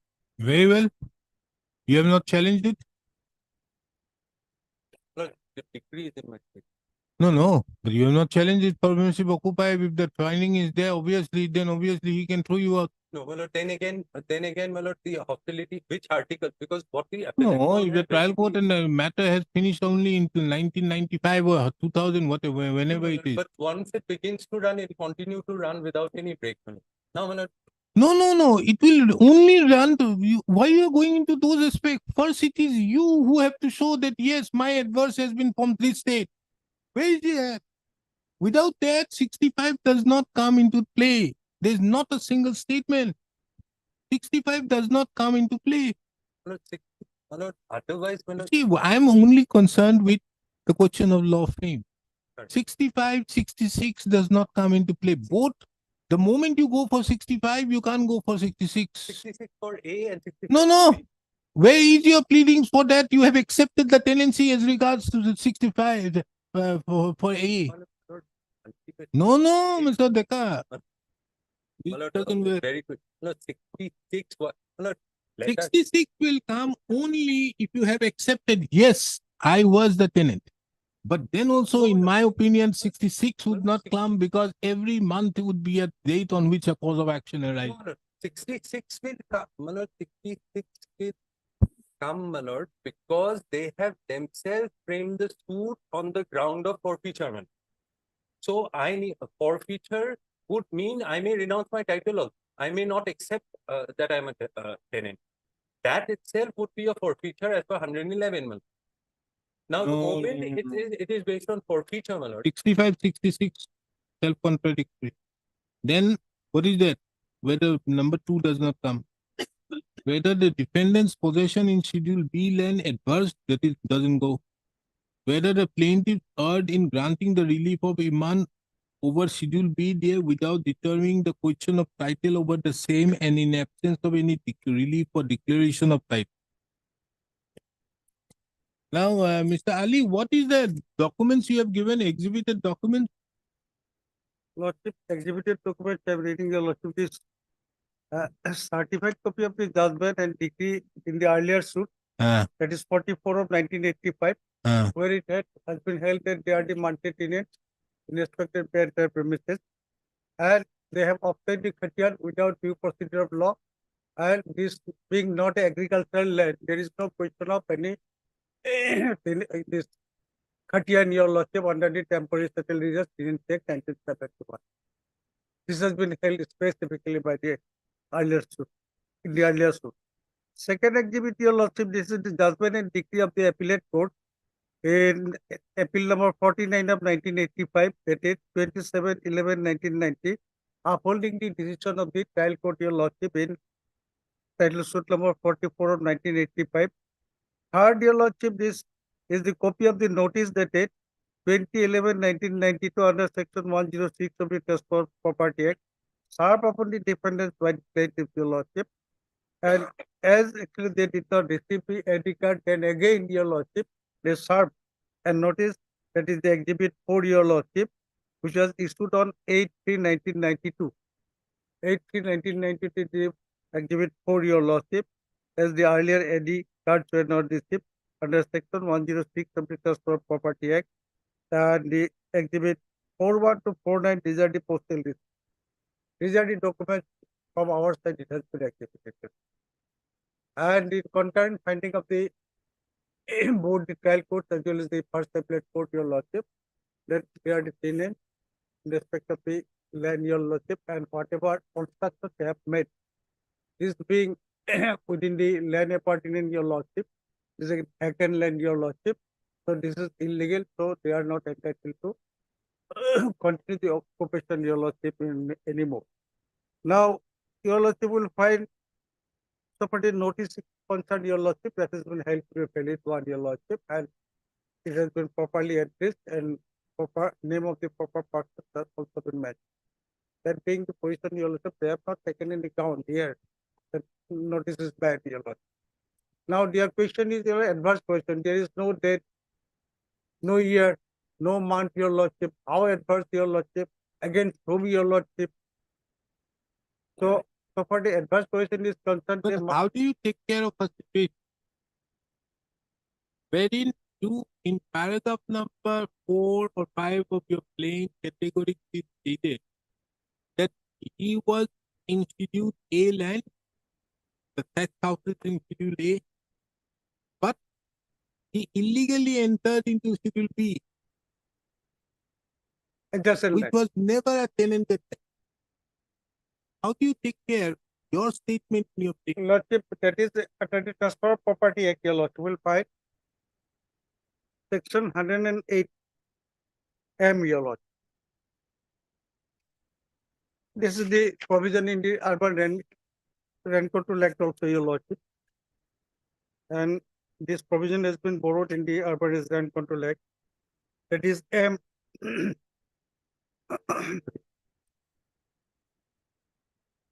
Hundred and Your Lordship, this is 108 P, your Lordship. P. E. PP. 108 P, your Lordship.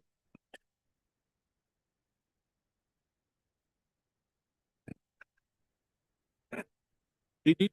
He must not, without the lessor's consent, erect on the property any permanent structure except for agricultural purpose. He must not. Now, understood. So therefore, but did you lease out the Schedule B property? Schedule B property cannot be segregated, your Lordship. For the sake of convenience, your Lordship, Schedule A and B we have shown, your Lordship. Schedule B is part of Schedule, enter Schedule A, your Lordship. That is 1 kata 19 lesser. But you are not asking for that. See your plain. Lordship, your Lordship will find in the Kindly see your plain at page Schedule A, 50. your Lordship. No, what you are saying, a decree for eviction of the defendant numbers 1 to 7, they are from the houses described in Schedule A. Lordship. A decree for eviction of the defendants so and so from the land. Now you see, not the house, the land. Lordship. Described in Schedule B by demolishing and removing the houses standing thereon. So under such circumstances, and more particularly in this particular paragraph of your plain, you categorically have stated, more particularly in paragraph number 4 of the plain, you have stated that look here, he was only given for this particular Schedule A. Thereafter, he has illegally entered into Schedule B. Illegally and not illegally entered, your Lordship. There is no question of See entry. the line out there in paragraph number. This two touches house, your Lordship. No, no, That has been laid out. Mr. Ali, kindly see paragraph 4. That while in occupation of the tenanted house as monthly tenant, the original tenant so and so of the defendant illegally and unauthorizedly affixed asbestos sheet on the roof of one of the two tenanted thatched house. Till there 108. Lordship, besides affixing asbestos sheets, The the said said also tenant also illegally and unauthorizedly illegally and unauthoritatively constructed on 15/8/75 2 thatch houses upon the vacant plot, your Lordship, of the land measuring of 8 the less. land measuring about 8 lessas, being part of land measuring 1 kata 19 lessas, your Lordship. So your, on the one hand, your entire case hinges upon that you have given him only the house. Lordship, The land was never given. land was not never given, and this land is, your Lordship, land adjacent or appertaining to the leased house, your Lordship, or the tenanted house. So this appertaining, your Lordship, so land, your Lordship, without the permission, without any authority from the or consent of the landlord, your Lordship, if by decide, your Lordship, this is basically, your Lordship, beyond the town, Bezera, your Lordship. In those areas, these two houses has been let out to you. So there is sufficient vacant land, your Lordship. In the vacant land, your Lordship, so you can't do anything, and this is, but you can enjoy your having free access and So everything. there he has constructed. Lordship, There he has constructed. there he has access because only the houses will be not sufficient for kitchen purpose. This one, your Lordship, for washing dishes, this and that, your Lordship. Some vacant lands are there. It is not a separate land, your Lordship, but it is a land appertaining to the main two houses let out to him, your Lordship. And this being the position when he has constructed two houses, your Lordship, I objected, your Lordship, that you can't, because on land you don't have any right. Only you are concerned with the thatched houses, And this land being the part of the entire vacant land, it is measuring 1 kata 19 letters, of which I am the owner, your lordship. So this land, though it has been given still A and still B, your lordship, it is for the purpose of continuance of the court as well as for attestation. So this land, your lordship, it is a pertinent or adjacent. That being so, your lordship, whatever he has done over the land that is adjacent or vacant land, your lordship, it is under the purview of the this your lordship, the tenanted premises, your lordship, that is covered by section 108 P, your lordship. It is covered by 110 P, your lordship. It is covered by 100 P.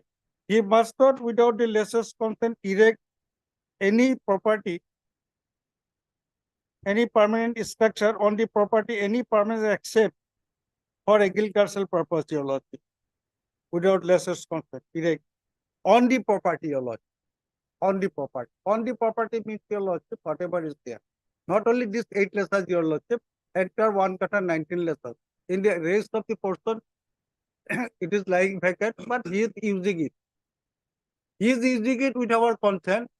Not that your lordship is not using. He used it. Out of that, you will say about 8 lessons. It is about your lordship. Or it may be less also, your lordship. So he has occupied, you will say, another 2 houses he has constructed. Then, your lordship, we found that his intention is not. The problem arises because of what you have done with your plane.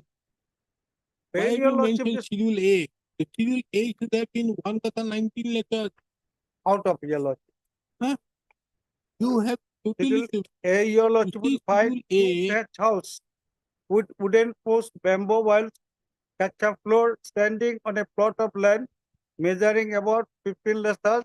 These 2 houses, your lordship. Out of the total land, 1 kata 19 letters covered by the number 20 of village Bajara. Bajara, your lordship, just after Mongoldoy. you mean to say the houses which are thatch houses are how much? 2,000 square feet? It may be more also, your lordship, in village areas. No. Side I'm of the saying road. why. 2,000. No, why you are saying, I'm saying, you have not segregated the land. Right.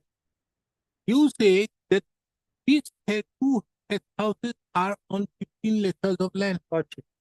If it is on 15 letters of land, it will be around 2,000 square feet. It has to be. If you are saying the remaining area was free, otherwise, why is it necessary for mentioning it as 15 letters? You could have mentioned these 2 houses. These are all standing on about one. your lordship. Now, why I'm saying is, kindly see the on the east.